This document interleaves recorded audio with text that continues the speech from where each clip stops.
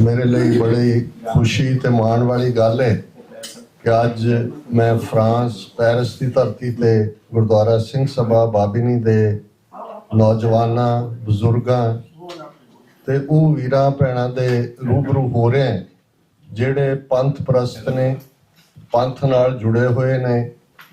अज जो चैलेंजेस सिख कौम के सामने ने उस प्रति विवेक नाल ज्ञान नाल विचार नाल अगे वधन की तांग रखते हैं। और मैं शुक्रगुजार है गुरुद्वारा साहब की प्रबंधक कमेटी का ते समूह सिख जथेबंदियां दा। जिवें भाई कश्मीर सिंह दस रहे सन कि ये गुरुद्वारा साहब पंथक चढ़ती कला का प्रतीक तो है ही है, पर सारियां जथेबंदियां दे नुमाइंदे मिल के आपसी विचार दे नाल असीं इत्थे प्रोग्राम करते हैं। किसी किस्म की कोई पट उताड़ नहीं है और ये अज समय की लोड़ है। और मैं इसलिए भी तुहानूं वधाई दिंदा है कि तुसीं बेशक जदों तुसीं काम करते हो विचारधारक मतभेद भी हुंदे ने, कई बार विਉਂਤਬੰਦੀ दे मतभेद भी हुंदे ने। जिवें साडा अपना इतिहास 18वीं सदी की स्ट्रगल का है, सिख मिसलों का है, पर उस पीरीयड भी जिहड़ा साडा रोल मॉडल सी वो सरबत खालसा सी कि सरबत खालसा के रूप उस वेले मिसलदार भावें आपस दे विच इतफाक ना भी रखते होण पर एक सांझे झंडे थले एक सांझे निशान और हर एक दा जो नजरिया जां उन्हां दा निशाना सी वो राज भाग की प्राप्ति सी, उस दे लई ਵਿਉਂਤਬੰਦੀ करते सन। अज ये जिहड़ा सारा वरा 2024 का चल रहा है ये बड़ा अहमियत वाला है। एक पासे 40 साल पहला जिहड़ा भारतीय स्टेट ने सिख कौम के खिलाफ सर्वनाश की जंग विढ़ी, जिसनूं सैकंड वर्ल्ड वॉर की टर्मिनोलॉजी दे विच टोटल वॉर कहा जाता है, उसकी 40वीं दुखद याद वरेगंढ करके कहा जाता है, वो भी है। ते नाल दी नाल असीं देखते हैं कि पिछले एक वरे 2023 तो 2024 तक इंडियन स्टेट ने जिहड़ी अपनी किलिंग मशीनरी जिस दे लई लफज ट्रांसनैशनल रिप्रैशन क्राइम ये इंटरनैशनली इस्तेमाल हुंदा है, उसका इस्तेमाल शुरू किया है। भावें ये ट्रांसनैशनल रिप्रैशन कोई हुण शुरू नहीं होया जां 2023 च ही शुरू नहीं होया, चलता है जून 84 ਜਾਂ ਉਸ ਤੋਂ ਵੀ ਪਹਿਲਾਂ ਸੀ। ਇਸ ਦੇ ਸਬੂਤ ਅਸੀਂ ਅੱਡ-ਅੱਡ ਪਬਲੀਕੇਸ਼ਨ 'ਚ ਦੇਖਦੇ ਹਾਂ ਕਿ ਕਿਸ ਅੰਦਾਜ਼ ਦੇ ਵਿੱਚ 1970ਵਿਆਂ ਦੇ ਵਿੱਚ ਹੀ ਜਦੋਂ ਕੈਨੇਡਾ ਦੇ ਟੋਰਾਂਟੋ ਸ਼ਹਿਰ ਦੇ ਪੀਪ ਗੁਰਦੁਆਰਾ ਸਾਹਿਬ ਦੇ ਵਿੱਚ ਵਾਰਦਾਤ ਹੁੰਦੀ ਹੈ, ਫਿਰ ਕਿਵੇਂ ਇੱਕ ਸਮਰਾ ਨਾਂ ਦਾ ਬੰਦਾ ਜਿਹੜਾ ਕੋਰਟ 'ਚ ਕਿਲਿੰਗ ਕਰਦਾ ਹੈ, ਫਿਰ ਕਿਵੇਂ ਇੰਡੀਆ ਉਹਨੂੰ ਲੁਕੋ ਕੇ ਰੱਖਦਾ ਹੈ, ਕੈਨੇਡਾ ਉਹਨੂੰ ਲਿਆਉਣ ਦੇ ਲਈ ਕਿਵੇਂ ਐਫਰਟ ਕਰਦਾ। ਸੋ ਇਹ ਗੱਲ ਸਮਝਣੀ ਚਾਹੀਦੀ ਹੈ ਕਿ ਇਹ ਜਿਹੜੀ ਇਹਨਾਂ ਦੀ ਇਨਫਿਲਟ੍ਰੇਸ਼ਨ ਸੀ ਜਾਂ ਕਿਲਿੰਗ ਸਪਰੀ ਸੀ ਜਾਂ ਬਾਹਰਲੇ ਸਿੱਖਾਂ ਨੂੰ ਟਾਰਗੇਟ ਕਰਨਾ ਸੀ ਜਾਂ ਬਹੁਤ ਸਾਰੇ ਗੁਰਦੁਆਰਿਆਂ ਦੇ ਵਿੱਚ ਜਦੋਂ ਅਸੀਂ ਲੜਾਈ ਝਗੜਿਆਂ ਦਾ ਦੌਰ ਦੌਰਾ ਦੇਖਦੇ ਹਾਂ ਤਾਂ ਤੁਹਾਨੂੰ ਉਹ ਅਨਸੀਨ ਹੈਂਡ ਨਜ਼ਰ ਆਏਗਾ। ਪਰ ਇਹ ਵਰਾ ਇਸ ਲਈ ਅਹਿਮੀਅਤ ਵਾਲਾ 2023 ਦਾ ਕਿ ਜੇ ਮਈ ਦੇ ਮਹੀਨੇ ਭਾਈ ਪਰਮਜੀਤ ਸਿੰਘ ਪੰਜਵੜ ਦੀ ਸ਼ਹਾਦਤ ਲਾਹੌਰ 'ਚ ਹੁੰਦੀ ਹੈ, ਸਿੱਖ ਜਗਤ ਨੂੰ ਪਤਾ ਸੀ ਕਿ ਭਾਈ ਇਹ ਇੰਡੀਅਨ ਏਜੰਸੀਜ਼ ਦਾ ਕੰਮ ਹੈ। ਹੁਣ ਇਸ ਦੇ ਪੁਖਤਾ ਸਬੂਤ ਵੀ ਨੇ, ਜਿਵੇਂ CIA ਦੀ ਇੱਕ ਪ੍ਰਮੁੱਖ ਰਹੀ ਬੀਬੀ ਸਾਰਾ, ਜਿਹਨੇ ਕਦੇ ਲੀਬੀਆ ਦੇ ਵਿੱਚ ਵੀ CIA ਦੇ ਆਪਰੇਸ਼ਨ ਦੇ ਵਿੱਚ ਹਿੱਸਾ ਲਿਆ ਸੀ, ਉਸਨੇ ਆਪਣੇ ਇੱਕ ਲਿਖਤ ਦੇ ਵਿੱਚ ਆਪਣੇ ਇੱਕ ਟਵੀਟ ਜਿਹਨੂੰ ਹੁਣ ਐਕਸ ਕਹਿੰਦੇ ਨੇ ਉਸ ਦੇ ਵਿੱਚ ਕਿਹਾ ਕਿ ਵੀ ਕਿਵੇਂ ਇੰਡੀਆ ਨੇ ਕਿੰਨੇ $1 ਮਿਲੀਅਨ ਜਿਹੜਾ ਐਕਸ ਤਾਲਿਬਾਨ ਨੂੰ ਦਿੱਤੇ ਤਾਂ ਕਿ ਪਾਕਿਸਤਾਨ ਦੇ ਵਿੱਚ ਕਸ਼ਮੀਰੀ ਔਰ ਖਾਲਿਸਤਾਨੀ ਐਕਟਿਵਿਸਟ ਨੂੰ ਐਲੀਮੀਨੇਟ ਕੀਤਾ ਜਾਏ। ਫਿਰ ਅਸੀਂ ਇਮੀਡੀਏਟਲੀ ਦੇਖਦੇ ਹਾਂ ਕਿ 15 ਜੂਨ 2023 ਨੂੰ ਭਾਈ ਅਵਤਾਰ ਸਿੰਘ ਖੰਡਾ ਜਿਹੜੇ ਕਿ ਸ਼ਹੀਦ ਭਾਈ ਕੁਲਵੰਤ ਸਿੰਘ ਖੁਖਰਾਣਾ ਉਹਨਾਂ ਦੇ ਸੁਪੁੱਤਰ ਸਨ, ਔਰ ਬਹੁਤ ਸਾਰਿਆਂ ਨੂੰ ਸ਼ਾਇਦ ਯਾਦ ਨਾ ਹੋਏ ਕਿ 2014 ਦੇ ਵਿੱਚ ਨਰਿੰਦਰ ਮੋਦੀ ਪ੍ਰਾਈਮ ਮਿਨਿਸਟਰ ਬਣਦੇ, 2015 ਦੇ ਵਿੱਚ ਉਹ ਪਹਿਲੇ ਸਰਕਾਰੀ ਦੌਰੇ ਦੇ ਉੱਤੇ UK ਜਾਂਦਾ ਹੈ ਤੇ ਜਿਹੜਾ ਡੋਜ਼ੀਅਰ ਬ੍ਰਿਟਿਸ਼ ਗਵਰਨਮੈਂਟ ਨੂੰ ਇੰਡੀਅਨ ਗਵਰਨਮੈਂਟ ਵੱਲੋਂ ਦਿੱਤਾ ਗਿਆ ਸੀ ਕਿ ਇਹਨਾਂ ਬੰਦਿਆਂ ਦੇ ਉੱਤੇ ਨਜ਼ਰ ਰੱਖੀ ਜਾਏ ਜਾਂ ਇਹ ਐਂਟੀ ਸਟੇਟ ਨੇ, ਉਹਨਾਂ ਦੇ ਵਿੱਚ ਜਿਹੜਾ ਉਹ ਭਾਈ ਖੁਖਰਾਣਾ ਦਾ ਨਾਂ ਉਹਨਾਂ ਦੇ ਜਿਹੜਾ ਉਹ ਵੀ ਸ਼ਾਮਲ ਸੀ। ਸੋ ਇਸ ਗੱਲ ਤੋਂ ਤੁਸੀਂ ਅੰਦਾਜ਼ਾ ਲਾ ਸਕਦੇ ਹੋ ਕਿ ਉਦੋਂ ਐਜ਼ ਏ ਸਟੂਡੈਂਟ ਉਹਨਾਂ ਨੂੰ ਆਇਆ 2-3 ਸਾਲ ਹੀ ਹੋਏ ਸਨ ਭਾਈ ਅਵਤਾਰ ਸਿੰਘ ਹੋਰਾਂ ਨੂੰ, ਲੇਕਿਨ 2015 ਦੇ ਮੈਮੋ ਵਿੱਚ ਡੋਜ਼ੀਅਰ ਜਿਸ ਨੂੰ ਫੋਰਨ ਅਫੇਅਰਸ ਦੀ ਲੈਂਗੁਏਜ ਡੋਜ਼ੀਅਰ ਕਿਹਾ ਜਾਂਦਾ ਹੈ ਜਦੋਂ ਇੱਕ ਹਕੂਮਤ ਦੂਜੇ ਨੂੰ ਦਿੰਦੀ ਹੈ। ਤੇ ਇਹ ਸੀ ਕਿ ਵੀ ਇਹ ਬੰਦਾ ਜਿਹੜਾ ਹੈ ਇਹ ਇੰਡੀਅਨ ਸਟੇਟ ਦਾ ਜਿਹੜਾ ਹੈ ਉਹ ਉਸ ਦੀ ਖਿਲਾਫਤ ਕਰਦਾ ਹੈ ਔਰ ਇਸ ਨੂੰ ਸਾਡੇ ਹਵਾਲੇ ਕੀਤਾ ਜਾਏ। ਸੋ 15 ਜੂਨ 2023 ਨੂੰ ਭਾਈ ਅਵਤਾਰ ਸਿੰਘ ਖੰਡਾ ਦੀ ਜਿਸ ਭੇਦ ਭਰੇ ਅੰਦਾਜ਼ ਦੇ ਵਿੱਚ ਮੌਤ ਹੁੰਦੀ ਹੈ, ਬੇਸ਼ੱਕ ਉਸ ਨੂੰ ਕੈਂਸਰ ਨਾਲ ਜੋੜ ਕੇ ਕੁਦਰਤੀ ਮੌਤ ਕਹਿਣ ਦੀ ਕੋਸ਼ਿਸ਼ ਕੀਤੀ ਗਈ, ਪਰ ਜ਼ਾਹਰ ਹੈ ਕਿ ਉਸ ਤੋਂ 2 ਹਫ਼ਤੇ ਪਹਿਲਾਂ ਉਹ ਜਿਹੜੇ ਨੇ ਇੱਕ ਪ੍ਰੋਟੈਸਟ ਸ਼ਾਮਲ ਹੁੰਦੇ ਨੇ, ਹੇਲ ਐਂਡ ਹਾਰਟੀ ਹੈਲਥੀ ਮੈਨ। ਔਰ ਫਿਰ ਹਰ ਇੱਕ ਨੇ, ਕਿਉਂਕਿ ਯੂਕੇ ਦੀ ਧਰਤੀ ਦੇ ਉੱਤੇ ਬਹੁਤ ਸਾਰਿਆਂ ਨੂੰ ਪਤਾ ਹੈ ਕਿ ਜਿਹੜੇ ਰਸ਼ੀਅਨ KGB ਦੇ ਕੁਝ ਏਜੰਟ ਜਿਹੜੇ ਡਾਈਸੈਂਟ ਕਰਕੇ ਗਏ ਔਰ ਕਿਵੇਂ ਉਹਨਾਂ ਨੂੰ ਵੀ ਕੈਮੀਕਲ ਵੈਪਨ ਰਾਹੀਂ ਕਿਸੇ ਨੂੰ ਪਾਰਕ ਦੇ ਵਿੱਚ, ਕਿਸੇ ਨੂੰ ਹੋਟਲ ਦੇ ਕਮਰੇ 'ਚ ਮਾਰਨ ਦੀ ਕੋਸ਼ਿਸ਼ ਕੀਤੀ ਗਈ। ਔਰ ਜਿਹੜਾ ਕੈਮੀਕਲ ਯੂਜ਼ ਕੀਤਾ ਜਾਂਦਾ ਹੈ ਜਾਂ ਜਿਸ ਕਿਸਮ ਦਾ ਉਹਨਾਂ ਦੇ ਉੱਤੇ ਅਪਣਾਇਆ ਗਿਆ ਉਹ ਸਵਾਏ KGB ਤੋਂ ਕਿਸੇ ਕੋਲ ਨਹੀਂ ਸੀ। ਔਰ KGB ਔਰ ਰਾਹ ਕਿਵੇਂ ਇੰਟਰੈਕਟ ਕਰਦੇ ਨੇ ਸਾਨੂੰ ਪਤਾ ਹੈ।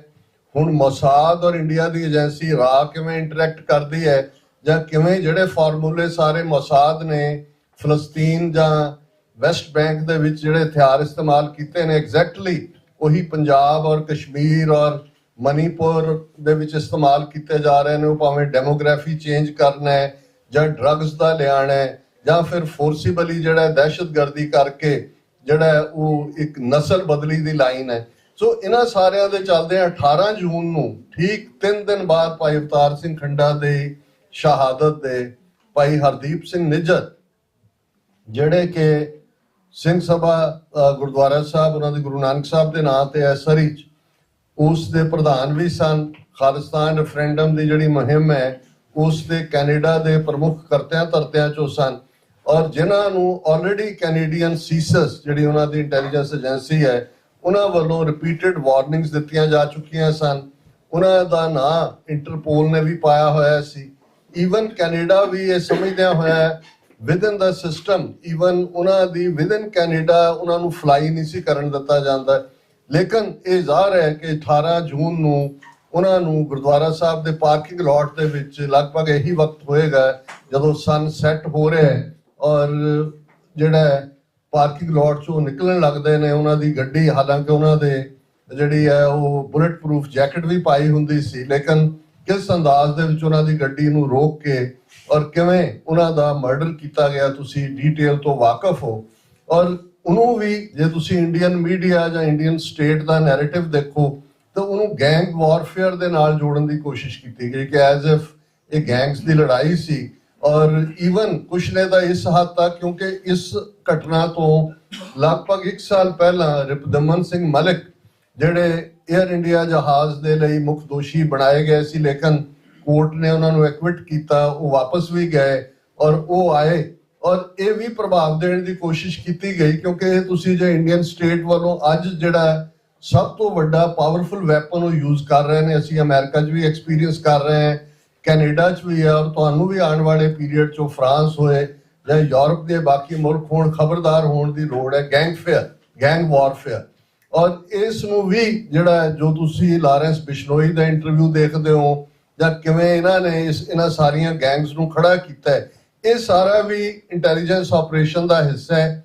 ਕਦੇ ਇਹਨਾਂ ਨੇ ਆਤੰਕਵਾਦੀ, ਅਲਗਾਵਵਾਦੀ, ਉਗਰਵਾਦੀ ਕਹਿ ਕੇ ਸਿੱਖ ਨੌਜਵਾਨਾਂ ਨੂੰ ਮਾਰਿਆ, ਫਿਰ ਵੱਡੀ ਗਿਣਤੀ 'ਚ ਡਰੱਗ ਵਾਰਫੇਅਰ ਜਿਵੇਂ ਡਰੱਗਸ ਪੰਜਾਬ ਦੇ ਵਿੱਚ ਲਿਆਂਦੀਆਂ ਗਈਆਂ ਔਰ ਹੁਣ ਜਿਹੜਾ ਵੈਪਨ ਹੈ ਉਹ ਗੈਂਗ ਵਾਰਫੇਅਰ ਦੇ ਥੱਲੇ। ਹੁਣ ਉਦੋਂ ਵੀ ਜਦੋਂ ਹਰਦੀਪ ਸਿੰਘ ਨਿੱਜਰ ਦਾ ਮਰਡਰ ਹੁੰਦਾ, ਕੋਲਡ ਬਲੱਡਡ ਮਰਡਰ ਜਿਹਨੂੰ ਅਸੀਂ ਜਿਹੜਾ ਉਹ ਉਸ ਜੂਰਿਸਪ੍ਰੂਡੈਂਸ ਦੀ ਜ਼ਬਾਨ 'ਚ ਕਵਾਂਗੇ, ਇਹ ਵੀ ਸ਼ਾਇਦ ਇਵੇਂ ਰੁਲ ਜਾਂਦਾ ਜਿਵੇਂ ਬਰਮਿੰਗਮ ਦੀ ਘਟਨਾ ਸੀ ਜਾਂ ਲਾਹੌਰ 'ਚ ਭਾਈ ਪਰਮਜੀਤ ਸਿੰਘ ਪੰਜਵੜ ਦਾ ਮਰਡਰ ਸੀ। ਲੇਕਿਨ ਵੱਡੀ ਤਬਦੀਲੀ ਮੈਂ ਸਮਝਦਾ ਹਾਂ ਵੀ 4 ਦਹਾਈਆਂ 'ਚ ਇੰਨੀ ਵੱਡੀ ਹੋਈ ਕਿ ਜਸਟਿਨ ਟਰੂਡੋ ਨੇ ਇਸ ਘਟਨਾ ਤੋਂ ਠੀਕ 3 ਮਹੀਨੇ ਬਾਅਦ 18 ਸਤੰਬਰ ਨੂੰ ਕੈਨੇਡਾ ਦੀ ਪਾਰਲੀਮੈਂਟ ਦੇ ਵਿੱਚ ਖਲੋ ਕੇ ਕਿਹਾ ਕਿ ਇਹ ਜਿਹੜਾ ਹਰਦੀਪ ਸਿੰਘ ਨਿੱਜਰ ਦਾ ਮਰਡਰ ਹੈ ਇਹ ਇੰਡੀਅਨ ਸਟੇਟ ਇਸ ਦੇ ਬਿਹਾਈਂਡ ਹੈ। ਇਸ ਤੋਂ ਬਾਅਦ ਉਹਨਾਂ ਨੇ ਉੱਥੋਂ ਉਹਨਾਂ ਦੇ ਜਿਹੜੇ ਰਾਹ ਦੇ 1-2 ਆਪਰੇਟਿਵ ਸੀ ਉਹਨਾਂ ਨੂੰ ਪਰਸੋਨਾ ਨੌਨ ਗ੍ਰੇਟਾ, ਜਿਹੜਾ ਕਿ ਫੋਰਨ ਅਫੇਅਰਸ ਦੀ ਲੈਂਗੁਏਜ ਜਿਸ ਬੰਦੇ ਨੂੰ ਕੱਢਣਾ ਹੋਏ ਉਹਦੇ ਲਈ ਕਿਹਾ ਜਾਂਦਾ ਹੈ, ਉਹਨੂੰ ਬਾਹਰ ਕੱਢਿਆ। ਇੰਡੀਆ ਨੇ ਜਸਟਿਨ ਟਰੂਡੋ ਦੇ ਖਿਲਾਫ ਪੂਰਾ ਕਰੈਕਟਰ ਅਸੈਸੀਨੇਸ਼ਨ ਕੈਂਪੇਨ ਵਿੱਢਿਆ, ਉਸ ਨੂੰ ਖਾਲਿਸਤਾਨੀਆਂ ਦਾ ਹਮਾਇਤੀ ਕਿਹਾ, ਖਾਲਿਸਤਾਨੀ ਵੋਟਾਂ ਨਾਲ ਜੋੜਨ ਦੀ ਕੋਸ਼ਿਸ਼ ਕੀਤੀ ਗਈ। ਔਰ ਇਸ ਸਭ ਦੇ ਨਾਲ ਉਹਨਾਂ ਨੇ ਜਿਹੜਾ ਇੰਡੀਆ ਨੇ ਕੈਨੇਡਾ ਦੇ 40 ਦੇ ਕਰੀਬ ਜਿਹੜੇ ਡਿਪਲੋਮੈਟ ਸੀ ਔਰ ਉਹਨਾਂ ਦੇ ਫੈਮਿਲੀ ਸੀ ਉਹਨਾਂ ਨੂੰ ਉੱਥੋਂ ਐਕਸਪੈਲ ਕੀਤਾ। ਕੈਨੇਡਾ ਨੇ ਵੀ ਰਿਐਕਟਡ ਇਨ ਕਾਈਂਡ ਜਿਹਨੂੰ ਕਿਹਾ ਜਾਂਦਾ ਹੈ। ਔਰ ਇਹ ਇੱਕ ਆਪਣੇ ਕਿਸਮ ਦੀ ਫਿਰ ਜਸਟਿਨ ਟਰੂਡੋ ਨੇ ਜਿਹੜਾ ਟ੍ਰੇਡ ਮਿਸ਼ਨ ਸੀ ਉਹ ਕੈਂਸਲ ਕੀਤਾ। ਇਹ ਸਾਰਾ ਪਾਰਟ ਇਵੇਂ ਹੀ ਚੱਲਦਾ ਰਿਹਾ। ਲੇਕਿਨ ਇਹਦੇ 'ਚ ਇੱਕ ਵੱਡੀ ਤਬਦੀਲੀ, ਕਿਉਂਕਿ ਜਸਟਿਨ ਟਰੂਡੋ ਨੂੰ ਤਾਂ ਇੰਡੀਅਨ ਮੀਡੀਆ ਨੇ ਔਰ ਇੰਡੀਅਨ ਗਵਰਨਮੈਂਟ ਨੇ ਪੂਰਾ ਘੇਰ ਕੇ ਨੈਗੇਟ ਕੀਤਾ ਹੈ। ਔਰ ਗੱਲ ਇੱਥੋਂ ਤੱਕ ਕਿ G20 ਕੰਟਰੀਜ਼ ਦਾ ਜਿਹੜਾ ਸੰਮੇਲਨ ਭਾਰਤ ਦੇ ਵਿੱਚ ਹੋਇਆ, ਜਸਟਿਨ ਟਰੂਡੋ ਨੂੰ ਬਹੁਤ ਬੁਰੀ ਤਰ੍ਹਾਂ ਮਿਸਟ੍ਰੀਟ ਕੀਤਾ ਗਿਆ। ਉਹਨਾਂ ਦੇ ਨਾਲ ਜੋ ਵਰਤਾਰਾ ਕੀਤਾ ਗਿਆ, ਕਿਉਂਕਿ ਉਹ ਇਹਦੇ ਬਾਵਜੂਦ ਕਿ ਮਰਡਰ ਕੈਨੇਡੀਅਨ ਸਿਟੀਜ਼ਨ ਦਾ ਹਰਦੀਪ ਸਿੰਘ ਨਿੱਜਰ ਦਾ ਹੋ ਚੁੱਕਾ ਸੀ, ਜਸਟਿਨ ਟਰੂਡੋ ਦੇ ਖਿਲਾਫ ਨੈਗੇਟਿਵਿਟੀ ਸੀ, ਪਰ ਫਿਰ ਵੀ ਉਹਨਾਂ ਨੇ ਪਾਰਟਿਸਿਪੇਸ਼ਨ ਕੀਤੀ। ਲੇਕਿਨ ਜੇ ਉਹ ਇੱਕ ਦਿਨ ਹੋਟਲ ਦੇ ਕਮਰੇ ਚੋਂ ਉਸ ਮੀਟਿੰਗ ਲਈ ਜਾਂ ਜਿਹੜਾ ਉਹਨਾਂ ਦੇ ਪ੍ਰੈਜ਼ੀਡੈਂਟ ਨੇ ਇੰਡੀਅਨ ਨੇ ਡਿਨਰ ਥਰੋ ਕੀਤਾ ਨਹੀਂ ਆਇਆ, ਤੇ ਇਹਨਾਂ ਨੇ ਵੱਡੀਆਂ ਖਬਰਾਂ ਲਾਈਆਂ ਕਿ ਜੀ ਉਹ ਤਾਂ ਡਰੱਗ ਓਵਰਡੋਜ਼ ਦੇ ਨਾਲ ਹੋਟਲ ਦੇ ਵਿੱਚ ਪੁੱਠਾ ਪਿਆ ਸੀ ਔਰ ਉਹਨੇ ਕਿੱਥੋਂ ਆਣਾ ਸੀ। ਸੋ ਇਸ ਕਿਸਮ ਦੀ ਕਰੈਕਟਰ ਅਸੈਸੀਨੇਸ਼ਨ ਕੀਤੀ ਗਈ। ਉਹਨਾਂ ਨੂੰ ਲੱਗਦਾ ਸੀ ਕਿ ਇੰਡੀਆ ਜਿਹੜਾ ਹੈ ਉਹ ਵਿਲ ਗੈਟ ਅਵੇ ਵਿਦ ਇਟ। ਲੇਕਿਨ ਇਹਦੇ 'ਚ ਇੱਕ ਵੱਡੀ ਤਬਦੀਲੀ ਹੋਈ। ਔਰ ਕਿਉਂਕਿ ਤੁਹਾਡੇ 'ਚੋਂ ਬਹੁਤ ਸਾਰੇ ਯੰਗਸਟਰਸ ਤੁਸੀਂ ਭਾਵੇਂ ਕੀਪ ਟਰੈਕ ਰੱਖਦੇ ਹੋਵੋਗੇ ਘਟਨਾਕ੍ਰਮ ਦਾ, ਪਰ ਅੱਜ ਜਿਹੜੀ ਅਸੀਂ ਜਿਸ ਇਸ਼ੂ ਤੇ ਗੱਲ ਕਰਾਂਗੇ ਅਲਟੀਮੇਟਲੀ ਆਪਣੇ ਫਿਊਚਰ ਬਾਰੇ ਜਾਂ ਸਾਨੂੰ ਕੀ ਕਰਨ ਦੀ ਲੋੜ ਹੈ, ਸੋ ਸਾਨੂੰ ਬਾਹਰ ਸਮਝਣ ਦੀ ਲੋੜ ਹੈ ਕਿ ਸਿਨੈਰੀਓ ਕੀ ਹੈ। ਪਰ ਇੱਕ ਵੱਡੀ ਤਬਦੀਲੀ ਜਾਂ ਜਿਹੜਾ ਇਹ ਕਹੋ ਕਿ ਵੀ ਜਿਹੜਾ ਬੋਲਟ ਫਰੋਮ ਦਾ ਬਲੂ ਇਹਨਾਂ ਦੇ ਲਈ ਸੀ ਇੰਡੀਅਨ ਸਟੇਟ ਲਈ, ਉਹ ਸੀ ਜਦੋਂ ਕਿ ਨਿਊਯਾਰਕ ਦੀ ਅਦਾਲਤ ਵਿੱਚ 30 ਜੂਨ ਨੂੰ ਨਿਖਿਲ ਗੁਪਤਾ ਦੇ ਖਿਲਾਫ ਇੰਡਾਈਟਮੈਂਟ ਫਾਈਲ ਕੀਤੀ ਗਈ ਕਲੋਜ਼ਡ ਸੀਲਡ ਐਨਵੈਲਪ 'ਚ। ਬਾਹਰ ਪਤਾ ਨਹੀਂ ਸੀ ਵੀ ਕੀ ਹੈ।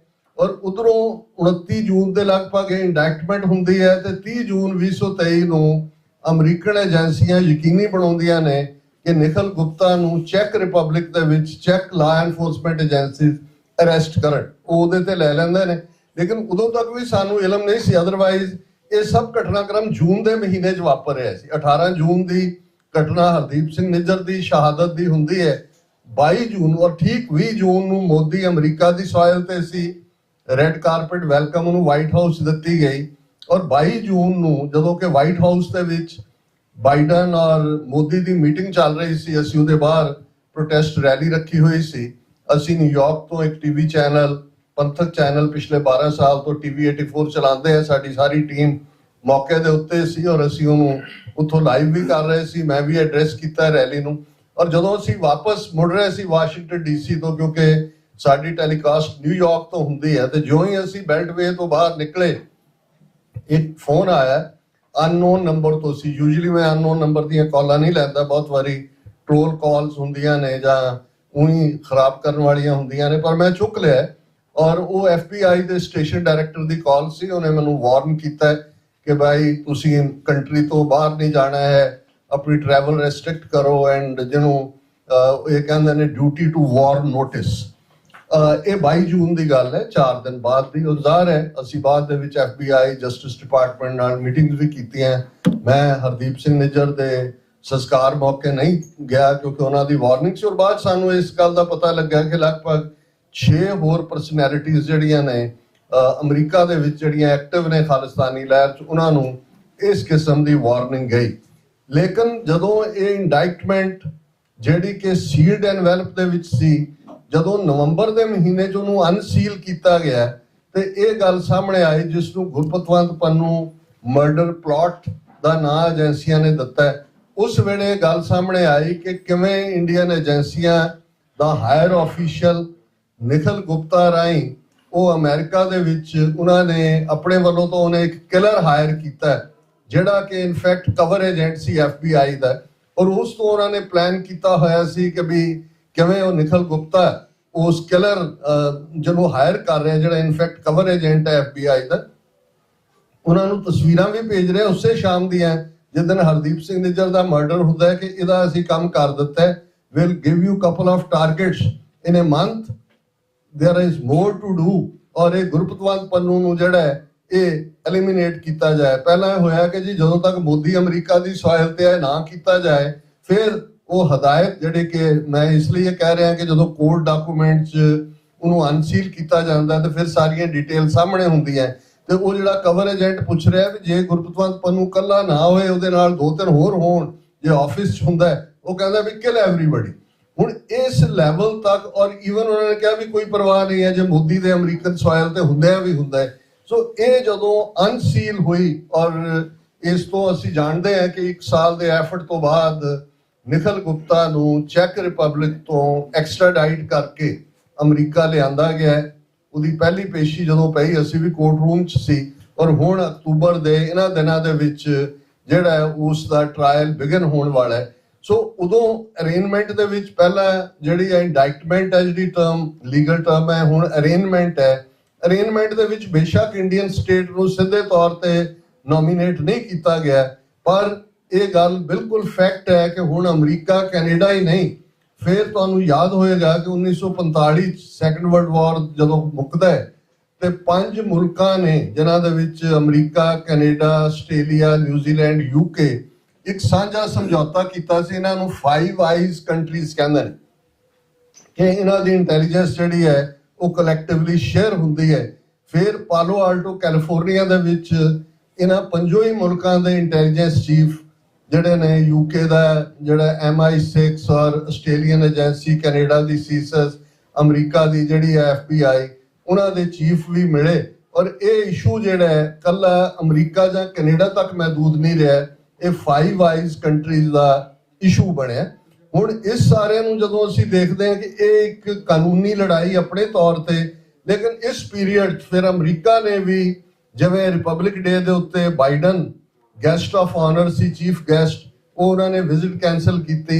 FBI ਚੀਫ ਔਰ ਦੂਸਰਿਆਂ ਨੇ ਟੂ ਐਂਡ ਫਰੋ ਵਿਜ਼ਿਟਸ ਰੱਖੀਆਂ ਇੰਡੀਆ ਦੀਆਂ ਔਰ ਇਸ ਵੇਲੇ ਇੰਡੀਆ ਨੇ ਇਹ ਕਹਿ ਕੇ ਕਿ ਜੀ ਅਸੀਂ 3 ਮੈਂਬਰੀ ਕਮੇਟੀ ਬਣਾ ਦਿੱਤੀ ਹੈ ਜਿਹੜੀ ਪ੍ਰੋਬ ਕਰੇਗੀ। ਜਿਵੇਂ ਕੈਨੇਡਾ ਦੇ ਮਾਮਲੇ 'ਚ ਬਿਲਕੁਲ ਪੱਲਾ ਝਾੜ ਲਿਆ ਸੀ ਇੰਡੀਆ ਨੇ, ਅਮਰੀਕਾ ਦੇ ਮਾਮਲੇ ਜਿਵੇਂ ਕਰ ਨਹੀਂ ਸੀ ਸਕਦੇ ਔਰ ਇਹ ਦੋਨੋਂ ਲਿੰਕ ਹੋਈਆਂ ਕਿਉਂਕਿ ਨਿਖਿਲ ਗੁਪਤਾ ਜਿਹੜਾ ਉਹ ਮਾਸਟਰਮਾਈਂਡ ਕਰ ਰਿਹਾ ਸੀ ਕਿਲਿੰਗਸ ਨੂੰ, ਹਰਦੀਪ ਸਿੰਘ ਨਿੱਜਰ ਦੇ ਵੀ ਕੀਤਾ ਔਰ ਬਾਕੀਆਂ ਨੂੰ ਵੀ। ਸੋ ਇਹ ਸਾਡੇ ਲਈ ਇੱਕ ਪੋਜ਼ਿਟਿਵਿਟੀ, ਹਾਲਾਂ ਸ਼ਹਾਦਤਾਂ ਆਪਣੇ ਆਪ ਦੇ ਵਿੱਚ ਇੱਕ ਜਿੱਥੇ ਅਸੀਂ ਇਤਿਹਾਸ ਦੇ ਵਿੱਚ ਉਸ ਦਾ ਜ਼ਿਕਰ ਕਰਦੇ ਹਾਂ ਪਰ ਕੁਝ ਘਟਨਾਵਾਂ ਜਿਨ੍ਹਾਂ ਨੂੰ ਅਸੀਂ ਗੇਮ ਚੇਂਜਿੰਗ ਹੁੰਦੀਆਂ ਨੇ।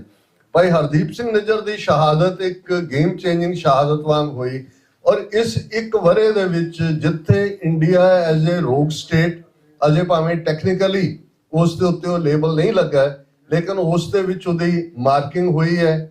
ਦੁਨੀਆ ਦਾ ਜਿਹੜਾ ਸਭ ਤੋਂ ਪਾਵਰਫੁਲ ਮੀਡੀਆ ਜਿਹਨੂੰ CNN, MSNBC ਜਾਂ ਪ੍ਰਿੰਟ ਮੀਡੀਆ ਦੇ ਵਿੱਚ Bloomberg, Washington post, New York Times, telegraph, guardian, Australia ਦੀਆਂ ਜਿਹੜੀ ਆਸਟ੍ਰੇਲੀਅਨ ਬ੍ਰੌਡਕਾਸਟਿੰਗ ਸਰਵਿਸ ਉਹਨਾਂ ਦੀ ABC, ਉਹਨਾਂ ਦੀ ਡਾਕੂਮੈਂਟਰੀ ਔਰ ਕਿਵੇਂ ਫਿਰ ਇੰਡੀਆ ਨੇ ABC ਦੀ ਡਾਕੂਮੈਂਟਰੀ ਵੀ ਬਲੌਕ ਕਰਵਾਈ, ਕਿਵੇਂ ਉਹਨਾਂ ਦੀ ਬਿਊਰੋ ਚੀਫ ਨੂੰ ਉੱਥੋਂ ਕੱਢਿਆ, ਕਿਵੇਂ ਈਵਨ UK ਦੇ ਵਿੱਚ ਜਿਹੜੀ BBC ਨੇ ਇੱਕ 2 ਪਾਰਟ ਡਾਕੂਮੈਂਟਰੀ ਬਣਾਈ ਸੀ ਮੋਦੀ ਦੇ ਕਿਰਦਾਰ ਦੀ, ਉਹਨੂੰ ਉੱਥੇ ਵੀ ਬੈਨ ਕੀਤਾ, ਇੰਟਰਨੈਟ ਤੋਂ ਵੀ ਹਟਾਇਆ। ਸੋ ਉਹਦੇ ਥੱਲੇ ਮੀਡੀਆ ਦੇ ਵਿੱਚ ਇੱਕ ਅਵੇਅਰਨੈਸ ਕੈਂਪੇਨ ਵੀ ਆਇਆ ਜਿੱਥੇ ਸਿੱਖਾਂ ਦੇ ਕੇਸ ਨੂੰ ਪਹਿਲੀ ਵਾਰ ਇੱਕ ਸਿੰਪੈਥੀ ਮਿਲੀ ਔਰ ਇਹ ਵੀ ਇੱਕ ਜਿਹਨੂੰ ਤੁਸੀਂ ਆਇਰਨੀ ਕਹੋ ਜਾਂ ਵਿਡੰਬਨਾ ਵੀ ਇਹਨੂੰ ਕਿਹਾ ਜਾਂਦਾ ਕਹੋ ਕਿ ਜਦੋਂ ਅਸੀਂ ਨਿਖਿਲ ਗੁਪਤਾ ਦਾ ਟ੍ਰਾਇਲ ਸ਼ੁਰੂ ਹੋਣ ਲਈ ਪਹਿਲੀ ਵਾਰ ਉਹਨੂੰ ਪੇਸ਼ ਕੀਤਾ ਤੇ ਅਸੀਂ ਬਾਹਰ ਵੀਕ ਸੀ ਰੈਲੀ ਕਰ ਰਹੇ ਔਰ ਅੰਦਰ ਵੀ ਸਾਡੇ ਵੀਰ ਬੈਠੇ ਸੀ ਤੇ ਆਪਣੇ ਇੱਕ ਸਿੰਘ ਕਹਿਣ ਲੱਗੇ, ਕਹਿੰਦੇ ਕਦੇ ਰਣਜੀਤ ਸਿੰਘ ਗਿੱਲ, ਸੁਖਵਿੰਦਰ ਸਿੰਘ ਸੰਧੂ ਜਿਹਨੂੰ ਸੁੱਖੀ ਕੁੱਕੀ ਕਿਹਾ ਜਾਂਦਾ ਸੀ, ਵੀ ਜਦੋਂ ਉਹਨਾਂ ਦੀ ਐਕਸਟ੍ਰੈਡੀਸ਼ਨ ਇੰਡੀਆ ਲਈ ਹੋਣ ਦੀ ਮੰਗ ਸੀ ਤੇ ਅਸੀਂ ਕਰ ਰਹੇ ਸੀ ਪ੍ਰੋਟੈਸਟ ਔਰ ਕਰ ਰਹੇ ਸੀ, ਅੱਜ ਉਹਨਾਂ ਦਾ ਬੰਦਾ ਚੁੱਕ ਕੇ ਲਿਆਂਦਾ ਗਿਆ ਔਰ ਅਸੀਂ ਜਿਹੜਾ ਇੱਥੇ ਪਹੁੰਚੇ ਹੋਏ ਹਾਂ। ਸੋ ਇਹ ਇੱਕ ਚੇਂਜ ਹੈ ਜਿਹਨੂੰ ਮੈਂ ਪੋਜ਼ਿਟਿਵ ਦੇ ਤੌਰ ਤੇ ਦੇਖਦਾ ਹਾਂ ਕਿ ਸਾਡੇ ਕੇਸ ਨੂੰ ਸਮਝਣ ਦੀ ਕੋਸ਼ਿਸ਼ ਕੀਤੀ ਜਾ ਰਹੀ ਹੈ ਔਰ ਇਸ 1 ਸਾਲ ਦੇ ਵਿੱਚ ਸਿੱਖ ਜਥੇਬੰਦੀਆਂ ਦੇ ਨਾਲ ਉਹਨਾਂ ਦੀਆਂ ਜਿਹੜੀਆਂ ਲਾਅ ਐਨਫੋਰਸਮੈਂਟ ਏਜੰਸੀਜ਼ ਨੇ, FBI, justice department, homeland security ਤੇ ਸਟੇਟ ਡਿਪਾਰਟਮੈਂਟ, ਉੱਥੇ ਅਸੀਂ ਫੋਰਨ ਅਫੇਅਰਸ ਨੂੰ ਸਟੇਟ ਡਿਪਾਰਟਮੈਂਟ ਕਹਿੰਦੇ ਹਾਂ, 2 ਹਾਈ ਲੈਵਲ ਮੀਟਿੰਗਸ 2-2 ਘੰਟੇ ਦੀਆਂ ਹੋਈਆਂ ਜਿਹਦੇ 'ਚ ਮੈਨੂੰ ਵੀ ਪਾਰਟਿਸਿਪੇਟ ਕਰਨ ਦਾ ਮੌਕਾ ਉਹਨਾਂ ਦੇ ਇਨਵੀਟੇਸ਼ਨ ਤੇ ਸੀ, ਉਹਨਾਂ ਦੇ ਇਨੀਸ਼ੀਏਟਿਵ ਤੇ ਸੀ ਔਰ ਉਹਦੇ 'ਚ ਜਿਹੜਾ ਪ੍ਰਭਾਵ ਇਹ ਦੇਖਣ 'ਚ ਆਇਆ, ਹਾਲਾਂ ਅਸੀਂ ਇੱਕ ਐਕਟਿਵਿਸਟ ਹੋਣ ਦੇ ਨਾਤੇ 1991 ਦੇ ਵਿੱਚ ਮੈਂ ਸਪੋਕਸਪਰਸਨ ਪੰਥਕ ਕਮੇਟੀ ਦੇ ਤੌਰ ਤੇ ਸੇਵਾ ਲਈ ਸੀ। ਇਹ ਉਹ ਪੀਰੀਅਡ ਸੀ ਜਿਹੜਾ ਸਾਡੀ ਖਾਲਿਸਤਾਨੀ ਸੰਘਰਸ਼ ਦੀਆਂ ਜੁਝਾਰੂ ਜਥੇਬੰਦੀਆਂ ਔਰ ਪੋਲੀਟੀਕਲ ਲੀਡਰਸ਼ਿਪ ਇੱਕ ਝੰਡੇ ਥੱਲੇ ਸੀ, 4 ਜੁਝਾਰੂ ਜਥੇਬੰਦੀਆਂ। ਔਰ ਉਹ ਪੀਰੀਅਡ ਜਿਹੜਾ 2 ਸਾਲ ਦਾ ਲਗਭਗ 92 ਤੋਂ 94 95 ਤੱਕ ਉਹ ਇੱਕ ਰਿਮਾਰਕੇਬਲ ਪ੍ਰਾਪਤੀ ਦਾ ਪੀਰੀਅਡ ਵੀ ਹੈ। ਸਾਡੀ ਗੋਲਡਨ ਹਿਸਟਰੀ ਹੈ, ਸੁਨਹਿਰੀ ਇਤਿਹਾਸ ਹੈ। ਦੁਸ਼ਮਣ ਜਿਹੜੇ ਦੇਖੋ ਅੱਜ ਤੁਸੀਂ ਸਾਰੇ ਸਿਆਣੇ ਹੋ, ਸੋਸ਼ਲ ਮੀਡੀਆ ਵੀ ਆਪਣੇ ਆਪ ਦੇ ਵਿੱਚ ਇੱਕ ਪਾਵਰਫੁਲ ਐਂਟੀਟੀ ਬਣ ਗਿਆ।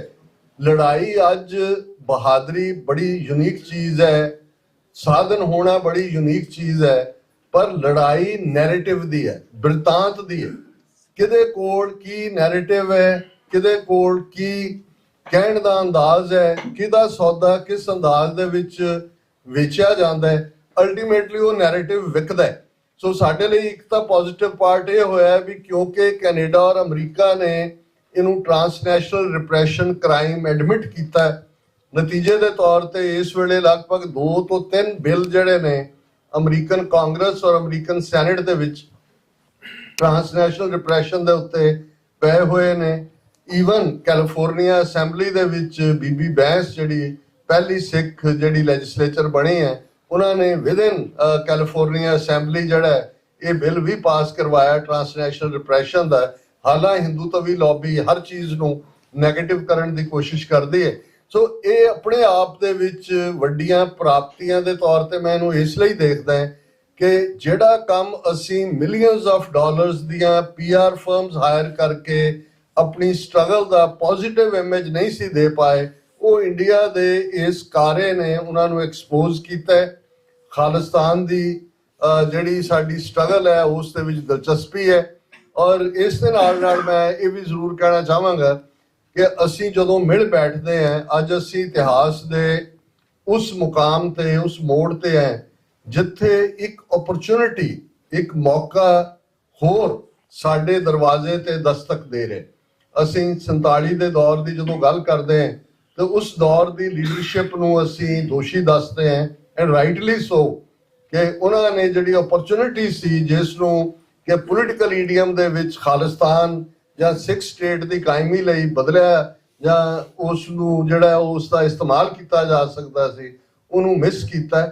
ਅੱਜ ਸਾਡਾ ਵੀ ਇਹੀ ਹਾਲ ਹੈ। ਬੇਸ਼ੱਕ ਇਹਨਾਂ 40 ਵਰਿਆਂ 'ਚ ਜੇ ਜੂਨ 84 ਤੋਂ ਅਸੀਂ ਸ਼ੁਰੂ ਕਰੀਏ, ਹਾਲਾਂਕਿ ਮੈਂ ਜਦੋਂ ਸਟਰਗਲ ਦਾ ਮੁੱਢ ਦੇਖਦਾ ਤੇ ਮੈਂ 13 ਅਪ੍ਰੈਲ 1978 ਨੂੰ ਕੱਟ ਆਫ ਡੇਟ ਦੇ ਤੌਰ ਤੇ ਦੇਖਦਾ ਜਦੋਂ ਕਿ ਸ਼ਹੀਦ ਭਾਈ ਫੌਜਾ ਸਿੰਘ ਔਰ ਉਹਨਾਂ ਦੇ 12 ਹੋਰ ਸਾਥੀ ਸਿੰਘਾਂ ਨੇ ਗੁਰੂ ਗ੍ਰੰਥ ਸਾਹਿਬ ਦੀ ਗੁਰਤਾ ਦੇ ਲਈ ਖਾਲਸਾ ਸਾਜਨਾ ਦਿਵਸ ਦਾ ਦਿਨ ਹੋਏ, ਅੰਮ੍ਰਿਤਸਰ ਦਾ ਸ਼ਹਿਰ ਹੋਏ, ਅਕਾਲੀਆਂ ਦੀ ਹਕੂਮਤ ਹੋਏ ਤੇ 13 ਸਿੰਘਾਂ ਦੀ ਸ਼ਹਾਦਤ, 2 ਦਰਜਨ ਤੋਂ ਜ਼ਿਆਦਾ ਜ਼ਖਮੀ। ਇਹ ਉਹ ਪੁਆਇੰਟ ਸੀ ਜਦੋਂ ਸ਼ਾਇਦ ਸਿੱਖ ਕੌਮ ਦਾ ਇੱਕ ਵੱਡਾ ਹਿੱਸਾ ਨੀਂਦ ਚੋਂ ਜਾਗਿਆ ਕਿ ਇਹ 47 ਤੋਂ ਇੱਕਦਮ ਬਾਅਦ ਜਿਹੜਾ ਇੰਡੀਅਨ ਏਜੰਸੀਆਂ ਦੀ ਖੇਡ ਸੀ।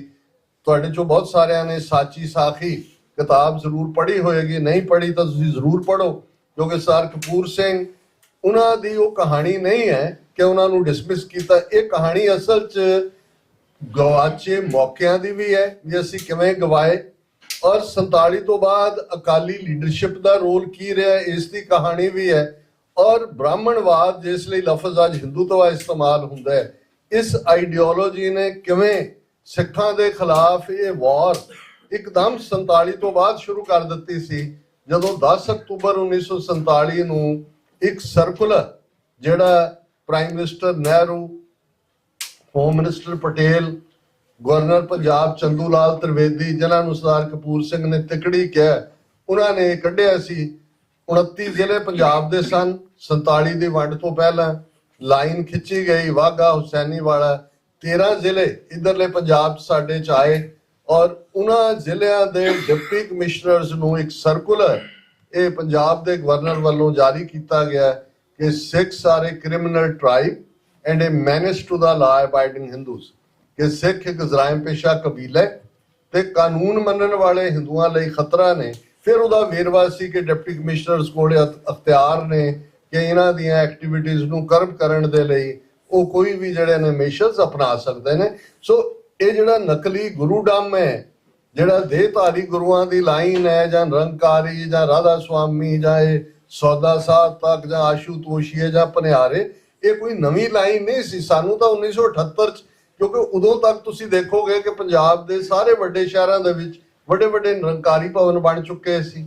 ਕਿਸ ਅੰਦਾਜ਼ ਦੇ ਵਿੱਚ ਡਿਪਟੀ ਕਮਿਸ਼ਨਰ ਲੈਵਲ ਦੇ ਲੋਕ, ਨਿਰੰਜਨ ਸਿੰਘ ਵਰਗਾ ਜਿਹੜਾ IAS ਗੁਰਦਾਸਪੁਰ ਜ਼ਿਲ੍ਹੇ 'ਚ ਸੀ, ਔਰ ਕਿੰਨੇ ਹੋਰ ਇਸ ਸਾਰੇ ਕੰਮ ਤੇ ਲੱਗੇ ਹੋਏ ਸੀ। ਇਸ ਸਭ ਚੈਲੰਜ ਤੋਂ ਬਾਅਦ ਜੇ ਤੁਸੀਂ ਮੈਜੋਰਿਟੀ ਦਾ ਮਾਈਂਡਸੈਟ ਦੇਖਣਾ ਹੈ, ਹਾਲਾਂ ਮੈਂ ਅਕਸਰ ਆਪਣੀਆਂ ਪ੍ਰੈਜੈਂਟੇਸ਼ਨਸ ਕਹਿੰਦਾ ਕਿ ਬਈ ਸਾਡੀ ਲੜਾਈ ਇੰਡੀਅਨ ਸਟੇਟ ਨਾਲ ਹੈ, ਕੋਈ ਹਿੰਦੂ ਧਰਮ ਨਾਲ ਨਹੀਂ ਹੈ, ਰਾਈਟਲੀ ਸੋ। ਲੇਕਿਨ ਜੇ ਤੁਸੀਂ ਵਰਤਾਰਾ ਮੈਜੋਰਿਟੀ ਦਾ ਦੇਖਣਾ ਹੈ, ਮੈਜੋਰਿਟੇਰੀਅਨਿਜ਼ਮ ਕੀ ਹੁੰਦਾ ਹੈ, ਔਰ ਈਵਨ ਇਹ ਗੱਲ ਮਾਸਟਰ ਤਾਰਾ ਸਿੰਘ ਨੇ ਖੁਦ ਐਡਮਿਟ ਕੀਤੀ ਆਪਣੀ ਸਵੈ ਜੀਵਨੀ, ਜਿਹੜੀ ਕਿਤਾਬ ਉਹਨਾਂ ਦੇ ਬੇਟੇ ਜਸਵੰਤ ਸਿੰਘ ਨੇ ਉਦੋਂ ਪ੍ਰਕਾਸ਼ਿਤ ਕੀਤੀ ਸੀ, ਹੁਣ ਤਾਂ ਪਤਾ ਨਹੀਂ ਮਾਰਕੀਟ ਕਿਤੇ ਹੈ ਕਿ ਨਹੀਂ। ਤਾਂ ਉਹਨੇ ਕਿਹਾ ਸੀ ਕਿ ਇਹ ਜਿਹੜਾ ਮੈਜੋਰਿਟੇਰੀਅਨਿਜ਼ਮ ਹੁੰਦਾ ਹੈ, ਬਹੁ ਗਿਣਤੀਵਾਦ, ਇਹ ਡਿਕਟੇਟਰਸ਼ਿਪ ਤੋਂ ਖਤਰਨਾਕ ਹੁੰਦਾ ਹੈ। ਡਿਕਟੇਟਰ ਦੀ ਤਾਂ ਤੁਹਾਨੂੰ ਹੋਪ ਹੁੰਦੀ ਹੈ ਕਿ ਉਹ ਮਰ ਗਿਆ ਜਾਂ ਉਹਨੂੰ ਕਿਸੇ ਨੇ ਰਿਪਲੇਸ ਕਰ ਦਿੱਤਾ ਤੇ ਤੁਹਾਡੀ ਸ਼ਾਇਦ ਜਾਨ ਸੌਖੀ ਹੋ ਜਾਏ। ਤੇ ਮੈਜੋਰਿਟੇਰੀਅਨਿਜ਼ਮ ਐਸਾ ਹੈ ਕਿ ਮੈਜੋਰਿਟੀ ਨੇ ਮੈਜੋਰਿਟੀ ਰਹਿਣਾ ਹੈ, ਇਹ ਡਿਕਟੇਟਰਸ਼ਿਪ ਤੋਂ ਵੀ ਮਾੜਾ ਹੈ। ਔਰ ਉਹਨੇ ਐਡਮਿਟ ਕੀਤਾ ਕਿ ਭਾਈ ਇਹ ਸਾਥੋਂ ਗਲਤੀ ਹੋ ਗਈ ਕਿ ਵੀ ਅਸੀਂ ਜਿਹੜਾ ਸਿੱਖ ਕੌਮ ਇਹਨਾਂ ਦੇ ਜਾਲ 'ਚ ਫਸ ਗਏ। ਹੁਣ ਇਹ ਵਰਤਾਰਾ ਹੀ ਸਾਨੂੰ ਦੱਸੇਗਾ ਕਿ ਵੀ ਜਦੋਂ ਸਿੱਖ ਇਸ਼ੂ ਆਉਂਦਾ ਹੈ, ਉਹ ਪਾਰਟੀ ਕਾਂਗਰਸ ਹੋਏ, BJP ਹੋਏ, ਆਮ ਆਦਮੀ ਹੋਏ, ਜਾਂ ਇਹਨਾਂ ਦੀ ਐਕਸਟੈਂਸ਼ਨ ਬਾਦਲ ਅਕਾਲੀ ਦਲ ਜਾਂ ਦੂਸਰੀਆਂ ਧਿਰਾਂ, ਹੁਣ ਬਾਰਿੰਗ ਐ ਫਿਊ ਸ਼੍ਰੋਮਣੀ ਅਕਾਲੀ ਦਲ ਅੰਮ੍ਰਿਤਸਰ ਦੇ ਸਰਦਾਰ ਚੈਨ ਸਿੰਘ ਬੈਠੇ ਨੇ, ਅਕਸਰ ਇਹਨਾਂ ਨਾਲ ਮੁਲਾਕਾਤ ਖਾਸ ਤੌਰ ਤੇ ਲਾਸਟ ਟਾਈਮ ਸ਼ਿਕਾਗੋ 'ਚ ਹੋਈ। ਅਸੀਂ ਸਾਰੇ ਵਿਦਨ ਅਮਰੀਕਾ ਜਿਹੜੇ ਪੰਥਕ ਪ੍ਰੋਜੈਕਟ ਨੇ ਰਲ ਕੇ ਕੰਮ ਕਰਦੇ ਹਾਂ। ਸਰ ਸਿਮਰਨਜੀਤ ਸਿੰਘ ਮਾਨ ਇੱਕ ਵੋਕਲ ਵੌਇਸ ਥਰੂ ਆਊਟ ਇਸ ਪੀਰੀਅਡ, ਔਰ ਮੈਂ ਹਮੇਸ਼ਾ ਇਹ ਕਹਿੰਦਾ ਵੀ ਉਹਨਾਂ ਦੀ ਧਿਰ ਜਾਂ ਉਹਨਾਂ ਦੇ ਨਾਂ ਦੀ ਬਦੌਲਤ ਲੱਖਾਂ ਸਿੱਖਾਂ ਨੂੰ ਬਾਹਰਲੇ ਮੁਲਕਾਂ ਦੇ ਵਿੱਚ ਨਵਾਂ ਜੀਵਨ ਸ਼ੁਰੂ ਕਰਨ ਦਾ ਮੌਕਾ ਮਿਲਿਆ, ਔਰ ਉਹਨਾਂ ਨੇ ਉਸ ਆਵਾਜ਼ ਨੂੰ ਵੀ ਬੁਲੰਦ ਰੱਖਿਆ। ਉਹ ਪਾਰਲੀਮੈਂਟ ਹੋਏ, ਅਦਰਵਾਈਜ਼ ਇਵੇਂ ਹੀ ਦਲ ਖਾਲਸਾ ਭਾਈ ਗਜਿੰਦਰ ਸਿੰਘ ਪਿਛਲੇ ਦਿਨਾਂ 'ਚ ਉਹਨਾਂ ਨੇ ਉਹ ਚੜ੍ਹਾਈ ਕੀਤੀ ਹੈ, ਜਿੱਥੋਂ ਉਹ ਤੁਰੇ ਸੀ 29 ਸਤੰਬਰ 1981 ਨੂੰ, ਜਿਹੜਾ ਉਹਨਾਂ ਨੇ ਵੱਡਾ ਕਾਰਨਾਮਾ ਸਰੰਜਾਮ ਦਿੱਤਾ ਸੀ, ਅਖੀਰਲੇ ਸਾਹ ਤੱਕ ਉਸ ਤੇ ਖਲੋਤੇ ਰਹੇ। ਸੋ ਜਦੋਂ ਅਸੀਂ ਬਾਹਰ ਬੈਠੇ ਸਿੱਖਾਂ ਦੀ ਡਾਇਸਪੋਰਾ, ਸਿੱਖਾਂ ਦੇ ਰੋਲ ਦੀ ਗੱਲ ਕਰਦੇ ਹਾਂ, ਤੇ ਸਾਨੂੰ ਪੰਜਾਬ 'ਚ ਜਿਹੜੀਆਂ ਸਾਡੀਆਂ ਧਿਰਾਂ ਇਸ ਪਾਸੇ ਵੱਲ ਤੁਰੀਆਂ ਹੋਈਆਂ ਨੇ, ਦਲ ਖਾਲਸਾ ਹੈ, ਸ਼੍ਰੋਮਣੀ ਅਕਾਲੀ ਦਲ ਅੰਮ੍ਰਿਤਸਰ ਹੈ, ਸਿੱਖ ਸਟੂਡੈਂਟ ਫੈਡਰੇਸ਼ਨ ਜਿਹੜੀ ਅੱਡ-ਅੱਡ ਫਾਰਮਸ ਦੇ ਵਿੱਚ ਭਾਈ ਦਲਜੀਤ ਸਿੰਘ ਔਰ ਦੂਸਰੇ ਸਾਡੇ ਜੁਝਾਰੂ ਸਿੰਘ ਜਿਹੜੇ ਨੇ ਉਹ ਬਦਲੇ ਹਾਲਾਤ ਦੇ ਵਿੱਚ ਕੰਮ ਕਰਦੇ ਨੇ, ਤੁਸੀਂ ਉਹਨਾਂ ਦੇ ਸਰਕਮਸਟੈਂਸਿਸ ਵੱਲ ਜ਼ਰੂਰ ਨਜ਼ਰ ਮਾਰੋ। ਬਹੁਤ ਵਾਰ ਸਾਡਾ ਕ੍ਰਾਈਟੇਰੀਆ ਬਹੁਤ ਹਾਇਰ ਅਸੀਂ ਪੈਮਾਨਾ ਸੈੱਟ ਕੀਤਾ ਹੁੰਦਾ ਹੈ, ਇੱਕਦਮ ਅਸੀਂ ਜਿਹੜਾ ਉਹ ਅੱਡ-ਅੱਡ ਜਿਹੜੇ ਨੇ ਉਹ ਵਿਸ਼ੇਸ਼ਣ ਵੀ ਲਾਣੇ ਸ਼ੁਰੂ ਕਰ ਦਿੰਦੇ। ਸੋ ਇਹਨਾਂ ਹਾਲਾਤਾਂ ਦੇ ਵਿੱਚ ਇਹ 1978 ਚ ਸ਼ੁਰੂ ਹੋਈ ਸਟਰਗਲ ਕਿਵੇਂ ਜੂਨ 84 ਦੇ ਪਹਿਲੇ ਹਫਤੇ ਜਿਹੜਾ ਉਹ ਫੁੱਲ ਸਕੇਲ ਵਾਰ ਬਣ ਜਾਂਦੀ ਹੈ, ਟੋਟਲ ਵਾਰ, ਜਿਸ ਦੇ ਵਿੱਚ ਕੱਲਾ ਅਕਾਲ ਤਖਤ ਸਾਹਿਬ ਜਾਂ ਦਰਬਾਰ ਸਾਹਿਬ ਤੇ ਨਹੀਂ, 37 ਹੋਰ ਇਤਿਹਾਸਕ ਗੁਰਦੁਆਰਿਆਂ ਤੇ, ਹੁਣ ਤਾਂ ਬਹੁਤ ਸਾਰੇ ਥਾਵਾਂ ਤੇ 50 ਨੰਬਰ ਵੀ ਆਉਂਦਾ ਹੈ, 100 ਵੀ ਆਉਂਦਾ ਹੈ, ਕਿਤੇ 500 ਵੀ ਆਉਂਦਾ ਹੈ, ਪਰ ਮੈਂ 37 ਫਿਗਰ ਇਸ ਲਈ ਯੂਜ਼ ਕਰ ਰਿਹਾ ਕਿਉਂਕਿ ਜਿਹੜਾ ਖਾਲਿਸਤਾਨ ਦਾ ਐਲਾਨਨਾਮਾ ਜਾਂ ਕਾਊਂਟਰ ਵਾਈਟ ਪੇਪਰ ਸਰਕਾਰ ਦੇ ਵਾਈਟ ਪੇਪਰ ਦੇ ਜਵਾਬ 'ਚ ਕੱਢਿਆ ਗਿਆ ਸੀ, ਉਹਦੇ 'ਚ ਫਿਗਰ 37 ਇਤਿਹਾਸਕ ਗੁਰਦੁਆਰਿਆਂ ਦੀ ਸੀ। ਇਹਨਾਂ ਤੋਂ ਬਾਅਦ ਇਹ ਲੜਾਈ, ਜਦੋਂ ਮੈਂ ਟੋਟਲ ਵਾਰ ਜਾਂ ਸਰਵਨਾਸ਼ ਦੀ ਜੰਗ ਦੀ ਗੱਲ ਕਰਦਾ, ਇਹ ਸਿਰਫ ਫਿਜ਼ੀਕਲ ਜੈਨੋਸਾਈਡ ਨਹੀਂ ਹੁੰਦਾ, ਇਹ ਸਟੈਟਿਸਟੀਕਲ ਵੀ ਹੁੰਦਾ, ਅੰਕੜਿਆਂ ਦਾ ਹੁੰਦਾ, ਹਿਸਟੋਰੀਕਲ ਹਿਸਟਰੀ ਵੀ ਹੁੰਦਾ, ਕਲਚਰ ਦਾ ਵੀ ਹੁੰਦਾ, ਤੁਹਾਡੀ ਲਾਈਫ ਸਟਾਈਲ ਦਾ ਵੀ ਹੁੰਦਾ। ਔਰ ਮੈਂ ਕਿਉਂਕਿ ਯੰਗਰ ਸਾਡੇ ਬੈਠੇ ਨੇ, ਮਿਲਾਨ ਕੁੰਦਰਾ ਇੱਕ ਬਹੁਤ ਵੱਡਾ ਫ੍ਰੀਲੈਂਸਰ ਥਿੰਕਰ ਹੋਇਆ, ਉਹਨੇ ਜਿਹੜੀ ਇੱਕ ਕੋਟ ਕਹੀ ਹੈ, ਅਕਸਰ ਦੁਨੀਆ ਦੀਆਂ ਸਾਰੀਆਂ ਰੈਵੋਲੂਸ਼ਨਰੀ ਮੂਵਮੈਂਟਸ ਉਹਨੂੰ ਕੋਟ ਕਰਦੀਆਂ। ਉਹਦੇ 'ਚ ਉਹਦਾ ਕਹਿਣਾ ਹੈ ਕਿ the first step towards liquidation of a people is to destroy its books, its culture, its history. Then have somebody to write new books, invent new culture, create new history. Before long, those people will forget what they were and what they are. The struggle is of memory against forgetting. ਹੁਣ ਤੁਸੀਂ Indian state ਦੇ ਜਿਹੜੇ ਦੁਮਛੱਲੇ ਕਿਸਮ ਦੇ leader ਨੇ, ਉਹ ਇਹ ਕਹਿਣਗੇ ਜੀ ਬਾਤੋਂ ਕੋ ਭੂਲ ਜਾਓ, ਆਗੇ ਦੇਖੋ, ਮੂਵ ਫਾਰਵਰਡ, ਜਾਂ ਕੋਈ ਹਕੂਮਤ ਜਾਂ ਕੋਈ ਸਿਸਟਮ ਮਾਈਨੋਰਿਟੀ ਨੂੰ ਜਾਂ ਆਪਣੇ ਰਾਈਵਲ ਨੂੰ एलिमिनेट करना चाहता है। पहला स्टैप है लिक्विडेशन का कि ਉਹਦੀਆਂ किताबां तबाह कर दो, उसकी तहजीब तबाह कर दो, ਉਹਦਾ इतिहास तबाह कर दो। और ਤੁਸੀਂ ਜਦੋਂ जून के पहले हफ्ते सिख रैफरेंस लाइब्रेरी चों किवें साडा ਉਹ कीमती खजाना ਜਿਹੜਾ 2 ਘੱਲੂਘਾਰਿਆਂ ਚੋਂ बच गया, 47 ਦੀ ਕਤਲੋਗਾਤ ਚੋਂ ਨਿਕਲ ਕੇ ਆ ਗਿਆ, ਕਿੰਨੇ ਟਰੱਕ 100-150 ਟਰੰਕ ਭਰ ਕੇ ਫੌਜੀ ਟਰੱਕਾਂ ਦੇ ਵਿੱਚ ਲੱਦ ਕੇ ਲਿਜਾਏ ਗਏ। ਇੱਕ ਸਟੇਜ ਦੇ ਉੱਤੇ ਉਹਨੇ ਜਾਰਜ ਫਰਨਾਂਡਿਸ ਡਿਫੈਂਸ ਮਿਨਿਸਟਰ ਹੁੰਦਾ ਸੀ, ਉਹਨੇ ਮੰਨਿਆ ਵੀ ਸੀ ਕਿ ਸਾਡੇ ਕੋਲ ਨੇ, ਫਿਰ ਮੁੱਕਰ ਗਏ।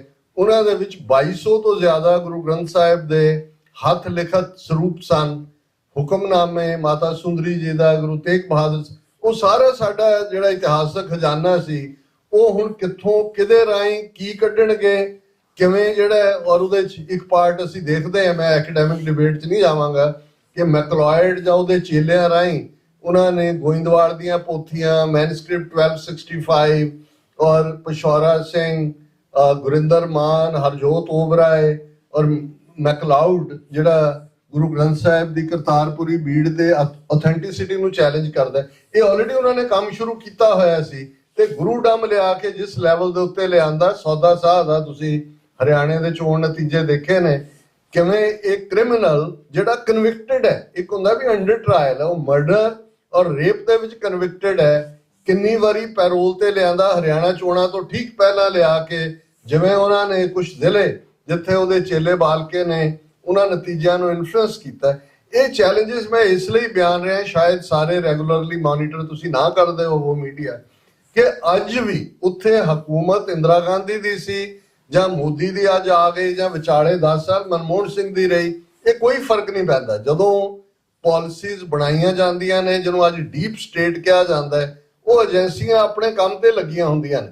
ਪੰਜਾਬ ਦੇ ਵਿੱਚ ਤੁਸੀਂ ਦੇਖਦੇ ਹੋ ਭਗਵੰਤ ਮਾਨ ਦੀ ਹਕੂਮਤ, ਹੁਣ ਇੰਡੀਅਨ ਕਨਸਟੀਟਿਊਸ਼ਨ 'ਚ law and order state subject ਹੈ, ਪਰ ਪੰਜਾਬ ਦੇ 23 ਜ਼ਿਲ੍ਹਿਆਂ ਦੇ ਵਿੱਚ NIA ਦੇ ਦਫ਼ਤਰ ਖੁੱਲੇ ਹੋਏ ਨੇ। ਉਹਨਾਂ ਨੇ ਕਿਹਾ ਜੀ ਠੀਕ ਹੈ, law and order state subject ਹੈ, ਜਿਹੜਾ ਨੈਸ਼ਨਲ ਇੰਟੈਗ੍ਰੇਸ਼ਨ ਨੂੰ ਖਤਰਾ ਹੈ ਉਹ ਸੈਂਟਰ ਦਾ ਮਾਮਲਾ ਹੈ, ਔਰ ਉਹਦੇ 'ਚ ਉਹਨਾਂ ਨੇ ਆਪਣੇ ਬੰਦੇ ਵਾੜੇ। ਫਿਰ ਦਿਨਕਰ ਗੁਪਤਾ ਹੋਏ, ਸਮੰਤ ਗੋਇਲ ਹੋਏ, ਅਜੀਤ ਡੋਵਾਲ ਹੋਏ ਜਾਂ ਮੋਦੀ ਅਮਿਤ ਸ਼ਾਹ, ਇਹ ਸਾਰੇ ਲਾਈਨ ਆਫ ਕਿਲਰਸ ਹੈ ਜਿਹੜੀ। ਔਰ ਇੱਕ ਚੰਗੀ ਗੱਲ ਹੈ ਵੀ ਗੁਰਪ੍ਰਵਾਨ ਸਿੰਘ ਪੰਨੂ ਹੋਰਾਂ ਦੀ ਲਾ ਫਰਮ ਨੇ ਈਵਨ ਇੱਕ ਸਿਵਲ ਲਾ ਸੂਟ ਦਾਇਰ ਕੀਤਾ ਹੈ, ਜਿਹਦੇ 'ਚ ਅਜੀਤ ਡੋਵਾਲ ਸਮੇਤ ਇਹਨਾਂ ਨੂੰ ਨੇਮ ਕੀਤਾ ਗਿਆ। ਔਰ ਐਨ ਜਦੋਂ ਕਿ ਮੋਦੀ ਨੇ ਹੁਣ ਆਉਣਾ ਸੀ, ਆਪਣੇ 3 ਦਿਨ ਦੇ ਵਿਜ਼ਿਟ ਤੇ ਆਇਆ, ਯੂਨਾਈਟਿਡ ਨੇਸ਼ਨਸ ਜਨਰਲ ਅਸੈਂਬਲੀ ਦਾ ਸੈਸ਼ਨ ਸੀ, ਅਜੀਤ ਡੋਵਾਲ ਨਾਲ ਨਹੀਂ ਆਇਆ। ਪਹਿਲੀ ਵਾਰ ਹੈ ਕਿ ਕਿਸੇ ਮੁਲਕ ਦਾ ਨੈਸ਼ਨਲ ਸਿਕਿਉਰਿਟੀ ਐਡਵਾਈਜ਼ਰ ਨਹੀਂ ਆਉਂਦਾ ਜਦੋਂ ਕਿ ਪ੍ਰਾਈਮ ਮਿਨਿਸਟਰ ਆ ਰਿਹਾ, ਕਿਉਂਕਿ ਉਹਨੂੰ ਸਮਨ ਸਰਵ ਹੋਣੇ ਸਨ। ਸੋ ਇਹ ਕੁਝ ਬਰੀਫਿੰਗ ਹੈ ਸਾਰੇ ਪਾਰਟ ਦੀ। ਬਾਕੀ ਤੁਸੀਂ ਵਾਕਿਫ ਹੋ ਕਿ ਕਿਸ ਕਿਸਮ ਦੀਆਂ ਤਬਦੀਲੀਆਂ ਤੇਜ਼ੀ ਨਾਲ ਚੱਲ ਰਹੀਆਂ ਨੇ। ਜਰਮਨ ਜਿੱਥੇ ਕਿ ਵਰਲਡ ਸਿੱਖ ਪਾਰਲੀਮੈਂਟ ਦੀ ਸਮਿਟ ਸੀ 5ਵੀਂ, ਉਹਦੇ 'ਚ ਪਾਰਟਿਸਿਪੇਸ਼ਨ ਦੇ ਲਈ ਮੈਂ ਆਇਆ ਸੀ, ਔਰ ਮੇਰੀ ਚਾਹਨਾ ਵੀ ਸੀ ਤੁਹਾਡੇ ਸਭ ਦੇ ਰੂਬਰੂ ਹੋਣ ਦੀ। ਉੱਥੋਂ ਅਸੀਂ ਸਵਿਟਜ਼ਰਲੈਂਡ ਗਏ, ਆਪਣੇ ਉਹਨਾਂ 4 ਸਿੰਘਾਂ ਜਿਨ੍ਹਾਂ ਨੇ 2 ਵੱਡੇ ਕਾਰਨਾਮੇ ਹਾਈਜੈਕਿੰਗ ਦੇ ਕੀਤੇ, ਉਹਨਾਂ ਨਾਲ ਮੁਲਾਕਾਤ ਦਾ ਵੀ ਸਬਬ ਬਣਿਆ। ਫਿਰ ਮੈਂ ਇਟਲੀ ਸੀ 2 ਦਿਨ ਪਹਿਲੇ, ਕੱਲ ਹੀ ਆਇਆ, ਔਰ ਕੱਲ ਦੇ ਦੀਵਾਨ ਤੋਂ ਬਾਅਦ ਅਸੀਂ ਪਰਸੋਂ ਵਾਪਸ ਚਲੇ ਜਾਣਾ ਹੈ ਅਮਰੀਕਾ। ਸੋ ਇਹ ਮੇਰਾ ਪਹਿਲਾ ਜਿੱਥੇ ਮੈਂ ਤੁਹਾਡੇ ਤੋਂ ਸਿੱਖਣਾ ਵੀ ਹੈ, ਪ੍ਰੋਬਿੰਗ ਵੀ ਹੈ, ਹਾਲਾਤ ਨੂੰ ਸਮਝਣ ਦੀ ਕੋਸ਼ਿਸ਼ ਵੀ ਹੈ, ਤੇ ਇੱਕ ਐਜ਼ ਏ ਮੈਸੇਂਜਰ, ਇੱਕ ਐਜ਼ ਏ ਸੇਵਾਦਾਰ ਆਪਣਾ ਤੁਹਾਨੂੰ ਸੁਨੇਹਾ ਦੇਣ ਦਾ ਵੀ ਹੈ ਕਿ ਕੌਮਾਂ ਦੀ ਜ਼ਿੰਦਗੀ ਦੇ ਵਿੱਚ, ਜਿਵੇਂ 47 ਦੌਰ ਦੀ ਮੈਂ ਪਹਿਲੇ ਬਿਗਨਿੰਗ 'ਚ ਗੱਲ ਕੀਤੀ ਕਿ ਉਸ ਵਕਤ ਨੂੰ ਅਸੀਂ ਗਵਾਇਆ, ਸਾਡੀ ਲੀਡਰਸ਼ਿਪ ਸਮੇਂ ਦੇ ਹਾਣ ਦੀ ਨਹੀਂ ਸੀ, ਅਸੀਂ ਦੋਸ਼ ਲਾਈਨ 'ਚ ਨਹੀਂ ਜਾਵਾਂਗੇ। ਅੱਜ ਵੀ ਇਸ ਕਿਸਮ ਦੇ ਹਾਲਾਤ ਨੇ ਕਿ ਪੋਜ਼ਿਟਿਵਿਟੀ ਦੇ ਨਾਲ ਜਿਹੜਾ ਉਹ ਦੁਨੀਆ ਵੱਲੋਂ ਸਾਡੇ ਕਾਜ਼ ਨੂੰ ਦੇਖਿਆ ਜਾ ਰਿਹਾ ਹੈ। ਅਸੀਂ ਬੇਸ਼ੱਕ ਬਹੁਤ ਗਲਤੀਆਂ ਕੀਤੀਆਂ ਹੋਣਗੀਆਂ ਇਹਨਾਂ 4 ਦਹਾਕਿਆਂ, ਅਸੀਂ ਆਪਣੇ ਅੱਡ-ਅੱਡ ਜਥੇਬੰਦੀਆਂ ਦੇ ਉੱਤੇ ਵੀ ਜਿਹੜਾ ਕਈ ਵਾਰ ਜਿਹੜਾ ਇਸ ਕਿਸਮ ਦਾ ਵਰਤਾਰਾ ਰੱਖਦੇ ਹੈ ਜਾਂ ਕੁਝ ਕਹਿਣ ਦਾ ਪਾਰਟ ਹੁੰਦਾ ਹੈ, ਲੇਕਿਨ ਇਸ ਗੱਲ ਦਾ ਧਿਆਨ ਰਹੇ ਵੀ ਅਲਟੀਮੇਟਲੀ ਅੱਜ ਜਿਸ ਮੁਕਾਮ ਦੇ ਉੱਤੇ ਆ ਕੇ ਮੂਵਮੈਂਟ ਖੜੀ ਹੈ, ਉਹਦੇ 'ਚ ਸਾਡੇ 1.5 ਲੱਖ ਤੋਂ ਜ਼ਿਆਦਾ ਸ਼ਹੀਦ ਸਿੰਘਾਂ ਸਿੰਘਣੀਆਂ ਦਾ ਡੁੱਲਿਆ ਖੂਨ ਹੈ। ਉਸ ਦੇ ਵਿੱਚ ਸਾਡੇ ਉਹਨਾਂ ਯੋਧਿਆਂ ਦੀਆਂ ਕੁਰਬਾਨੀਆਂ ਨੇ। ਅਸੀਂ ਬਹੁਤ ਖੂਬਸੂਰਤ ਇਤਿਹਾਸ ਸਿਰਜਿਆ। ਦੇਖੋ ਨੈਰੇਟਿਵ ਦੀ ਗੱਲ ਦੁਸ਼ਮਣ ਦਾ ਨੈਰੇਟਿਵ ਅੱਜ ਵੀ ਸਾਡੇ ਘਰਾਂ 'ਚ ਗੁਫ਼ਤਗੂ 'ਚ ਵੀ ਹੋਏਗਾ ਜੀ, ਅੱਜ ਜਦੋਂ ਅੱਤਵਾਦ ਦਾ ਜ਼ਮਾਨਾ ਸੀ ਜੀ, ਕਾਲਾ ਦੌਰ ਸੀ ਜੀ। ਨਹੀਂ, ਇਹ ਸੁਨਹਿਰੀ ਦੌਰ ਹੈ। ਜੋ ਕੁਝ 78 ਤੋਂ 95 ਤੱਕ ਔਰ ਉਸ ਤੋਂ ਬਾਅਦ ਹੁਣ ਭਾਈ ਦਿਲਾਵਰ ਸਿੰਘ ਦਾ ਕਾਰਨਾਮਾ ਛੋਟਾ ਕਾਰਨਾਮਾ ਨਹੀਂ ਹੈ। ਅਜੇ ਭਾਈ ਹਰਜਿੰਦਰ ਸਿੰਘ ਜੱਦਾ, ਭਾਈ ਸੁਖਦੇਵ ਸਿੰਘ ਸੁੱਖਾ ਦਾ ਸ਼ਹੀਦੀ ਦਿਨ ਅਸੀਂ ਮਨਾ ਕੇ ਹਟੇ। ਇਹ ਛੋਟੇ ਨਹੀਂ ਨੇ, ਇਹ ਬਹੁਤ ਵੱਡੇ ਪਾਰਟ ਨੇ। ਔਰ ਤੁਹਾਨੂੰ ਬਹੁਤ ਵਾਰ ਜਦੋਂ ਅਸੀਂ 18ਵੀਂ ਸਦੀ ਦੇ ਕਿਰਦਾਰਾਂ ਨੂੰ ਬਿਆਨਦੇ ਤੇ ਅਸੀਂ ਖਾਫੀ ਖਾਨ ਨੂੰ ਕੋਟ ਕਰਦੇ ਹਾਂ ਕਿ ਜੀ ਅਬਦਾਲੀ ਦੇ ਨਾਲ ਆਇਆ, ਉਹ ਜਨਰਲ ਹਿਸਟੋਰੀਅਨ ਸੀ ਜਿਹੜਾ ਇੱਕ ਥਾਂ ਤੇ ਸੱਗ ਕਹਿੰਦਾ ਸਿੱਖਾਂ ਨੂੰ ਕੁੱਤੇ, ਫਿਰ ਕਹਿੰਦਾ ਨਾ ਨਾ ਨਾ ਇਹਨਾਂ ਨੂੰ ਸੱਗ ਨਾ ਕਹੋ, ਦੇਖਣਾ ਕਿ ਸਿੱਖ ਕੀ ਨੇ, ਤਲਵਾਰਬਾਜ਼ੀ ਕੀ ਹੈ, ਜਰਾ ਇਹਨਾਂ ਜੰਗ ਦੇ ਮੈਦਾਨ 'ਚ ਇਹਨਾਂ ਦੇ ਸਾਹਮਣੇ ਆਓ, ਇਹਨਾਂ ਦਾ ਕਿਰਦਾਰ ਦੇਖੋ, ਇਹਨਾਂ ਦਾ اخلاق ਦੇਖੋ, ਇਹ ਦੁਸ਼ਮਣ ਦੀਆਂ ਔਰਤਾਂ ਨੂੰ ਵੀ ਕਿਵੇਂ ਟ੍ਰੀਟ ਕਰ। ਇਹ ਸਭ ਤੋਂ ਖੂਬਸੂਰਤ ਟ੍ਰਿਬਿਊਟ ਹੈ। ਬੇਸ਼ੱਕ ਅਸੀਂ ਆਪਣੇ ਇਤਿਹਾਸ 'ਚ ਸਾਡੇ ਇਤਿਹਾਸਕਾਰਾਂ ਨੇ ਤਾਂ, ਪਰ ਦੁਸ਼ਮਣ ਜਿਹੜਾ ਲੜ ਰਿਹਾ ਹੁਣ ਇਸੇ ਤਰ੍ਹਾਂ ਵੇਦ ਮਰਵਾਹ ਜਿਹੜਾ ਦਿੱਲੀ ਦਾ ਕਮਿਸ਼ਨਰ ਸੀ, ਕਮਿਸ਼ਨਰ ਹੋਣ ਤੋਂ ਬਾਅਦ ਉਹ ਗਵਰਨਰ ਬਣਿਆ, ਉਸ ਨੂੰ ਜਿਹੜਾ ਉਹਨੇ ਇੱਕ ਕਿਤਾਬ ਲਿਖੀ ਹੈ ਆਪਣੇ ਸਾਰੇ ਐਕਸਪੀਰੀਅੰਸ ਤੇ, ਉਹਦਾ ਇੱਕ ਚੈਪਟਰ ਹੈ, ਉਹਦਾ ਹੈਡਿੰਗ ਹੀ ਹੈ ਜਿੰਦਾ ਵਾਸ ਨਾਟ ਐਨ ਆਰਡੀਨਰੀ ਮੈਨ। ਔਰ ਉਹਦੇ ਚੋਂ 2 ਸਫ਼ੇ ਹਰਜਿੰਦਰ ਸਿੰਘ ਜੰਦਾ ਜਿਨ੍ਹਾਂ ਦੀ ਉਹਨੇ ਗ੍ਰਿਫਤਾਰੀ ਕੀਤੀ, ਜਿਨ੍ਹਾਂ ਦੇ ਨਾਲ ਗੁਫ਼ਤਗੂ ਹੋਈ। ਹੁਣ ਫਿਊਚਰ ਦੇ ਜਦੋਂ ਬੱਚੇ ਬੱਚੀਆਂ ਦੁਨੀਆ ਭਰ ਦੇ ਵਿੱਚ ਇਸ ਪੀਰੀਅਡ ਨੂੰ ਦੇਖਣਗੇ, ਇੰਡੀਅਨ ਸਿਸਟਮ ਉਹਨਾਂ ਨੂੰ ਕੀ ਕਹਿੰਦਾ ਹੈ, ਅੱਤਵਾਦੀ ਦਹਿਸ਼ਤ, ਉਹ ਦੇਖਣਗੇ ਕਿ ਵੇਦ ਮਰਵਾਹ ਨੇ ਕੀ ਕਿਹਾ। ਜੇ ਅਸੀਂ ਜੂਨ 84 ਦਾ ਦੇਖਣਾ ਹੈ ਤੇ ਫਿਰ ਦੁਸ਼ਮਣ ਦਾ ਜਰਨੈਲ ਕੁਲਦੀਪ ਬਰਾੜ ਜਦੋਂ ਮੀਡੀਆ ਦੇ ਸਾਹਮਣੇ ਖੜਾ, ਚਿਹਰੇ ਦੇ ਉੱਤੇ ਹਵਾਈਆਂ ਉੱਡੀਆਂ ਹੋਈਆਂ, ਬੁੱਲਾਂ ਤੇ ਸਿਕਲੀ ਜੰਮੀ ਹੋਈ, ਉਹ ਕਹਿੰਦਾ ਹੈ ਕਿ giving the ਐਡਵਰਸਰੀ his due they fought to the last breath and bullet, ਕਿ ਉਹ ਅਖੀਰਲੇ ਸਾਹ ਤੇ ਅਖੀਰਲੀ ਗੋਲੀ ਤੱਕ ਜੂਝੇ। ਜਿਹੜੇ ਅੰਦਰ ਸਨ, ਕਿਸੇ ਨੇ ਸਰੈਂਡਰ ਨਹੀਂ ਕੀਤਾ, ਕਿਸੇ ਨੇ ਕਮਜ਼ੋਰੀ ਨਹੀਂ ਦਿਖਾਈ। ਇਹ ਸਾਨੂੰ ਯਾਦ ਦਹਾਨੀ ਕਰਵਾਉਂਦਾ ਚਮਕੌਰ ਦੀ ਗੜੀ ਦੀ ਕਿ ਭਾਈ ਅੱਜ ਦੇ ਪੀਰੀਅਡ ਸਾਡੇ ਸਿੰਘਾਂ ਨੇ ਕਿੰਨੇ 2 ਦਰਜਨ 3 ਦਰਜਨ 4 ਦਰਜਨ ਜਿਹੜੀ ਜਿਨ੍ਹਾਂ ਸ਼ਹੀਦਾਂ ਦੀ ਉੱਤੇ ਦਲ ਖਾਲਸਾ ਨੇ ਡਾਇਰੀ ਵੀ ਛਾਪੀ ਹੈ। ਮੇਰਾ ਖਿਆਲ ਹੈ 100-125 ਤੋਂ ਜ਼ਿਆਦਾ ਨੰਬਰ ਨਹੀਂ, ਥੋੜੇ ਬਹੁਤ ਬਾਅਦ 'ਚ ਹੋਰ ਐਡ ਹੋਏ ਨੇ। ਲੇਕਿਨ ਤੁਸੀਂ ਭਾਰਤੀ ਫੌਜ ਦੇ ਤਿੰਨੋਂ ਅੰਗ, ਇਨਫੈਂਟਰੀ ਵੀ, ਨੇਵਲ ਡਾਈਵਰਸ ਵੀ, 에ਅਰਫੋਰਸ ਵੀ, ਇੰਗਲੈਂਡ ਦੇ ਡਾਕੂਮੈਂਟ ਡੀਕਲਾਸੀਫਾਈ ਹੋਏ ਕਿ ਕਿਵੇਂ ਮਾਰਗਰੇਟ ਥੈਚਰ ਨੂੰ ਇੰਦਰਾ ਗਾਂਧੀ ਨੇ ਫਰਵਰੀ 84 'ਚ ਲਿਖਿਆ ਹੈ, ਕਿਵੇਂ ਉਹਨਾਂ ਦੀ ਇੰਟੈਲੀਜੈਂਸ MI6 ਦੇ 2 ਆਫੀਸਰ ਉੱਥੇ ਜਿਹੜੇ ਨੇ ਉਹ ਰੇਕੀ ਕਰਨ ਜਾਂਦੇ ਨੇ। ਮੋਸਾਦ ਨਾਲ ਕੀ ਸਬੰਧ ਸੀ, KGB ਨੇ ਉਹਨੂੰ ਸੈਲੀਬ੍ਰੇਟ ਕੀਤਾ। ਸੋ ਇਸ ਲੈਵਲ ਦੀ ਜਿਹੜੀ ਇੰਟਰਨੈਸ਼ਨਲ ਫੋਰਸ ਟੁਗੇਦਰ ਗੈਦਰ ਕੀਤੀ ਉਹਨਾਂ ਨੇ, ਮੌਕੇ ਦੇ ਉੱਤੇ ਕਿੰਨੇ ਹਜ਼ਾਰ ਫੌਜੀ ਜਿਹੜੇ ਨੇ ਉਹ ਉਸ ਜੰਗ ਦੇ ਵਿੱਚ ਝੋਕੇ, ਔਰ ਇਸ ਸਾਰੇ ਨੂੰ ਕਿਵੇਂ ਸਿੰਘਾਂ ਨੇ ਇਤਿਹਾਸ ਨੂੰ ਪਲਟਾ ਦਿੱਤਾ।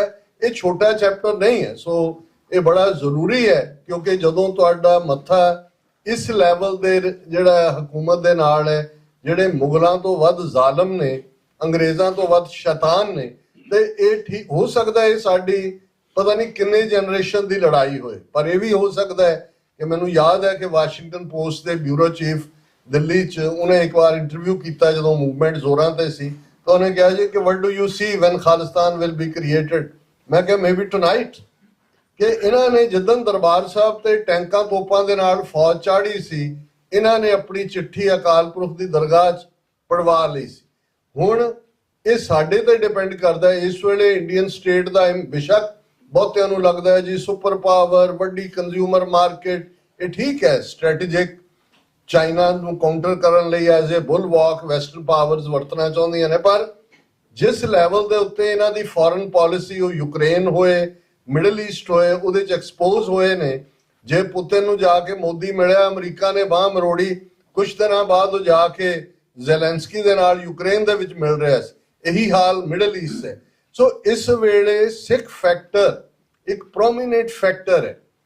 ਇਸਲਾਮ ਨੂੰ ਯਕੀਨ ਰੱਖਣ ਵਾਲੇ ਮੋਰਾਕੋ ਤੋਂ ਸ਼ੁਰੂ ਹੋ ਜਾਂਦੇ ਨੇ, ਔਰ ਮੋਰਾਕੋ ਤੋਂ ਲੈ ਕੇ ਵਾਗਾ ਤੱਕ ਇੱਕ ਪੂਰੀ ਉਹ ਬੈਲਟ ਹੈ ਜਿਹੜੀ ਚੱਲਦੀ ਹੈ। ਇੱਧਰ ਇਹਨਾਂ ਦਾ ਗੰਗਾ ਜਮਨੀ ਹਿੰਦੂਤਵੀ ਕਲਚਰ ਹੈ। ਸਿੱਖ ਸਾਡਾ ਵੈਲਿਊ ਸਿਸਟਮ ਉਵੇਂ ਹੀ ਹੈ ਜਿਵੇਂ ਵੈਸਟਰਨ ਸਿਸਟਮ ਦੇ ਨਾਲ ਅਸੀਂ ਪੈਰਲਲ ਰਨ ਕਰਦੇ ਹਾਂ। ਅਸੀਂ ਆਜ਼ਾਦੀ 'ਚ ਯਕੀਨ ਰੱਖਦੇ ਹਾਂ, ਪਰਸੀਕਿਊਸ਼ਨ 'ਚ ਕਿਸੇ ਦਾ ਧਰਮ, ਮਜ਼ਹਬ, ਜ਼ਾਤ, ਰੰਗ, ਨਸਲ, ਜੈਂਡਰ ਦੇ ਵਿਤਕਰੇ ਦੇ ਕਿਸੇ ਵੀ ਜਿਹੜਾ ਭੇਦਭਾਵ ਤੋਂ ਬਿਯੋਂਡ ਜਿਹੜਾ ਹਰ ਇੱਕ ਦੇ ਨਾਲ ਜਿਹੜਾ ਸਰਬੱਤ ਦਾ ਭਲਾ ਸਾਡਾ ਆਸ਼ਾ ਹੈ। ਇਹੀ ਸਿੱਖ ਰਾਜ ਜਿਹੜਾ ਭਾਵੇਂ ਥੋੜ੍ਹਾ ਚਿਰ ਅਸੀਂ 40 ਸਾਲ ਜਾਂ 50 ਸਾਲ ਅਸੀਂ ਕਹਿ ਸਕਦੇ ਹਾਂ, ਉਹਨੇ ਇਹ ਪ੍ਰੂਵ ਵੀ ਕੀਤਾ ਕਿ ਪ੍ਰੈਕਟੀਕਲੀ ਜਿਹੜੀਆਂ ਸਿੱਖ ਵੈਲਿਊਜ਼ ਨੇ ਉਹ ਹਿਊਮੈਨਿਟੇਰੀਅਨ ਨੇ, Liberty, justice, pursuit of happiness, ਇਹ ਸਾਰੇ ਇਨਹੈਰੈਂਟ ਨੇ ਸਿੱਖ ਕਰੈਕਟਰ ਦੇ ਵਿੱਚ।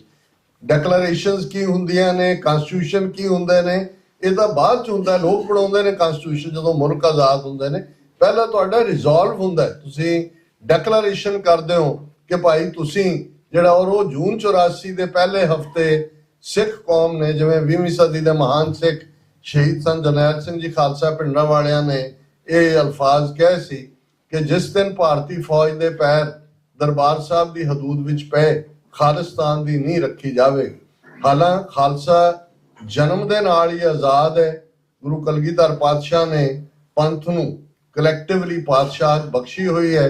इन गरीब सिखन को देऊं पातशाही, ये याद रखें हमरी गुरियाई।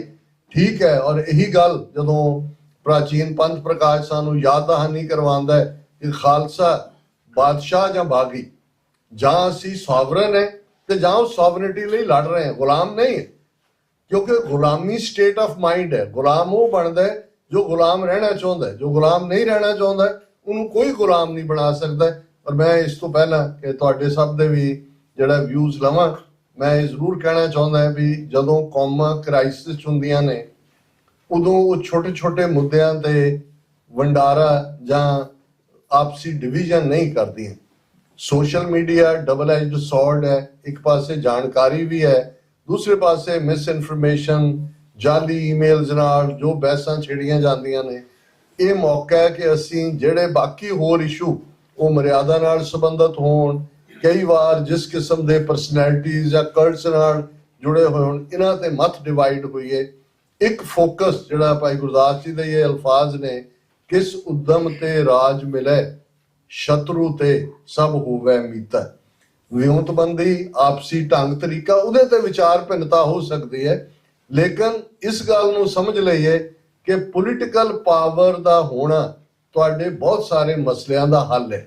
ਜੇ ਸਾਡੇ ਕੋਲ ਆਪਣਾ ਰਾਜ ਭਾਗ ਹੋਏਗਾ, ਆਪਣੀ ਸੋਵਰਨਿਟੀ ਹੋਏਗੀ, ਆਪਣੀ ਪ੍ਰਭੂ ਸੱਤਾ ਹੋਏਗੀ, ਤੇ ਸਾਡੇ ਵਿਦਵਾਨ, ਸਕਾਲਰ, ਗੁਰਮੁਖ, ਭਾਈ ਸਾਹਿਬ, ਟਕਸਾਲਾਂ, ਜਥੇ, ਹੋਰ ਮਹਾਂਪੁਰਖ, ਉਹ ਆਪਸ ਵਿੱਚ ਸਿਰ ਜੋੜ ਕੇ ਬੈਠ ਕੇ ਜਿਹੜੇ ਮਸਲੇ ਲੰਬੇ ਵਕਤ ਤੋਂ ਜਿਹੜੇ ਨੇ ਡਿਵਾਈਸਿਵ ਨੇ, ਉਹਨਾਂ ਦਾ ਹੱਲ ਲੱਭ ਲੈਣਗੇ। ਪਰ ਇਸ ਵੇਲੇ ਉਹ ਤਾਂ ਸਾਡੀ ਹੋਂਦ ਮਟਾਉਣਾ ਚਾਹੁੰਦੇ ਨੇ। ਔਰ ਤੁਸੀਂ ਲਗਾਤਾਰਤਾ ਨਾਲ ਦੇਖ ਰਹੇ ਹੋ ਕਿ ਉਹ ਇਨਸਾਈਡ ਵੀ ਆਊਟਸਾਈਡ ਵੀ ਹਰ ਲੈਵਲ ਤੋਂ, ਜਿਵੇਂ ਉਹਨਾਂ ਨੇ ਸਾਡੀ ਹਿਸਟਰੀ ਨਵੀਂ ਲਿਖਾਣੀ RSS ਤੋਂ ਸ਼ੁਰੂ ਕੀਤੀ ਹੋਈ ਹੈ, ਕਿਵੇਂ ਸੂਡੋ ਸਕਾਲਰ ਜਿਹੜੇ ਨੇ ਉਹ ਕ੍ਰੀਏਟ ਕੀਤੇ ਹੋਏ ਨੇ, ਕਿਵੇਂ ਉਹਨਾਂ ਦੀਆਂ ਯੂਨੀਵਰਸਿਟੀਆਂ ਚੋਂ ਉਸ ਕਿਸਮ ਦੇ ਪੱਗਾਂ ਵਾਲੇ ਸਕਾਲਰ ਕੱਢੇ ਜਾ ਰਹੇ ਨੇ ਜਿਹੜੇ ਹੁਣ ਅੱਜ ਸਿੱਖਾਂ ਨੂੰ ਸਨਾਤਨ ਦਾ ਹਿੱਸਾ ਦੱਸਣ ਤੱਕ ਆ ਗਏ ਨੇ।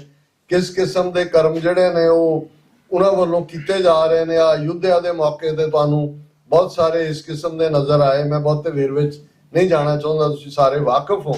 ਸੋ ਇਹ ਚੈਲੰਜਸ ਨੇ, ਉਹਨਾਂ ਨੇ ਪੈਰਲਲ ਇੱਕ ਥਾਟ ਲਿਆ ਕੇ ਤੁਹਾਡੇ ਖੜਾ ਕਰ ਦਿੱਤਾ। ਅਮਰੀਕਨ ਅਸੀਂ ਇੱਕ ਐਕਸਪ੍ਰੈਸ਼ਨ ਯੂਜ਼ ਕਰਦੇ ਹੁੰਦੇ, ਮੰਕੀ ਰੈਂਚ, ਕਿ ਤੁਸੀਂ ਭੱਜ ਰਹੇ ਹੋ ਤਾਂ ਮੰਕੀ ਰੈਂਚ ਜਿਹੜਾ ਤੁਹਾਡੇ ਸੁੱਟਿਆ, ਕੋਈ ਇੱਧਰ ਚੜ ਜਾਓ, ਕੋਈ ਉੱਧਰ ਨਹੀਂ। ਇਸ ਵੇਲੇ ਸਾਡੀ ਗੱਲ ਜਿਹੜੀ ਸਰ ਜੱਸਾ ਸਿੰਘ ਆਹਲੂਵਾਲੀਆ ਨੇ ਪਹਿਲੇ ਘੱਲੂਘਾਰੇ ਵੇਲੇ ਜਦੋਂ ਵਿਚਾਰ ਚੁਫੇਰੇ ਉਹ ਘਿਰ ਗਏ, ਅਬਦਾਲੀ 72 ਘੰਟੇ ਦੇ ਵਿੱਚ ਕਾਬਲ ਤੋਂ ਮਾਰਚ ਕਰਕੇ ਕੋਪਰਹੀੜੇ ਦੇ ਆਲੇ ਦੁਆਲੇ ਮੀਲਾਂ ਤੱਕ ਘੇਰਾ ਸੀ, ਤੇ ਮਿਸਲਾਂ ਦੇ ਸਰਦਾਰ ਵੀ ਨਾਲ ਸਨ। ਉਹਨਾਂ ਨੇ ਕਿਹਾ ਜੀ ਲੜਨ ਦੀ ਵਿਉਂਤ ਕੀ ਹੋਏ, ਮਿਸਲਾਂ ਦੇ ਝੰਡੇ। ਉਹਨਾਂ ਕਿਹਾ ਵੀ ਨਹੀਂ, ਮਿਸਲ ਵੰਡ ਅਬ ਕਬ ਹੂ ਨਾ ਪਾਓ, ਰਲ ਮਿਲ ਕੇ ਇਹ ਪੰਥ ਬਚਾਓ। ਇਸ ਵੇਲੇ ਤੁਹਾਡੀ ਸਟ੍ਰੈਟਜੀ ਦੇ ਵਿੱਚ ਸੋ ਇਹੀ ਮੈਂ ਤੁਹਾਨੂੰ ਵੀ ਸੁਨੇਹਾ ਦੇਣ ਆਇਆ ਕਿ ਭਾਈ ਆਪਸ ਦੇ ਵਿੱਚ ਸਿਰ ਜੋੜ ਕੇ ਬੈਠ ਕੇ ਕੌਮੀ ਘਰ ਦੇ ਲਈ, ਔਰ ਹੋਰ ਵੀ ਬਹੁਤ ਸਾਰੇ ਚੈਲੰਜਸ ਨੇ। ਜਦੋਂ ਮੈਂ ਵਿਚਰਦਾ ਹਾਂ, ਮੈਨੂੰ ਇਹ ਵੀ ਦੇਖਣ ਚ ਆਉਂਦਾ ਹੈ ਕਿ ਭਾਈ ਕਿਹਨਾਂ ਹਾਲਾਤਾਂ ਚੋਂ ਸਾਡੇ ਸ਼ਹੀਦ ਸਿੰਘਾਂ ਸਿੰਘਣੀਆਂ ਦੇ ਪਰਿਵਾਰ ਗੁਜ਼ਰੇ, ਅੱਜ ਵੀ ਕਿਵੇਂ ਉਹਨਾਂ ਦਾ ਵੀ ਜਿਹੜੇ ਵੀਰ ਭੈਣਾਂ ਸ਼ਹੀਦ ਪਰਿਵਾਰਾਂ ਦੀ ਸਾਂਭ ਸੰਭਾਲ ਕਰਦੇ ਨੇ। ਹੋਰ ਲੋੜਵੰਦ ਪੰਜਾਬ ਦੇ ਵਿੱਚ ਬੁਰਾ ਹਾਲ ਹੈ, ਨਾ ਇੰਪਲੋਇਮੈਂਟ ਹੈ, ਨਾ ਕੋਈ ਲੋੜਾਂ ਪੂਰੀਆਂ ਤਾਂ ਦੂਰ ਦੀ ਗੱਲ। ਵੱਡੀ ਗਿਣਤੀ ਦੇ ਵਿੱਚ ਮਾਸ ਮਾਈਗ੍ਰੇਸ਼ਨ, 3 ਲੱਖ ਤੋਂ 5 ਲੱਖ ਨੌਜਵਾਨ ਬੱਚੇ ਬੱਚੀਆਂ 18+ ਸਾਲ ਦੇ ਲਗਾਤਾਰਤਾ ਨਾਲ ਨਿਕਲ ਰਹੇ ਨੇ। ਸਿਸਟਮੈਟਿਕਲੀ ਡੈਮੋਗ੍ਰਾਫੀ ਬਦਲੀ ਜਾ ਰਹੀ ਹੈ, ਦੂਸਰਿਆਂ ਨੂੰ ਸੈਟਲ ਕੀਤਾ ਜਾ ਰਿਹਾ ਹੈ। ਔਰ ਈਵਨ ਜੇ ਉਸ ਸਿਸਟਮ 'ਚ ਰਹਿੰਦੇ ਆ ਕੋਈ ਤਬਦੀਲੀ ਕਰਨ ਦੀ ਕੋਸ਼ਿਸ਼ ਕਰਦਾ। ਭਾਈ ਅਮਰਿਤਪਾਲ ਸਿੰਘ ਉਹਨਾਂ ਦਾ ਕੇਸ ਤੁਹਾਡੇ ਸਾਹਮਣੇ ਹੈ। ਉਹਨਾਂ ਦੇ VOTING ਸਿਸਟਮ ਦੇ ਵਿੱਚ ਵੜ ਕੇ ਵੀ ਜੇ ਜਿੰਨੀਆਂ ਵੋਟਾਂ ਨਾਲ ਮੋਦੀ ਜਿੱਤਿਆ ਉਸ ਤੋਂ ਵੀ ਜ਼ਿਆਦਾ ਫਰਕ ਨਾਲ ਉਹ ਜਿੱਤਿਆ, ਲੇਕਿਨ NSA ਰਿਪੀਟਡਲੀ ਲਾ ਕੇ 2900 ਕਿਲੋਮੀਟਰ ਦੂਰ, ਅਸੀਂ ਕਾਲਾ ਪਾਣੀ ਦਾ ਇਤਿਹਾਸ ਪੜ੍ਹਿਆ ਹੋਇਆ ਹੈ, ਅਸੀਂ ਇਹ ਦੇਖ ਰਹੇ ਹਾਂ ਵੀ ਕਿਸ ਕਿਸਮ ਦੇ ਉਹਨਾਂ ਨੇ ਹਾਲਾਤ ਕ੍ਰੀਏਟ ਕੀਤੇ ਨੇ। ਸੋ ਕੋਈ ਨਹੀਂ, ਚੈਲੰਜਸ ਹੁੰਦੇ ਨੇ, ਦੁਸ਼ਮਣ ਬਾਤ ਕਰੇ ਅਨਹੋਣੀ, ਉਹਨਾਂ ਤੋਂ ਅਸੀਂ ਹੋਰ ਤਵੱਕੋ ਵੀ ਕੀ ਕਰ ਸਕਦੇ ਹਾਂ। ਪਰ ਸਾਡਾ ਆਪਸ ਦੇ ਵਿੱਚ ਸਿਰ ਜੋੜ ਕੇ ਬੈਠ ਕੇ, ਔਰ ਭਾਈ ਸ਼ਿੰਗਾਰਾ ਸਿੰਘ ਬੈਠੇ ਨੇ, ਮੀਡੀਆ ਰਾਹੀਂ ਇਹ ਗੱਲਬਾਤ ਲੱਖਾਂ ਲੋਕਾਂ ਤੱਕ ਪਹੁੰਚ ਰਹੀ ਹੈ। ਪਰ ਮੈਂ ਸਮਝਦਾ ਜਿਵੇਂ ਨੈਰੇਟਿਵ ਦੀ ਗੱਲ ਇੱਕ ਪਾਸਾ ਬਿਰਤਾਂਤ ਦੀ ਹੈ ਕਿ ਤੁਹਾਡਾ ਨੈਰੇਟਿਵ ਜਾਣਾ ਚਾਹੀਦਾ ਹੈ, ਪਰ ਤੁਹਾਡਾ ਨੈਰੇਟਿਵ ਜਾਣ ਲਈ ਤੁਹਾਡਾ ਮੀਡੀਆ, ਤੁਹਾਡੇ ਆਪਣੇ ਜਿਹੜੇ ਨੇ ਇੰਸਟਰੂਮੈਂਟ ਮੈਸੇਜ ਦੇਣ ਦੇ, ਉਹਨਾਂ ਨੂੰ ਵੀ ਸਟਰੈਂਥਨ ਕਰੀਏ। ਬਹੁਤ ਵਾਰ ਅਸੀਂ ਬਹੁਤ ਵੱਡੇ ਵੱਡੇ ਖਰਚੇ ਕਰਦੇ ਹਾਂ, ਵੱਡੇ ਵੱਡੇ ਨਗਰ ਜ਼ਰੂਰੀ ਵੀ ਹੈ, ਨਗਰ ਕੀਰਤਨ ਦੀ ਇੱਕ ਆਪਣੀ ਅਹਿਮੀਅਤ ਹੈ, ਉਹ ਵੀ ਸ਼ੋਅ ਆਫ ਸਟਰੈਂਥ ਹੈ। ਤੁਹਾਡੇ ਮੇਅਰ, ਤੁਹਾਡੇ ਕਾਂਗਰਸਮੈਨ, ਤੁਹਾਡੇ MP ਆਉਂਦੇ ਨੇ, ਉਹ ਤੁਹਾਡੀ ਪਾਵਰ ਨੂੰ ਦੇਖਦੇ ਨੇ, ਲੇਕਿਨ ਇਸ ਗੱਲ ਦਾ ਵੀ ਧਿਆਨ ਰਹੇ ਵੀ ਉਹਨਾਂ ਨੇ ਤਾਂ ਸਾਨੂੰ ਕਿਲ ਕਰਨ ਲਈ ਆ। ਤੁਸੀਂ ਤੁਹਾਡੇ ਯੂਰਪ ਦੀ NGO ਸੀ ਜਿਨ੍ਹਾਂ ਨੇ ਇੱਕ ਵੱਡਾ ਆਪਰੇਸ਼ਨ ਅਨਰੇਵਲ ਕੀਤਾ ਸੀ, ਡਿਸਇਨਫੋ ਲੈਬ, ਔਰ ਡਿਸਇਨਫੋ ਲੈਬ ਤੋਂ ਸਾਹਮਣੇ ਆਇਆ ਵੀ ਇੰਡੀਅਨ ਸਿਸਟਮ ਨੇ ਕਿੰਨੇ 100 ਜਾਲੀ ਆਪਣੇ ਨੈਟਵਰਕ ਦੇ ਲੋਕ ਬਣਾਏ ਹੋਏ ਨੇ, NGOs ਬਣਾਈਆਂ ਹੋਈਆਂ, ਉਹਨਾਂ ਦੇ ਵਿੱਚ ਈਵਨ UN ਦੀਆਂ ਜਿਹੜੇ ਮਰ ਚੁੱਕੇ ਨੇ ਉਹਨਾਂ ਦੇ ਨਾਵਾਂ ਦੀਆਂ ID ਵਾਲੇ, ਔਰ ਉਹਨਾਂ ਦੇ ਜਿਹੜੇ ਹੁਣ ANI ਨਿਊਜ਼ ਨੈਟਵਰਕ ਹੈ ਜਾਂ ਇੱਕ ਹੋਰ ਹੈ ਉਹਨਾਂ ਦਾ ਜਿਹੜਾ ਰਾਹ ਦਾ ਹੀ ਹੈ, ਉਹਨਾਂ ਨੇ ਰॉयटर ਦੇ ਨਾਲ, ਐਸੋਸੀਏਟਡ ਪ੍ਰੈਸ ਦੇ ਨਾਲ ਪਾਰਟਨਰਸ਼ਿਪਸ ਕੀਤੀਆਂ ਹੋਈਆਂ ਕਿ ਜਿਹੜੀ ਸਟੋਰੀ ਉਹਨਾਂ ਦੀ ਹੈ ਉਹੀ ਬਾਹਰਲੇ ਮੀਡੀਆ 'ਚ ਲੱਗਦੀ ਹੈ। ਤੇ ਸਾਨੂੰ ਪਹਿਲੀ ਵਾਰ ਰਿਲੀਫ ਮਿਲਿਆ ਜਦੋਂ ਕਿ ਇੱਥੋਂ ਦੀ ਸਟੋਰੀ ਮੁਤਾਬਕ ਉਹ ਜਿਹੜੇ ਨੇ ਐਕਸਪੋਜ਼ ਹੋਏ ਨੇ। ਸੋ ਮੈਂ ਸਮਝਦਾ ਵੀ ਜਿਸ ਫੀਲਡ 'ਚ ਵੀ ਕੋਈ ਕੰਮ ਕਰ ਰਿਹਾ ਔਰ ਇੱਕ ਪਾਰਟੀ ਦੇ ਨਾਲ, ਇਹ ਠੀਕ ਹੈ ਕਈ ਵਾਰ ਕਿਸੇ 'ਚ ਕਿੰਨਾ ਸਾਹ ਹੁੰਦਾ ਹੈ, ਕਿੰਨਾ ਕੁ ਕਿਸੇ ਨੇ ਤੁਰਨਾ ਹੈ, ਉਸ ਦਾ ਉਨਾ ਹੀ ਰੈਕਗਨਾਈਜ਼ ਕਰੋ ਤਾਂ ਕਿ ਅਸੀਂ ਆਪਸ ਦੇ ਵਿੱਚ ਜਿਹੜਾ ਬਹੁਤ ਵਾਰੀ ਇਹ ਟ੍ਰੇਟਰ ਔਰ ਗਦਾਰ ਦੇ ਟੈਗ ਸਾਰੇ ਪੀਰੀਅਡ ਦੇ ਵਿੱਚ ਵੰਡਦੇ ਹੈ, ਇਹ ਨੁਕਸਾਨਦੇਹ ਵੀ ਹੁੰਦਾ ਹੈ। ਔਰ ਇਸ ਗੱਲ ਦੇ ਉੱਤੇ ਰਹਿ ਕੇ ਭਾਈ ਜਿਹੜਾ ਈਵਨ ਮੈਂ ਤਾਂ ਇਹ ਕਹਿੰਦਾ ਵੀ ਜਿਹੜਾ ਗੁਰਦੁਆਰਾ ਸਾਹਿਬਾਨਾਂ 'ਚ ਗੁਰਮਤ ਦੀ ਵਿਦਿਆ, ਪੰਜਾਬੀ ਅੱਖਰ, ਦੂਜਾ ਹੋਰ ਕੁਛ ਨਹੀਂ ਕਰਦੇ, ਭਾਵੇਂ ਉਹ ਨਹੀਂ ਵੀ ਖੁੱਲ ਕੇ ਬਾਹਰ ਪ੍ਰੋਟੈਸਟ ਜਾਂ ਦੂਜਿਆਂ 'ਚ ਆਉਂਦੇ, ਉਹ ਵੀ ਸਰਵ ਕਰ ਰਹੇ ਨੇ ਸਾਡੇ ਕਾਜ਼ ਨੂੰ, ਕਿਉਂਕਿ ਇਸ ਵੇਲੇ ਸਾਡੀ ਡੂ ਔਰ ਡਾਈ ਬੈਟਲ ਹੈ। ਸਾਡੀ ਸਟਰੈਂਥ ਟੂਗੈਦਰਨੈਸ ਦੀ ਹੋਣੀ ਚਾਹੀਦੀ ਹੈ। ਔਰ ਇਹੀ ਮੈਸੇਜ ਮੈਂ ਇਸ ਪਲੇਟਫਾਰਮ ਤੋਂ ਜਿਹੜਾ ਉਹ ਤੁਹਾਡੇ ਤੱਕ ਵੀ ਔਰ ਜਿਹੜੇ ਇਸ ਪ੍ਰੋਗਰਾਮ ਨੂੰ ਦੇਖ ਰਹੇ ਨੇ, ਸੁਣ ਰਹੇ ਨੇ, ਉਹਨਾਂ ਤੱਕ ਵੀ ਪਹੁੰਚਾਉਣਾ ਚਾਹੁੰਦਾ। ਵਾਹਿਗੁਰੂ ਜੀ ਕਾ ਖਾਲਸਾ, ਵਾਹਿਗੁਰੂ ਜੀ ਕੀ ਫਤਿਹ। ਸੱਚੇ ਸਤਿਗੁਰਾਂ ਦੀ ਸਾਜੀ ਨਵਾਜੀ, ਸਤਿਸੰਗ ਜੀ, ਵਾਹਿਗੁਰੂ ਜੀ ਕਾ ਖਾਲਸਾ, ਵਾਹਿਗੁਰੂ ਜੀ ਕੀ ਫਤਿਹ। ਜਿਵੇਂ ਕਿ ਆਪ ਜੀ ਨੂੰ ਪਤਾ ਹੀ ਹੈ, ਸਾਡੇ ਕੋਲ ਸਰਦਾਰ ਗੁਰਦੇਵ ਸਿੰਘ ਜੀ TV 84 ਵਾਲੇ ਵੀ ਪਹੁੰਚੇ ਆ, ਪੰਜਾਬ ਚੈਨਲ ਤੋਂ ਭਾਈ ਸ਼ਿੰਗਾਰਾ ਸਿੰਘ, ਅਸੀਂ ਇਹਨਾਂ ਦੋਨਾਂ ਮੀਡੀਆ ਦਾ ਬਹੁਤ ਬਹੁਤ ਧੰਨਵਾਦ ਕਰਦੇ ਹਾਂ। ਤੇ ਸਾਡੇ ਕੋਲ ਮਹਾਨ ਵਿਦਵਾਨ ਡਾਕਟਰ ਅਮਰਜੀਤ ਸਿੰਘ ਜੋ ਵਰਲਡ ਸਿੱਖ ਪਾਰਲੀਮੈਂਟ ਵਿੱਚ ਸਪੀਕਰ ਦੀ ਸੇਵਾ ਵੀ ਇਹਨਾਂ ਨੇ ਕੀਤੀ ਪਿਛਲੇ ਹਫ਼ਤੇ, ਤੇ ਅਸੀਂ ਇੱਥੋਂ ਪ੍ਰਬੰਧਕ ਜਨ ਗਏ ਸੀ। ਜਿਵੇਂ ਕਿ ਅਸੀਂ ਦੇਖਿਆ ਵੀ ਭਾਈ ਸਾਹਿਬ ਜੀ ਨੇ ਉੱਦਾਂ ਕਿੱਦਾਂ ਹਰ ਐਂਗਲ ਤੋਂ ਆਪਾਂ ਨੂੰ ਦੱਸਿਆ ਵੀ ਕਿੱਦਾਂ ਆਪਾਂ ਜਿਹੜੇ ਸਰਕਾਰੀ ਪੈਂਤਰੀਆਂ ਉਹਨਾਂ ਤੋਂ ਕਿੱਦਾਂ ਬਚਣਾ। ਜਿਵੇਂ ਕਿ ਹੁਣ ਵੀ ਉਹਨਾਂ ਨੇ ਦੱਸਿਆ ਵੀ ਟਾਰਗੇਟ ਕਿਲਿੰਗ ਕਿੱਦਾਂ ਹੋ ਰਹੀ ਹੈ। ਪਹਿਲਾਂ ਇੱਕ ਸਮਾਂ ਸੀ 18ਵੀਂ ਸਦੀ ਦੀ ਆਪਾਂ ਗੱਲ ਕਰੀਏ, ਜਿਹੜਾ ਵੀ ਸਿੱਖ ਕਿਸੇ ਮਿਸਲ ਵਿੱਚ ਭਰਤੀ ਹੁੰਦਾ ਸੀ ਉਹਨੂੰ ਟਾਰਗੇਟ ਕਰਕੇ ਸਿੰਘ ਸ਼ਹੀਦ ਕੀਤਾ ਜਾਂਦਾ ਸੀ। ਤੇ ਅੱਜ ਵੀ ਜਿਹੜਾ ਮਿਸਲ ਸ਼ਬਦ ਹੈ ਦਾ ਭਾਈ ਸਾਹਿਬ ਜੀ ਦੇ ਆਪਾਂ ਵਿਚਾਰਾਂ ਤੋਂ ਵੀ ਸੁਣੀਦਾ ਵੀ ਮਿਸਲ ਸ਼ਬਦ ਉਹਨਾਂ ਨੇ ਅੱਜ ਵੀ ਮਿਸਲਾਂ ਨੂੰ ਟੱਚ ਕੀਤਾ। ਉਹ ਸ਼ਬਦ ਨੂੰ ਮਿਸਲ ਸ਼ਬਦ ਆਇਆ ਕਿੱਥੋਂ ਆ, ਤੇ ਜਦੋਂ ਅਸੀਂ ਉਹ ਜਰਮਨ ਦੇ ਵਿੱਚ ਫਰੈਂਕਫਰਟ ਦੇ ਵਿੱਚ ਦੇਖਿਆ ਵੀ ਵਰਲਡ ਸਿੱਖ ਪਾਰਲੀਮੈਂਟ ਬਹੁਤ ਸਿੰਘ ਆਏ ਸੀ ਹਰ ਪਾਸਿਓਂ, ਹਰ ਇੱਕ NGO, ਹਰ ਇੱਕ ਜਥੇਬੰਦੀ ਉਸਨੇ ਸ਼ਮੂਲੀਅਤ ਕੀਤੀ। ਤੇ ਮਿਸਲਾਂ ਵਿੱਚ ਵੀ ਇਦਾਂ ਦੀ ਵੀ ਮਿਸਲ ਜਿਹੜਾ ਸ਼ਬਦ ਸ਼੍ਰੀ ਅਕਾਲ ਤਖਤ ਸਾਹਿਬ ਤੇ ਦੱਸਿਆ ਜਾਂਦਾ ਸੀ ਵੀ ਹਰੇਕ ਜਥੇਬੰਦੀ ਨੇ ਕਿਹੜੇ ਸਾਲ ਕਿੰਨਾ ਕੰਮ ਕੀਤਾ, ਕਿੰਨੇ ਸਿੰਘ ਸਜਾਏ, ਉਹ ਕਿਤਾਬ ਨੂੰ ਮਿਸਲ ਕਿਹਾ ਜਾਂਦਾ ਸੀ। ਇਨ ਬਿਨ ਵਰਲਡ ਸਿੱਖ ਪਾਰਲੀਮੈਂਟ ਵਿੱਚ ਵੀ ਜੋ ਸੈਸ਼ਨ, 5ਵਾਂ ਸੈਸ਼ਨ ਵਿੱਚ ਵੀ ਹਰ ਇੱਕ NGO ਨੇ ਦੱਸਿਆ ਵੀ ਅਸੀਂ ਕਿਹੜੇ ਕਾਰਜ ਕੀਤੇ ਆ। 5ਵਾਂ ਸੈਸ਼ਨ ਸੀ ਇਹ, ਤੇ ਮੈਂ ਦੇਖਦਾ ਵੀ ਉਹ ਬਿਲਕੁਲ ਉਸੇ ਤਰ੍ਹਾਂ ਆ। ਤੇ ਭਾਈ ਸਾਹਿਬ ਨੇ ਸਪੀਕਰ ਦੀ ਸੇਵਾ ਨਿਭਾਈ ਤੇ ਹਰ ਇੱਕ ਗੁਰਬਾਣੀ ਦੀ ਪਕੜ ਤੋਂ ਅੱਜ ਵੀ ਉਹਨਾਂ ਨੇ ਦੱਸਿਆ। ਅਸੀਂ ਬਹੁਤ ਬਹੁਤ ਧੰਨਵਾਦ ਕਰਦੇ ਸੱਚੇ ਪਾਤਸ਼ਾਹ ਇਹਨਾਂ ਨੂੰ। ਇਸੇ ਤਰ੍ਹਾਂ ਜਿੱਦਾਂ ਗੁਰਬਾਣੀ ਦੇ ਨਾਲ ਸੰਗਤਾਂ ਨੂੰ ਜੋੜਦੇ ਆ, ਇਤਿਹਾਸ ਦੇ ਨਾਲ ਜੋੜਦੇ ਆ। ਭਾਈ ਸੁੱਖਾ ਤੇ ਭਾਈ ਜਿੰਦਾ ਉਹਨਾਂ ਦੀ ਗੱਲ ਕੀਤੀ, ਸ਼ਹੀਦੀ ਦਿਹਾੜਾ ਲੰਘ ਕੇ ਗਿਆ, ਉਹਨਾਂ ਨੇ ਮੈਂ ਅੱਜ ਵੀ ਇਹਨਾਂ ਦੇ ਵਿਚਾਰ ਸੁਣਦਾ ਸੀ। ਜੋ 8 ਅਕਤੂਬਰ ਨੂੰ ਉਹਨਾਂ ਨੇ ਚਿੱਠੀ ਲਿਖੀ 1992 ਵਿੱਚ ਸ਼ਹੀਦੀ ਜਾਮ ਬਾਟੇ ਪੀਣ ਤੋਂ ਇੱਕ ਦਿਨ ਪਹਿਲਾਂ, ਜੋ ਉਹਨਾਂ ਨੇ ਇੱਕ ਉਹ ਚਿੱਠੀ ਪੜ੍ਹ ਕੇ ਵੀ ਸੁਣਾਈ ਆ ਆਪਣੇ ਵਿਚਾਰਾਂ ਵਿੱਚ, ਬਈ ਜਦੋਂ ਸਾਡਾ ਖਾਲਿਸਤਾਨ ਤਾਂ ਘਰ ਬਣੂਗਾ, ਸਾਡਾ ਉਹ ਕਨਸਟੀਟਿਊਸ਼ਨ ਹੋਊਗਾ। ਉਹਨਾਂ ਨੇ ਦੱਸਿਆ ਵੀ ਸਿੰਘ ਸਜੋ ਗੁਰੂ ਵਾਲੇ ਬਣੋ, ਸ਼ਹੀਦੀ ਪਤਾ ਵੀ ਕੱਲ ਨੂੰ ਸ਼ਹੀਦੀ ਜਾਮ ਪੀ ਜਾਣਾ। ਇੱਕ ਦਿਨ ਪਹਿਲਾਂ ਉਹਨਾਂ ਨੇ ਦੱਸਿਆ ਵੀ ਹਰ ਇੱਕ ਸਿੱਖ ਕੇਸ ਰੱਖੋ, ਗੁਰੂ ਵਾਲੇ ਬਣੋ ਤੇ ਸ਼ਾਸਤਰ ਪਹਿਨ ਕੇ ਆਪਣੇ ਪੰਥ ਦੀ ਸੇਵਾ ਕਰੋ। ਇਹ ਆਪਾਂ ਉਹਨਾਂ ਸ਼ਹੀਦਾਂ ਸਿੰਘਾਂ ਨੂੰ ਸ਼ਰਧਾਂਜਲੀ ਵੀ ਆ। ਸਾਡੇ ਕੋਲ ਕੱਲ ਨੂੰ ਵੀ ਕਾਫੀ ਸਮਾਂ ਭਾਈ ਸਾਹਿਬ ਜੀ ਨੇ ਲੈਣਾ ਆ, ਬਹੁਤਾ ਸਮਾਂ ਆਪਾਂ ਨਹੀਂ ਲੈਂਦੇ। ਜਿਵੇਂ ਕਿ ਸਾਨੂੰ ਹੁਕਮ ਹੋਇਆ ਵੀ ਇੱਥੇ ਜਿੰਨੀ ਵੀ ਸੰਗਤ ਪਹੁੰਚੀ ਆ ਉਹਨਾਂ ਦਾ ਆਈ ਦਾ ਬਹੁਤ ਬਹੁਤ ਧੰਨਵਾਦ। ਜਿੱਦਾਂ ਭਾਈ ਸਾਹਿਬ ਨੇ ਦੱਸਿਆ ਬਈ ਜੰਗਨਾਮੇ ਦਾ ਲਿਖਾਰੀ ਤੇ ਕਾਜੀ ਨੂਰ ਮੁਹੰਮਦ, ਉਹ ਸਾਨੂੰ ਆਪਣੀ ਮਹਿਕ ਬਚਾਦਾ ਸਾਨੂੰ ਸੱਗ ਲਿਖਦਾ, ਸੱਗ ਦਾ ਮਤਲਬ ਕੁੱਤੇ ਹਨ ਲਿਖਦਾ। ਪਰ ਅੱਗੇ ਜਾ ਕੇ ਭਾਈ ਸਾਹਿਬ ਨੇ ਵੀ ਦੱਸਿਆ, ਜੰਗਨਾਮਾ ਆਪਾਂ ਸੁਣਿਆ ਵੀ ਆ, ਉਹ ਕਹਿੰਦਾ ਇਹਨਾਂ ਨੂੰ ਕੁੱਤੇ ਨਾ ਸਮਝਿਓ, ਇਹ ਸਿੱਖ ਉਹ ਆ, ਇਹਨੂੰ ਭੱਜੇ ਹੁੰਦਾ ਵੀ ਸਮਝਿਓ, ਇਹ ਭੱਜ ਕੇ ਨਹੀਂ ਜਾਂਦੇ, ਬਾਅਦ ਚ ਭੌਂ ਕੇ ਆਉਂਦੇ ਆ ਔਰ ਸਭ ਕੁਝ ਨਾਸ਼ ਕਰ ਦੇਣਗੇ। ਵੀ ਕਿੱਦਾਂ ਇਹਨਾਂ ਨੇ ਭਾਈ ਸਾਹਿਬ ਨੇ ਅੱਜ ਦੱਸਿਆ ਵੀ ਸਾਡੀ ਕਿੱਦਾਂ ਟਾਰਗੇਟ ਕਿਲਿੰਗ ਹੋ ਰਹੀ ਆ। ਅਸੀਂ ਭਾਈ ਸਾਹਿਬ ਨੂੰ ਬੇਨਤੀ ਕਰਾਂਗੇ ਵੀ ਅਸੀਂ ਵੀ ਯੂਰਪ ਵਿੱਚ ਰਹਿੰਦੇ ਆ, ਵੀ ਸਾਨੂੰ ਵੀ ਉਸ ਹਰ ਜਿੰਨੇ ਵੀ ਇੱਥੇ ਨੌਜਵਾਨ ਆਏ ਆ ਵੀ ਦੱਸੋ ਇਹਨਾਂ ਤੋਂ ਉਹਨਾਂ ਦਾ ਕੀ ਪੈਂਤਰਾ ਉਹਨਾਂ ਨੇ ਦੱਸਿਆ ਵੀ ਆ ਤੇ ਆਪਣਾ ਵੀ ਕੀ ਹੋਣਾ ਚਾਹੀਦਾ। ਇਹਨਾਂ ਦੇ ਭਾਈ ਸਾਹਿਬ ਨੇ ਦੱਸਿਆ ਵੀ ਆਪਾਂ ਜਥੇਬੰਦੀਆਂ ਤੋਂ ਉੱਪਰ ਉੱਠ ਕੇ ਇੱਕ ਜਿਹੜਾ ਪਲੇਟਫਾਰਮ ਆਪਣਾ ਬਣਾਇਆ, ਇੱਕ ਸਿਰ ਜੋੜ ਕੇ ਆਪਾਂ ਬੈਠੀਏ ਤੇ ਉਹਨਾਂ ਦੀ ਜਿਹੜੀ ਉਹਨਾਂ ਨੇ ਆਪਣੇ ਤੇ ਛੱਡ ਰਹੇ ਆ ਤੇ ਆਪਾਂ ਉਹਦੀ ਬਾਰ ਕਿੱਦਾਂ ਵਾਪਸ ਕਰਨਾ।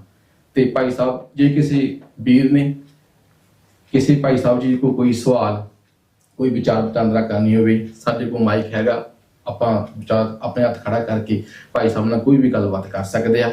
ਤੇ ਇਸ ਕਰਕੇ ਵੀ ਅਸੀਂ ਸੰਗਤ ਨੇ ਬਹੁਤ ਆਉਣਾ ਸੀ, ਕਿਉਂਕਿ ਕੱਲ ਨੂੰ ਨਗਰ ਕੀਰਤਨ ਵੀ ਆ, ਕਾਫੀ ਸਿੰਘਾਂ ਨੇ ਕੱਲ ਨੂੰ ਗੱਤਕੇ ਦੀ ਸੇਵਾ ਵਿੱਚ ਲੱਗਣਾ ਆ। ਇਸ ਕਰਕੇ ਉਹ ਨੌਜਵਾਨਾਂ ਨੇ ਤਿਆਰੀ ਕਰਨੀ ਆ ਤੇ ਕੱਲ ਨੂੰ ਕਾਫੀ ਸੰਗਤ ਆਪਣੇ ਦਰਬਾਰ ਹਾਲ ਵਿੱਚ ਵੀ ਕਾਫੀ ਸੰਗਤ ਹੋਊਗੀ। ਭਾਈ ਸਾਹਿਬ ਦੇ 12 ਵਜੇ ਇਹਨਾਂ ਦਾ ਟਾਈਮ ਆ। ਸਮੂਹ ਸੰਗਤ ਦੇ ਚਰਨਾਂ 'ਚ ਬੇਨਤੀ ਆ ਵੀ ਹਮ ਆ ਕੇ ਪਹੁੰਚਿਓ। ਜੇ ਕਿਸੇ ਵੀਰ ਨੇ ਕੋਈ ਸਵਾਲ ਪੁੱਛਣਾ ਤੇ ਜ਼ਰੂਰ ਗੱਲਬਾਤ ਆਪਣਾ ਹੱਥ ਕਰਕੇ ਭਾਈ ਸਾਹਿਬ ਜੀ ਨਾਲ ਵਿਚਾਰ ਵਟਾਂਦਰਾ ਕਰੋ। ਇਹ ਆਪਣਾ ਕੋਈ ਲਾਹਾ ਆ ਵੀ ਆਪਣੇ ਕੌਮ ਦੇ ਵਿਦਵਾਨ ਮਹਾਨ ਵਿਦਵਾਨ ਜਿਹਨੇ ਹਰ ਐਂਗਲ ਤੋਂ ਬੋਲਦੇ ਆ।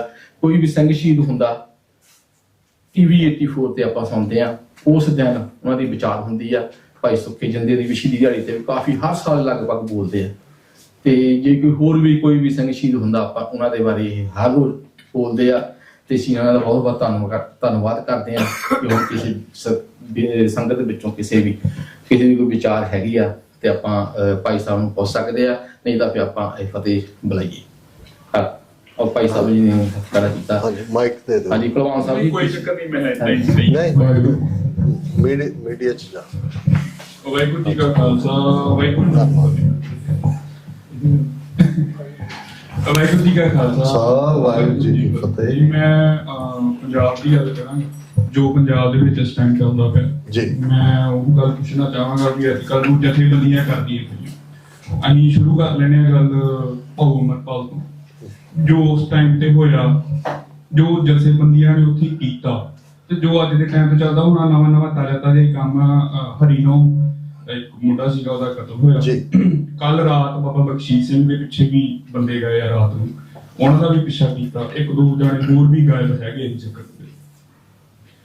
ਮੈਂ ਪੁੱਛਣਾ ਚਾਹੁੰਦਾ ਵੀ ਜਿਹੜੀਆਂ ਜਥੇਬੰਦੀਆਂ ਜਿਹੜੇ ਪੁਰਾਣੇ ਸੰਘਰਸ਼ੀ ਸੀਗੇ ਜਿਨ੍ਹਾਂ ਨੇ ਬਹੁਤ ਟਾਈਮ ਕੱਢਿਆ ਇਸ ਚੀਜ਼ ਦੇ ਵਿੱਚ, ਉਹਨਾਂ ਦਾ ਅੱਜ ਜਿਹੜਾ ਟਾਈਮ ਪੀਰੀਅਡ ਹੈ, ਜੇ ਕੋਈ ਨਵਾਂ ਮੁੰਡਾ ਹੁੰਦਾ ਉਹਨੂੰ ਗਾਂ ਲੈ ਕੇ ਆਉਣ ਦੀ ਬਜਾਏ ਉਹਨੂੰ ਥੱਲੇ ਕਿਉਂ ਸੁੱਟਦੇ? ਦੂਜਾ ਸਿਸਟਮ ਇਹ ਆ ਵੀ ਸੋਸ਼ਲ ਮੀਡੀਆ ਦੇ ਉੱਤੇ ਬਹਿ ਕੇ ਜ਼ਿਆਦਾ ਗੱਲ ਕਿਉਂ ਕਰਦੇ, ਇਕੱਠ ਕਿਉਂ ਨਹੀਂ ਹੁੰਦੇ? ਦੂਜੀ ਗੱਲ, ਅਕਾਲ ਤਖਤ ਸਾਹਿਬ ਦੇ ਉੱਤੇ ਸਾਨੂੰ ਸਾਰਿਆਂ ਨੂੰ ਪਤਾ ਹੈ ਕਿ ਕੋਈ ਝੂਠ ਨਹੀਂ ਹੈਗਾ। ਜੇ ਕਿਸੇ ਨੂੰ ਗੁੱਸਾ ਵੀ ਲੱਗਦਾ ਤੇ ਮੇਰੇ ਹਿਸਾਬ ਨਾਲ ਜਾਇਜ਼ ਜੀ। ਲੱਗਣਾ ਵੀ ਚਾਹੀਦਾ। ਸਾਡੇ ਜਥੇਦਾਰ ਕੀ ਕਰਦੇ ਆ, ਨਾ ਕੋਈ ਕਿਸੇ ਗੱਲ 'ਚ ਗੱਲ ਕਰਦੇ, ਜੇ ਕੋਈ ਪੜਿਆ ਜਾਂਦਾ ਤਾਂ ਵੀ ਨਹੀਂ ਬੋਲਦੇ। ਨਾਰਮਲੀ ਹਰ ਇੱਕ ਗੱਲ ਤੇ ਚੁੱਪ ਹੀ ਹੈ। ਤੇ ਆਪਾਂ ਬਾਕੀ ਕੰਮ ਕਰਨ ਦੀ ਬਜਾਏ ਕੋਈ ਇਦਾਂ ਦਾ ਮੌਕਾ ਕਿਉਂ ਨਹੀਂ ਬਣਾਉਂਦੇ ਜਿੱਥੇ ਸਾਰਿਆਂ ਦਾ ਇਕੱਠ ਹੋਵੇ, ਜਿੱਥੇ ਸਾਰਿਆਂ ਦੀ ਕੋਈ ਗਲਤੀਆਂ ਜਾਂ ਕਿਸੇ ਨੇ ਕੁਝ ਕੀਤਾ ਉਹ ਬਹਿ ਕੇ ਸੋਲਵ ਕਰ ਲਿੱਤਾ ਜਾਵੇ ਤੇ ਗਾਂ ਕੁਝ ਅੱਗੇ ਚੰਗਾ ਕੀਤਾ ਜਾਵੇ। ਮੈਂ ਇਹ ਗੱਲ ਤੇ ਤੁਹਾਨੂੰ ਗੱਲ ਪੁੱਛਣਾ ਚਾਹਾਂਗਾ, ਇਹਦਾ ਕੋਈ ਹੱਲ ਕੀਤਾ ਜਾਵੇ। ਕਿਉਂਕਿ ਮੇਨ ਚੀਜ਼ ਖਾਲਿਸਤਾਨ ਤੇ ਹੀ ਪੰਜਾਬ 'ਚ ਬਣਾਉਣਾ, ਜੇ ਉੱਥੇ ਕੁਝ ਸਹੀ ਨਹੀਂ ਤੇ ਫਿਰ ਇਹ ਕਿੱਦਾਂ ਚੱਲ ਪਾਉਂਦੇ? ਠੀਕ। ਦੇਖੋ, ਤੁਸੀਂ ਆਪਣੇ ਵਿਚਾਰ ਦੇ ਵਿੱਚ 2-3 ਸਵਾਲ ਖੜੇ ਕੀਤੇ ਨੇ। ਪਹਿਲਾ ਤਾਂ ਅਕਾਲ ਤਖਤ ਸਾਹਿਬ ਜਾਂ ਉਹਨਾਂ ਦੀ ਜਿਹੜੀ ਧਾਰਮਿਕ ਬਾਡੀ, ਜਿਹੜੀ ਅਕਾਲੀ ਦਲ ਦੀ ਸ਼੍ਰੋਮਣੀ ਕਮੇਟੀ, ਉਹਨਾਂ ਦਾ ਰੋਲ ਕਿ ਉਹ ਕੋਈ ਲੀਡ ਦੇ ਉੱਤੇ ਕਿਉਂ ਨਹੀਂ ਨੇ, ਜਾਂ ਟੁਗੈਦਰਨੈਸ, ਜਾਂ ਚੁੱਪ ਕਿਉਂ ਨੇ, ਜਾਂ ਆਵਾਜ਼ ਕਿਉਂ ਨਹੀਂ ਚੁੱਕਦੇ। ਦੇਖੋ, ਸਾਨੂੰ ਇਹ ਸਮਝ ਲੈਣਾ ਚਾਹੀਦਾ ਹੈ ਕਿ ਬਾਦਲ ਪੀਰੀਅਡ ਦੇ ਵਿੱਚ ਮੈਂ ਅਕਸਰ ਇੱਕ ਸਟੇਟਮੈਂਟ ਜ਼ਰੂਰ ਦਿੰਦਾ ਹੈ ਵੀ 5.5 ਸਦੀਆਂ 'ਚ ਕਿਸੇ ਵੀ ਜ਼ਾਬਰ ਨੇ, ਉਹ ਭਾਵੇਂ ਜ਼ਕਰੀਆ ਖਾਨ ਸੀ ਜਾਂ ਔਰੰਗਜ਼ੇਬ ਸੀ ਜਾਂ ਕੋਈ ਹੋਰ ਸੀ, ਸਿੱਖਾਂ ਦਾ ਇੰਨਾ ਨੁਕਸਾਨ ਨਹੀਂ ਕੀਤਾ ਜਿੰਨਾ ਕਿ ਬਾਦਲ ਕੋੜਮੇ ਨੇ ਕੀਤਾ, ਕਿਉਂਕਿ ਇਹਨਾਂ ਨੇ ਸਿੱਖਾਂ ਦੀਆਂ ਇੰਸਟੀਟਿਊਸ਼ਨਸ ਡਿਸਟਰੋਏ ਕੀਤੀਆਂ। ਬੁੱਚੜ ਬੇਅੰਤੇ ਨੇ ਵੀ ਸਿੱਖ ਮਾਰੇ ਹੋਣਗੇ, ਇਹਦੇ ਥੱਲੇ ਸਾਰੀਆਂ ਹੀ ਸ਼੍ਰੋਮਣੀ ਕਮੇਟੀ, ਅਕਾਲ ਤਖਤ, ਅੱਜ ਹਾਲ ਹੀ ਦੇਖੋ ਤਖਤ ਸ੍ਰੀ ਹਜ਼ੂਰ ਸਾਹਿਬ ਕਮੇਟੀ, ਪਟਨਾ ਸਾਹਿਬ ਕਮੇਟੀ, ਹਰਿਆਣੇ ਵਾਲੇ ਬਰਾਬਰ ਤੇ ਦਿੱਲੀ ਬੀਜੇਪੀ ਦੀ ਐਕਸਟੈਂਸ਼ਨ, ਔਰ ਸ਼੍ਰੋਮਣੀ ਕਮੇਟੀ ਦਾ ਹਾਲ ਵੀ ਤੁਹਾਡੇ ਸਾਹਮਣੇ। ਸੋ ਇਹ ਗੱਲ ਸਾਨੂੰ ਮੰਨ ਲੈਣੀ ਹੋਏਗੀ ਕਿ ਭਾਈ ਉਹਨਾਂ ਨੇ ਸਾਡਾ ਕੋਈ ਵੀ ਸੈਂਟਰਲ ਪਲੇਸ ਜਿੱਥੋਂ ਕਿ ਅਗਵਾਈ ਨਿਕਲ ਸਕਦੀ ਸੀ ਉਸ ਨੂੰ ਜਾਂ ਤਾਂ ਕੁਆਇਟ ਕਰ ਦਿੱਤਾ ਹੈ, ਜਾਂ ਉੱਥੇ ਆਪਣੇ ਬੰਦੇ ਫਿੱਟ ਕਰ ਦਿੱਤੇ ਨੇ, ਜਾਂ ਉਹਦੇ 'ਚ ਭੰਬਲ ਭੂਸਾ। ਇਹ ਪਹਿਲਾ ਪਾਰਟ ਹੈ। ਹਾਲਾਂਕਿ ਕੁਝ ਸਾਡੇ ਵੀਰ ਭੈਣਾਂ ਨੂੰ ਲੱਗਦਾ ਹੈ ਜੇ ਸ਼੍ਰੋਮਣੀ ਕਮੇਟੀ ਦੀਆਂ ਚੋਣਾਂ ਹੋ ਜਾਣ, ਆਪਣੇ ਬੰਦੇ ਉਹਦੇ 'ਚ ਜਿੱਤ ਜਾਣ। ਇਸ ਗੱਲ ਦਾ ਧਿਆਨ ਰੱਖੋ। ਮੈਂ ਅਕਸਰ ਕੱਲ ਵੀ ਪਰਸੋਂ ਦੀ ਇੱਕ ਵਿਚਾਰ ਉੱਥੋਂ ਦੇ ਇਟਲੀ ਦੇ ਗੁਰਦੁਆਰਾ ਸਾਹਿਬ 'ਚ 30-35 ਨੌਜਵਾਨ ਇਕੱਠੇ ਸੀ, ਮੈਂ ਉਹਨਾਂ ਨੂੰ ਕਿਹਾ ਸੀ, ਮੈਂ ਕਿਹਾ ਕਿ 1978 ਤੋਂ ਵੱਡਾ ਤਾਂ ਕੋਈ ਵਾਕਿਆ ਸਾਡੇ ਪੀਰੀਅਡ ਦੇ ਹੁਣ 'ਚ ਨਹੀਂ ਹੋਇਆ, 84 ਤੋਂ ਪਹਿਲਾਂ। 1979 ਦੇ ਵਿੱਚ ਸ਼੍ਰੋਮਣੀ ਕਮੇਟੀ ਦੀਆਂ ਚੋਣਾਂ ਜਿਹੜੀਆਂ ਦਲ ਖਾਲਸਾ ਫਰੰਟ ਦੇ ਤੌਰ ਤੇ ਲੜੀਆਂ ਗਈਆਂ, ਸਪੋਰਟ ਪੂਰੀ ਪੰਥਕ ਜਥੇਬੰਦੀਆਂ ਦੀ ਸੀ। ਸ਼ਹੀਦ ਭਾਈ ਅਮਰੀਕ ਸਿੰਘ ਬਿਆਸ ਤੋਂ ਖੜੇ ਸਨ ਸ਼੍ਰੋਮਣੀ ਕਮੇਟੀ ਦੇ ਲਈ, ਜੀਵਨ ਸਿੰਘ ਉਮਰਾ ਨੰਗਲ ਬਾਦਲ ਦਲ ਵੱਲੋਂ ਸੀ। ਸਿਰਫ 4 ਸੀਟਾਂ ਸ਼੍ਰੋਮਣੀ ਕਮੇਟੀ ਦੀਆਂ। ਇਹਦੇ ਬਾਵਜੂਦ 78 'ਚ 13 ਸਿੰਘਾਂ ਦੀ ਸ਼ਹਾਦਤ ਹੋ ਚੁੱਕੀ ਸੀ, ਬਾਦਲ ਕਿਆਂ ਨੂੰ ਪੂਰਾ ਚੈਲੰਜ ਹੋ ਚੁੱਕਾ ਸੀ। ਇਹਦੇ ਬਾਵਜੂਦ, ਕਿਉਂਕਿ ਇਹ ਉਹਨਾਂ ਨੇ ਮੈਨੇਜ ਕਰ ਲੈਣੀਆਂ ਹੁੰਦੀਆਂ ਨੇ, ਕਿਵੇਂ ਰਹਿਣਾ ਉਹਨਾਂ ਨੇ ਤੁਹਾਨੂੰ ਕਰਵਾਉਣਗੇ ਉਦੋਂ ਜਦੋਂ ਕਿ ਉਹਨਾਂ ਦਾ ਹੁਣ ਸਾਡੀ ਮੂਵਮੈਂਟ ਸ਼ੁਰੂ ਹੋਈ ਤੇ 1979 ਤੋਂ ਬਾਅਦ ਤੁਸੀਂ ਦੇਖੋਗੇ ਕਿ 1996 ਦੇ ਵਿੱਚ ਸ਼੍ਰੋਮਣੀ ਕਮੇਟੀ ਚੋਣਾਂ ਹੋਈਆਂ। 19 ਸਾਲ ਉਹਨਾਂ ਨੇ ਨਹੀਂ ਕਰਵਾਈਆਂ, ਕਿਉਂਕਿ ਜੇ ਇਨ ਬਿਟਵੀਨ ਹੁੰਦੀਆਂ ਤੇ ਪੰਥਕ ਸੋਚ ਵਾਲੇ ਸਿੰਘਾਂ ਨੇ ਸ਼੍ਰੋਮਣੀ ਕਮੇਟੀ ਜਾਣਾ ਔਰ ਧਾਰਮਿਕ ਤਬਦੀਲੀ ਹੋਣੀ ਸੀ। ਸੋ ਉੱਥੋਂ ਆਸ ਦੀ ਗੱਲ ਨਹੀਂ। ਦੂਸਰਾ ਪਾਰਟ ਤੁਹਾਡਾ ਕੰਸਰਨ ਬਿਲਕੁਲ ਜਾਇਜ਼ ਹੈ ਕਿ ਬਹੁਤ ਵਾਰ ਜਿਹੜੀ ਸਥਾਪਿਤ ਲੀਡਰਸ਼ਿਪ ਹੁੰਦੀ ਹੈ ਕਿਸੇ ਫੀਲਡ ਦੇ ਵੀ ਹੋਏ, ਅਕਾਲੀਆਂ ਦੀ ਕੀ ਪ੍ਰੋਬਲਮ ਸੀ ਸੰਤ ਭਿੰਡਰਾਂ ਵਾਲਿਆਂ ਨਾਲ ਜਾਂ ਨੌਜਵਾਨਾਂ ਨਾਲ, ਕਿਉਂਕਿ ਇਹ ਅਕਾਲੀ ਦਲ ਦਾ ਇਤਿਹਾਸ ਕੋਈ ਛੋਟਾ ਨਹੀਂ ਹੈ। ਇਹੀ ਅਕਾਲੀ ਗੱਡੀਆਂ ਥੱਲੇ ਲੰਮੇ ਪਏ ਸੀ, ਗੁਰੂ ਕੇ ਬਾਗ ਦੀ ਲੈ ਗਏ ਸੀ। ਪੰਜਾਬੀ ਸੂਬਾ ਮੋਰਚਾ ਵੀ 100 ਸਾਲ ਪੁਰਾਣੀ ਪਾਰਟੀ, ਪਰ ਜਿਉਂ ਹੀ ਸੰਤ ਭਿੰਡਰਾਂ ਵਾਲੇ ਜਾਂ ਦੂਸਰੀਆਂ ਜਥੇਬੰਦੀਆਂ ਜਿਹੜੀਆਂ ਪੰਥਕ, ਉਹ ਇਨਸਿਕਿਉਰ ਹੋ ਗਏ ਔਰ ਉਹਨਾਂ ਨੇ ਪੂਰਾ ਇੱਕ ਧਿਰ ਬਣੇ ਵੀ ਕਿਸੇ ਨਾ ਕਿਸੇ ਤਰੀਕੇ ਨਾਲ ਸਬਡਿਊ ਕੀਤਾ ਜਾਏ। ਇਹ ਵੱਖਰੀ ਕਹਾਣੀ ਹੈ ਕਿ ਅਲਟੀਮੇਟਲੀ ਉਹਨਾਂ ਦੀ ਮਜਬੂਰੀ ਵੀ ਸੀ ਧਰਮ ਯੁੱਧ ਮੋਰਚਾ ਉਹਦੇ ਨਾਲ ਲੱਗਣਾ ਜਾਂ ਜੋੜਨਾ। ਔਰ ਇਹੀ ਟ੍ਰੈਂਡ ਈਵਨ ਸਾਡੀਆਂ ਜਥੇਬੰਦੀਆਂ ਦੇ ਵਿੱਚ ਵੀ ਵਕਤ ਦੇ ਨਾਲ ਆਇਆ, ਹੁਣ ਨਹੀਂ ਆਇਆ। ਈਵਨ ਜਦੋਂ ਸਾਡਾ ਜੁਝਾਰੂ ਸੰਘਰਸ਼ ਵੀ ਚੱਲ ਰਿਹਾ ਸੀ ਉਦੋਂ ਵੀ ਅਨਫੋਰਚੂਨੇਟਲੀ ਥੋੜਾ ਬਹੁਤ ਈਰਖਾ ਫੈਕਟਰ ਕਿਤੇ ਨਾ ਕਿਤੇ ਔਨ ਪਲੇਸ ਸੀ। ਮੈਂ ਇਹਨੂੰ ਡਿਨਾਈ ਨਹੀਂ ਕਰਾਂਗਾ, ਕਿਉਂਕਿ ਜਦੋਂ ਤੁਸੀਂ ਕਿਸੇ ਸਿਚੁਏਸ਼ਨ ਦਾ ਪੋਸਟਮਾਰਟਮ ਕਰਦੇ ਹੋ ਤਾਂ ਫਿਰ ਇਮਾਨਦਾਰੀ ਇਹੀ ਹੁੰਦੀ ਹੈ ਕਿ ਤੁਸੀਂ ਉਸ ਸਭ ਨੂੰ ਸਮਝੋ। ਪਰ ਮੈਂ ਸਮਝਦਾ ਵੀ ਹੁਣ ਅਸੀਂ ਆਮ ਵਾਸਟ ਮਾਸਿਸ ਤੇ ਆ ਜਾਈਏ। ਜਿਵੇਂ ਤੁਸੀਂ ਕਿਹਾ ਵੀ ਲੋਕ ਦੇਖੋ, ਪੰਜਾਬ ਦੀ ਧਰਤੀ ਤੇ ਸਤਿਗੁਰਾਂ ਦੀ ਇੰਨੀ ਕਮਾਈ ਹੈ ਕਿ ਸਿੱਖੀ ਦੀਆਂ ਜੜ੍ਹਾਂ ਪਤਾਲ 'ਚ ਨੇ। ਔਰ ਵਕਤਨ ਬਾ ਵਕਤਨ ਜਦੋਂ ਵੀ ਹੁਣ ਦੀਪ ਸਿੱਧੂ, ਹਾਲਾਂ ਉਹਨਾਂ ਦਾ ਜਿਸ ਲੈਵਲ ਤੋਂ ਫਿਲਮ ਇੰਡਸਟਰੀ ਦੂਜੇ ਤੀਜੇ 'ਚੋਂ ਮੁੜੇ, ਸਿੱਖੀ ਸਰੂਪ ਵੀ ਨਹੀਂ ਸੀ, ਪਰ ਜੋ ਗੱਲ ਉਹਨਾਂ ਨੂੰ ਸਮਝ ਆਈ, ਜਦੋਂ ਉਹਨਾਂ ਇਹ ਕਿਹਾ ਵੀ ਗੱਲ ਫਸਲਾਂ ਦੀ ਨਹੀਂ ਹੈ, ਗੱਲ ਨਸਲਾਂ ਦੀ ਵੀ ਹੈ। ਅਸੀਂ ਇਹ ਦੇਖਦੇ ਹਾਂ ਕਿ ਪੰਜਾਬ ਤੋਂ ਲੈ ਕੇ ਦਿੱਲੀ ਤੱਕ ਕਿਸਾਨ ਮੂਵਮੈਂਟ ਦੇ ਵਿੱਚ ਇੱਕ ਪ੍ਰਭਾਵ ਬਣਨਾ ਸ਼ੁਰੂ ਹੋਇਆ, ਇੱਕ ਡਾਇਲੌਗ ਸ਼ੁਰੂ ਹੋਇਆ। ਹਾਲਾਂਕਿ ਕਾਮਰੇਡੀ ਲੀਡਰਸ਼ਿਪ ਸੀ ਬਹੁਤੀ, ਉਹ ਇਨਸਿਕਿਉਰ ਹੋਏ, ਉਹਨਾਂ ਨੇ ਆਪਣੇ ਕਿਸਮ ਦੇ ਨਾਲ ਸਬਡਿਊ ਕਰਨਾ ਚਾਹਿਆ, ਪਰ ਹੌਲੀ ਹੌਲੀ ਹੌਲੀ ਮੈਂ ਸਮਝਦਾ ਅੰਮ੍ਰਿਤਪਾਲ ਸਿੰਘ ਜਿਹੜੇ 18 ਸਾਲ ਦੀ ਲਗਭਗ ਉਮਰ 'ਚ ਦੁਬਈ ਚਲੇ ਜਾਂਦੇ ਨੇ, ਸਿੱਖੀ ਸਰੂਪ ਵੀ ਨਹੀਂ ਹੁੰਦਾ, ਉੱਥੇ ਬੈਠਿਆਂ ਉਹ ਆਪਣੇ ਆਪ ਨੂੰ ਪੂਰਾ ਇਤਿਹਾਸ ਨਾਲ, ਪ੍ਰੋਬਲਮਸ ਨਾਲ ਆਪਣੇ ਆਪ ਨੂੰ ਪੂਰਾ ਸਮਝਦੇ ਨੇ, ਔਰ ਜਦੋਂ ਫੀਲਡ ਦੇ ਵਿੱਚ ਉਹ ਉਤਰਦੇ ਨੇ, ਅੰਮ੍ਰਿਤਪਾਨ ਕਰਦੇ ਨੇ, ਪੰਜਾਬ 'ਚ ਖਾਲਸਾ ਵਹੀਰ, ਨਸ਼ੇ ਛਡਾਓ, ਔਰ ਉਹ ਵਾਰਿਸ ਪੰਜਾਬ ਦੇ ਦੀਪ ਸਿੱਧੂ ਨੂੰ ਤਾਂ ਫੁੱਲ ਬਲੂਮ ਦਾ ਮੌਕਾ ਨਹੀਂ ਮਿਲਿਆ, ਏਜੰਸੀਆਂ ਨੇ ਆਪਣਾ ਕੰਮ ਕਰ ਦਿੱਤਾ, ਪਰ ਤੁਸੀਂ ਇਹ ਦੇਖੋ ਵੀ ਜਿਹੜੀ ਮਾਸ ਸਪੋਰਟ ਸੀ ਉਹ ਭਾਈ ਅੰਮ੍ਰਿਤਪਾਲ ਸਿੰਘ ਦੇ ਲਈ ਆਈ। ਕੱਲਾ ਉਹੀ ਨਹੀਂ, ਜੇ ਫਰੀਦਕੋਟ ਜਾਂ ਖਡੂਰ ਸਾਹਿਬ ਦੇ ਹਲਕੇ ਚੋਂ ਦੋਨੋਂ ਇਹ ਸਾਡੇ ਸਿੰਘ ਜਿੱਤਦੇ ਨੇ, ਭਾਈ ਅੰਮ੍ਰਿਤਪਾਲ ਸਿੰਘ ਬਿਹਾਈਂਡ ਬਾਰਸ ਨੇ, ਭਾਈ ਸਰਬਜੀਤ ਸਿੰਘ ਜਿਹੜੇ ਭਾਵੇਂ ਪਹਿਲਾਂ 2 ਵਾਰ ਲੂਜ਼ ਕਰ ਚੁੱਕੇ ਸੀ ਇਲੈਕਸ਼ਨ, ਇਹ ਪੰਜਾਬ ਦੇ ਲੋਕਾਂ ਦਾ ਵਰਤਾਰਾ ਹੈ ਕਿ ਭਾਈ ਉਹਨਾਂ ਨੇ ਦੱਸਿਆ ਵੀ ਉਹ ਕਿੱਥੇ ਖੜੇ ਨੇ। ਸੋ ਮੈਨੂੰ ਇਹ ਲੱਗਦਾ ਹੈ ਵੀ ਥੋੜਾ ਬਹੁਤ ਇਹ ਜਿਹੜਾ ਆਪਸੀ ਮਨਮੁਟਾਵ ਹੈ ਇਹ ਹੋਣਾ, ਹੁੰਦੇ ਵੀ ਰਹਿਣਾ। ਜਿਵੇਂ ਮੈਂ ਮਿਸਲ ਪੀਰੀਅਡ ਦੀ ਗੱਲ ਕੀਤੀ, ਤੇ ਅੱਜ ਵੀ ਸਾਡੀ ਕੋਸ਼ਿਸ਼ ਘੱਟੋ ਘੱਟ ਮੈਂ ਇੰਡੀਵਿਜੂਅਲ ਜ਼ਰੂਰ ਕਹਿ ਸਕਦਾ, ਬੇਸ਼ੱਕ ਅਸੀਂ ਉਸ ਧਿਰ ਦੇ ਨਾਲ ਤੁਰੇ, ਅੱਜ ਵੀ ਜਦੋਂ ਅਸੀਂ ਗੱਲ ਕਰਦੇ ਹਾਂ ਜਿਹੜੀ 4 ਜੁਝਾਰੂ ਜਥੇਬੰਦੀਆਂ, ਪੰਥਕ ਕਮੇਟੀ, ਪਰ ਅਸੀਂ ਇਸ 40 ਸਾਲ ਦੇ ਲਗਭਗ ਪੀਰੀਅਡ ਦੇ ਵਿੱਚ ਜਨਰਲ ਔਰ 91 ਤੋਂ ਜਦੋਂ ਸੇਵਾ ਲਈ, ਮੇਰਾ ਹਮੇਸ਼ਾ ਇਹ ਰਿਹਾ ਕਿ ਹਮਰਾ ਧੜਾ ਹਰ ਰਹਾ ਸਮਾਈ, ਕਿ ਜਿਹੜਾ ਵੀ ਗੁਰੂ ਪੰਥ ਦੀ ਗੱਲ ਕਰਦੇ ਉਹ ਕਿਸੇ ਵੀ ਪਲੇਟਫਾਰਮ ਤੋਂ ਹੈ, ਸਾਂਝ ਕੀਚੈ ਗੁਣਾ ਕੇਰੀ ਛੋੜ ਆਪਗੜ ਚੱਲੀ ਹੈ, ਕਮਜ਼ੋਰੀਆਂ ਵੀ ਹੋਣਗੀਆਂ, ਅਸੀਂ ਸਾਂਝ ਗੁਣਾ ਦੀ ਕਰਾਂਗੇ।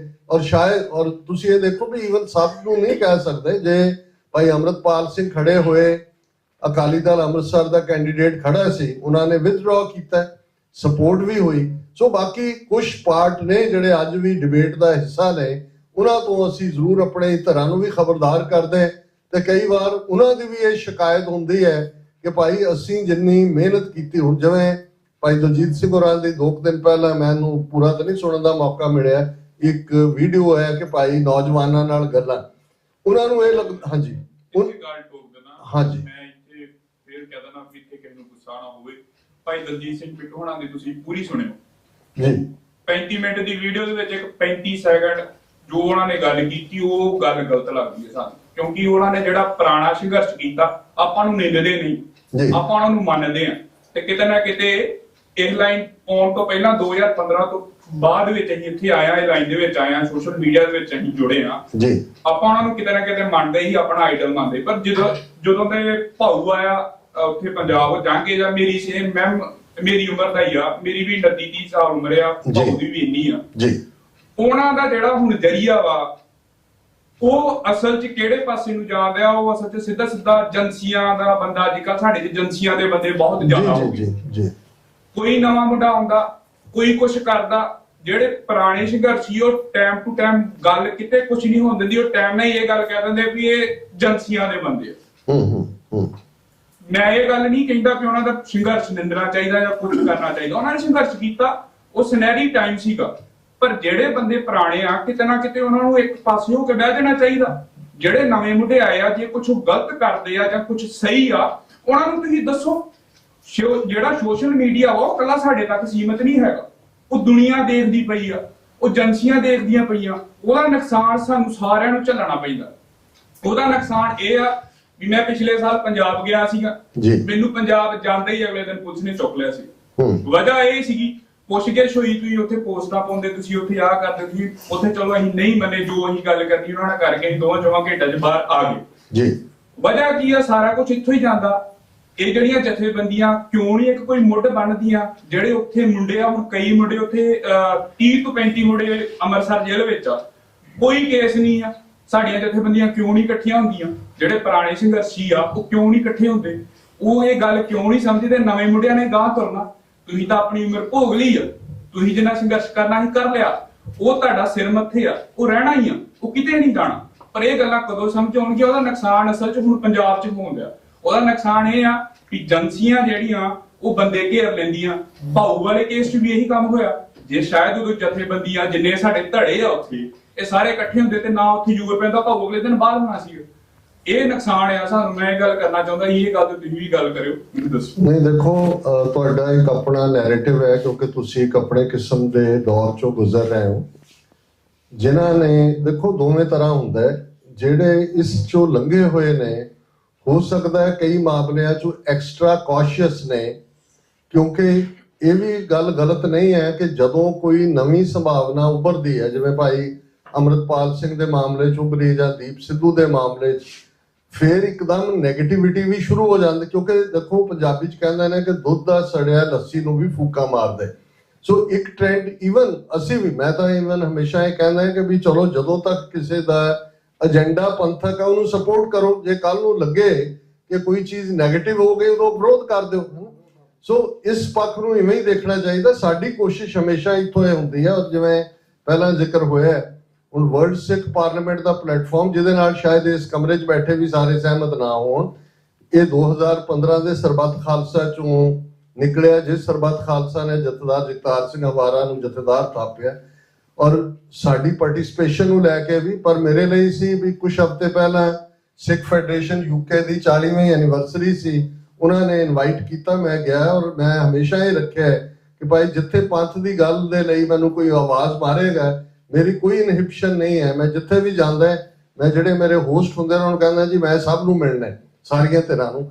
ਸੋ ਅਸੀਂ ਇਹ ਕੋਸ਼ਿਸ਼ ਕਰਦੇ ਹਾਂ ਕਿ ਵਰਲਡ ਸਿੱਖ ਪਾਰਲੀਮੈਂਟ ਇੱਕ ਦੇਖੋ ਜਿਵੇਂ ਹੁਣ ਸਿੱਖਸ ਫਾਰ ਜਸਟਿਸ ਹੈ, ਤੁਸੀਂ ਪੰਜਾਬ ਦੇ ਕੰਟੈਕਸਟ 'ਚ ਗੱਲ ਕੀਤੀ, ਖਾਲਿਸਤਾਨ ਫਰੰਟ, ਉਹਨਾਂ ਦੇ ਨਾਲ ਵੀ ਮਤਭੇਦ ਵਾਲੇ ਵੀ ਨੇ, ਵਿਰੋਧ ਵਾਲੇ ਵੀ ਨੇ। ਪਰ ਮੇਰਾ ਹਮੇਸ਼ਾ ਇਹ ਕਹਿਣਾ ਹੁੰਦਾ ਹੈ ਕਿ ਵੀ ਜੇ ਲੱਖਾਂ ਲੋਕ ਖਾਲਿਸਤਾਨ ਦੀ ਵੋਟ ਪਾਉਣ ਦੇ ਲਈ ਨਿਕਲੇ ਨੇ ਤੇ ਇਹ ਆਪਣੇ ਆਪ ਦੇ ਵਿੱਚ ਇੱਕ ਪੋਜ਼ਿਟਿਵਿਟੀ ਹੈ। ਇੰਡੀਅਨ ਗਵਰਨਮੈਂਟ ਦਾ ਇਹ ਪ੍ਰਚਾਰ ਖਤਮ ਹੁੰਦਾ ਹੈ ਕਿ ਭਾਈ ਇਹ ਢਾਈ ਟੋਟਰੂ ਨੇ, ਤੇ ਜੇ ਹਕੂਮਤ ਨੂੰ ਖਤਰਾ ਲੱਗਾ ਵੀ ਉਹਨਾਂ ਨੇ ਹਰਦੀਪ ਸਿੰਘ ਨਿੱਜਰ ਨੂੰ ਸ਼ਹੀਦ ਕੀਤਾ, ਗੁਰਪਤਵੰਤ ਪੰਨੂ ਨੂੰ ਡੇਂਜਰ ਹੈ, ਤੇ ਦੁਸ਼ਮਣ ਨੂੰ ਤਾਂ ਨਜ਼ਰ ਆ ਰਿਹਾ ਵੀ ਇਹਦੇ 'ਚ ਕੋਈ ਪੋਜ਼ਿਟਿਵਿਟੀ ਹੈ, ਤੇ ਅਸੀਂ ਕਿਉਂ ਉਸ ਸਾਰੇ ਨੂੰ ਨੈਗੇਟਿਵਿਟੀ 'ਚ ਲੈਂਦੇ ਇਵੇਂ ਹੀ। ਔਰ ਇਸ ਮਾਮਲੇ 'ਚ ਵੀ ਕੋਈ ਪੰਜਾਬ ਦੀਆਂ ਜਥੇਬੰਦੀਆਂ ਦੀ ਇੱਕ ਰਾਏ ਨਹੀਂ ਹੈ। ਸੋ ਕੁਝ ਚੀਜ਼ਾਂ ਨੇ ਜਿਹਦੇ ਤੇ ਦੇਖੋ ਤੁਸੀਂ ਟੂ ਯੰਗ ਹੋ, ਬਹੁਤ ਚੰਗੀ ਗੱਲ ਹੈ, ਤੁਸੀਂ ਦਿਲਚਸਪੀ ਵੀ ਰੱਖਦੇ ਹੋ, ਪੰਜਾਬ ਜਾ ਕੇ ਤੁਸੀਂ ਅਨੁਭਵ ਵੀ ਕੀਤਾ ਹੈ। ਅਸੀਂ ਕੋਸ਼ਿਸ਼ ਕਰੀਏ ਤਾਂ ਹਰ ਇੱਕ ਨੂੰ ਤੁਸੀਂ ਇੱਕ ਛੱਤ ਥੱਲੇ ਨਹੀਂ ਲਿਆ ਸਕਦੇ। ਇਹ ਕੋਸ਼ਿਸ਼ ਹੋਏ ਕਿ ਜੇ ਸਾਡਾ ਏਜੰਡਾ ਬੇਸਡ ਸਪੋਰਟ ਹੋਏ।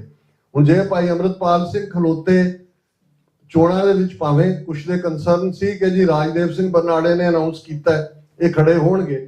ਹੁਣ ਰਾਜਦੇਵ ਸਿੰਘ ਬਰਨਾਲਾ ਰਾਸ਼ਟਰੀ ਸਿੱਖ ਸੰਗਤ ਪੰਜਾਬ ਦੇ ਪ੍ਰਧਾਨ ਰਹੇ, ਭਾਵੇਂ 1999 ਚ ਜਿਹੜੇ 9 ਮੈਂਬਰ ਪਾਰਲੀਮੈਂਟ ਪੰਥਕ ਧਿਰਾਂ ਦੇ ਬਣੇ ਸੀ, ਉਹਨਾਂ 'ਚ ਰਾਜਦੇਵ ਸਿੰਘ ਬਰਨਾਲਾ ਸੀ। ਮੁਫਤ ਸਾਰਿਆਂ ਦੇ ਕੇਸ ਲੜੇ ਨੇ, ਕਿਉਂਕਿ ਬਹੁਤ ਸਾਰੇ ਕਹਿਣਗੇ ਕਿ ਜੀ ਸਾਡੇ ਕੋਲ ਪੈਸੇ ਨਹੀਂ ਸੀ, ਉਹਨਾਂ ਨੇ ਲੜੇ।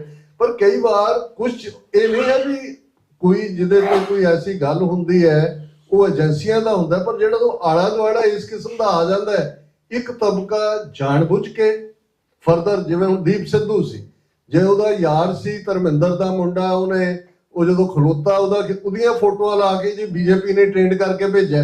ਸੋ ਅਸੀਂ ਇੱਕ ਦੁਖਾਂਤ ਹੈ ਕਿ ਅਸੀਂ ਜਦੋਂ ਤੱਕ ਉਹ ਮਰ ਨਹੀਂ ਜਾਂਦਾ ਉਹਨੂੰ ਅਸੀਂ ਸਰਟੀਫਿਕੇਟ ਨਹੀਂ ਦਿੰਦੇ ਪੰਥਕ ਹੋਣ ਦਾ, ਹੈ ਨਾ। ਸੋ ਇਹ ਤੁਹਾਡੀ ਸਪਿਰਿਟ ਨਾਲ ਅਸੀਂ ਐਗਰੀ ਕਰਦੇ ਹਾਂ। ਵਰਲਡ ਸਿੱਖ ਪਾਰਲੀਮੈਂਟ ਸਾਡਾ ਇਹ ਯਤਨ ਹੈ ਕਿ ਸਾਰੀਆਂ ਧਿਰਾਂ ਜਿਹੜੀਆਂ, ਹਾਲਾਂ ਜਦੋਂ 2015 ਚ ਵਰਲਡ ਸਿੱਖ ਪਾਰਲੀਮੈਂਟ ਦਾ ਕਾਨਸੈਪਟ ਉਸ ਮਤੇ ਰਾਹੀਂ ਆਇਆ, ਹਰਪਾਲ ਸਿੰਘ ਚੀਮਾ ਬਾਹਰ ਆਏ, ਬਾਹਰ ਵੀ ਗੱਲਬਾਤ ਦਾ ਦੌਰਾ ਸ਼ੁਰੂ ਹੋਇਆ, ਔਰ ਕੁਝ ਚੀਜ਼ਾਂ ਨੇੜੇ ਆਈਆਂ। ਹੁਣ ਅਸੀਂ ਕੋਸ਼ਿਸ਼ ਕਰ ਰਹੇ ਹਾਂ ਕਿ ਭਾਈ ਜਿਵੇਂ ਸਿੱਖ ਫੈਡਰੇਸ਼ਨ ਯੂਕੇ ਵਾਲਿਆਂ ਨਾਲ ਵੀ ਮੈਨੂੰ ਪਤਾ ਹੈ ਵੀ ਉਹਨਾਂ ਦੇ ਆਪਣੇ ਕੁਝ ਕੰਸਰਨ ਨੇ। ਮੈਂ ਕਿਹਾ ਭਾਈ ਇਹ ਹੁਣ ਵੇਲਾ ਹੈ, ਅਸੀਂ ਜੇ ਸਿਰ ਨਾ ਜੋੜਿਆ ਫਿਰ ਕੱਲੇ ਮਾਰ ਤਾਂ ਖਾ ਹੀ ਰਹੇ, ਕੁੱਟੀ ਰਹੇ ਨੇ ਜੋ ਕਰ ਰਹੇ ਨੇ। ਸੋ ਇਹੀ ਮੈਂ ਕਹਿਣਾ ਚਾਹੁੰਦਾ ਵੀ ਆਪਣੇ ਲੈਵਲ ਤੇ ਕੋਸ਼ਿਸ਼ ਕਰੀਏ ਕਿ ਕਿਸੇ ਦਾ ਵਿਰੋਧ ਨਾ ਕਰੀਏ, ਤੇ ਜਿਹੜੀਆਂ ਧਿਰਾਂ ਨੇ ਜਿਨ੍ਹਾਂ ਨਾਲ ਅਸੀਂ ਸੰਬੰਧਤ ਹੈ, ਦੇਖੋ ਇਸ ਵੇਲੇ ਡਾਇਸਪੋਰਾ ਸਿੱਖ ਇੱਕ ਵੱਡੀ ਪਾਵਰ ਬਣ ਕੇ ਉੱਭਰੇ ਨੇ। ਪੰਜਾਬ ਦੀਆਂ ਜਥੇਬੰਦੀਆਂ ਵੀ ਬਾਹਰਲੇ ਸਿੱਖਾਂ ਦਾ ਪ੍ਰਭਾਵ ਕਬੂਲਦੀਆਂ। ਜਦੋਂ ਤੁਸੀਂ ਕਹਿੰਦੇ ਹੋ ਇੱਕ ਤਾਂ ਚਲੋ ਮਦਦ ਵੀ ਹੁੰਦੀ ਹੈ ਕਿਸੇ ਨਾ ਕਿਸੇ ਲੈਵਲ ਤੇ।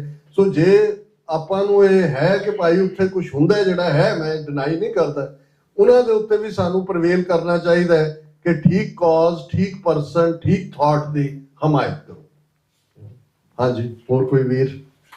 ਸਿੱਖ ਨੂੰ ਕੇਸਾਧਾਰੀ ਹੋਣਾ ਚਾਹੀਦਾ ਤੇ ਅੰਮ੍ਰਿਤਧਾਰੀ ਹੋਣਾ ਚਾਹੀਦਾ, ਪਰ ਇੱਕ ਗੱਲ ਖਾਲਿਸਤਾਨ ਦੇ ਮੁੱਦੇ ਤੇ ਆਮ ਜਿਹੜੀ ਦੇਖੀ ਜਾਂਦੀ ਆ ਕਿ ਜਦੋਂ ਕੋਈ ਮੋਨਾ ਬੰਦਾ ਜਾਂ ਨੌਜਵਾਨ ਉਹ ਖਾਸ ਤਰ੍ਹਾਂ ਦੀ ਗੱਲ ਕਰਦਾ ਤੇ ਉਹਦੇ ਉੱਤੇ ਸਵਾਲ ਉਠਾਏ ਜਾਂਦੇ ਆ ਕਿ ਪਹਿਲਾਂ ਆਪਣਾ ਮੂੰਹ ਸਵਾਰ ਲਾ ਜਾਂ ਕੇਸਾਧਾਰੀ ਹੋ ਜਾ ਜਾਂ ਅੰਮ੍ਰਿਤ ਛਕ ਲਾ ਫਿਰ ਗੱਲ ਕਰੀ।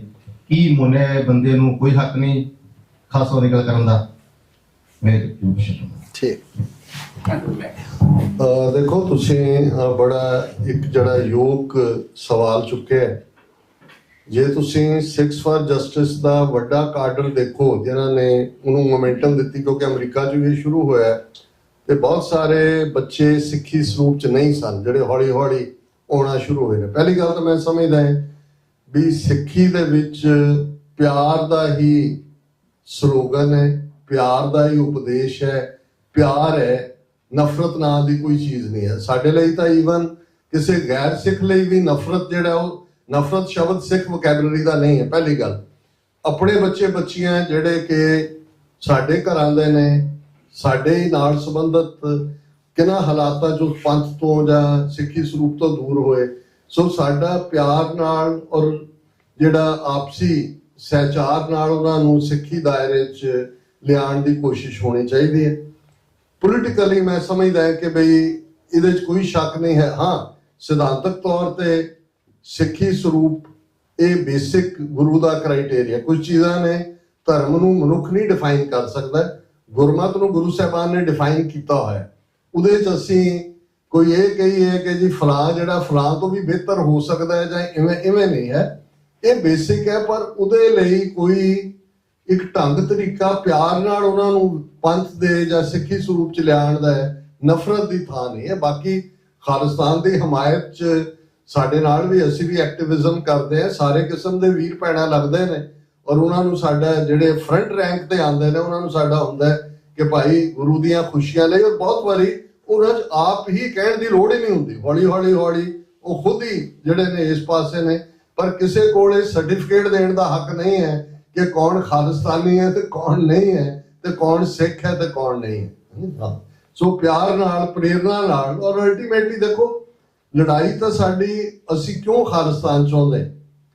ਸਿੱਖੀ ਪ੍ਰਫੁੱਲਤ ਹੋਏ, ਚੌਕੀਆਂ ਝੰਡੇ ਬੁੰਗੇ ਜੁਗਲ ਜੁਗਲ ਟੱਲ ਹੋਣ। ਸੋ ਇਹ ਜਿਹੜੇ ਇਸ ਪਾਸੇ ਤੁਰਦੇ ਨੇ ਉਹਨਾਂ ਨੂੰ ਅਸੀਂ ਪ੍ਰੇਰਿਤ ਜ਼ਰੂਰ ਕਰੀਏ ਕਿ ਭਾਈ ਆਪਣਾ ਸਰੂਪ ਦੇ ਵਿੱਚ ਆ ਕੇ ਸੇਵਾ ਕਰੋਗੇ ਤੇ ਗੁਰੂ ਦੀਆਂ ਖੁਸ਼ੀਆਂ ਵੀ ਹੁੰਦੀਆਂ ਨੇ। ਪਰ ਜਿਹੜੇ ਤੁਰੇ ਹੋਏ ਨੇ ਉਹਨਾਂ ਨੂੰ ਨਫ਼ਰਤ ਕਰਕੇ, ਦੁਰਕਾਰ ਕੇ ਜਾਂ ਨੈਗੇਟਿਵਿਟੀ ਕਰਕੇ ਦੂਰ ਕਰਨਾ, ਇਹ ਫਰਮ ਨੋ। ਹਾਂਜੀ, ਇੱਕ ਨਾਲ ਕਿਸੇ ਹੋਰ ਵੀਰ ਨੂੰ ਮੌਕਾ, ਜੇ ਮੌਕਾ ਹੋਇਆ ਫਿਰ ਤੁਹਾਨੂੰ ਫੋਲੋ ਅਪ ਦੇ ਲਈ।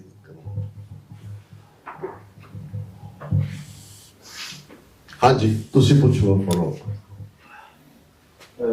ਮੈਂ ਵੈਸੇ ਪੱਤਰਕਾਰੀ ਖੇਤਰ ਦਾ ਜੁੜਿਆ ਅੱਛਾ ਸਮੇਂ ਤੋਂ। ਅੱਛਾ ਜੀ।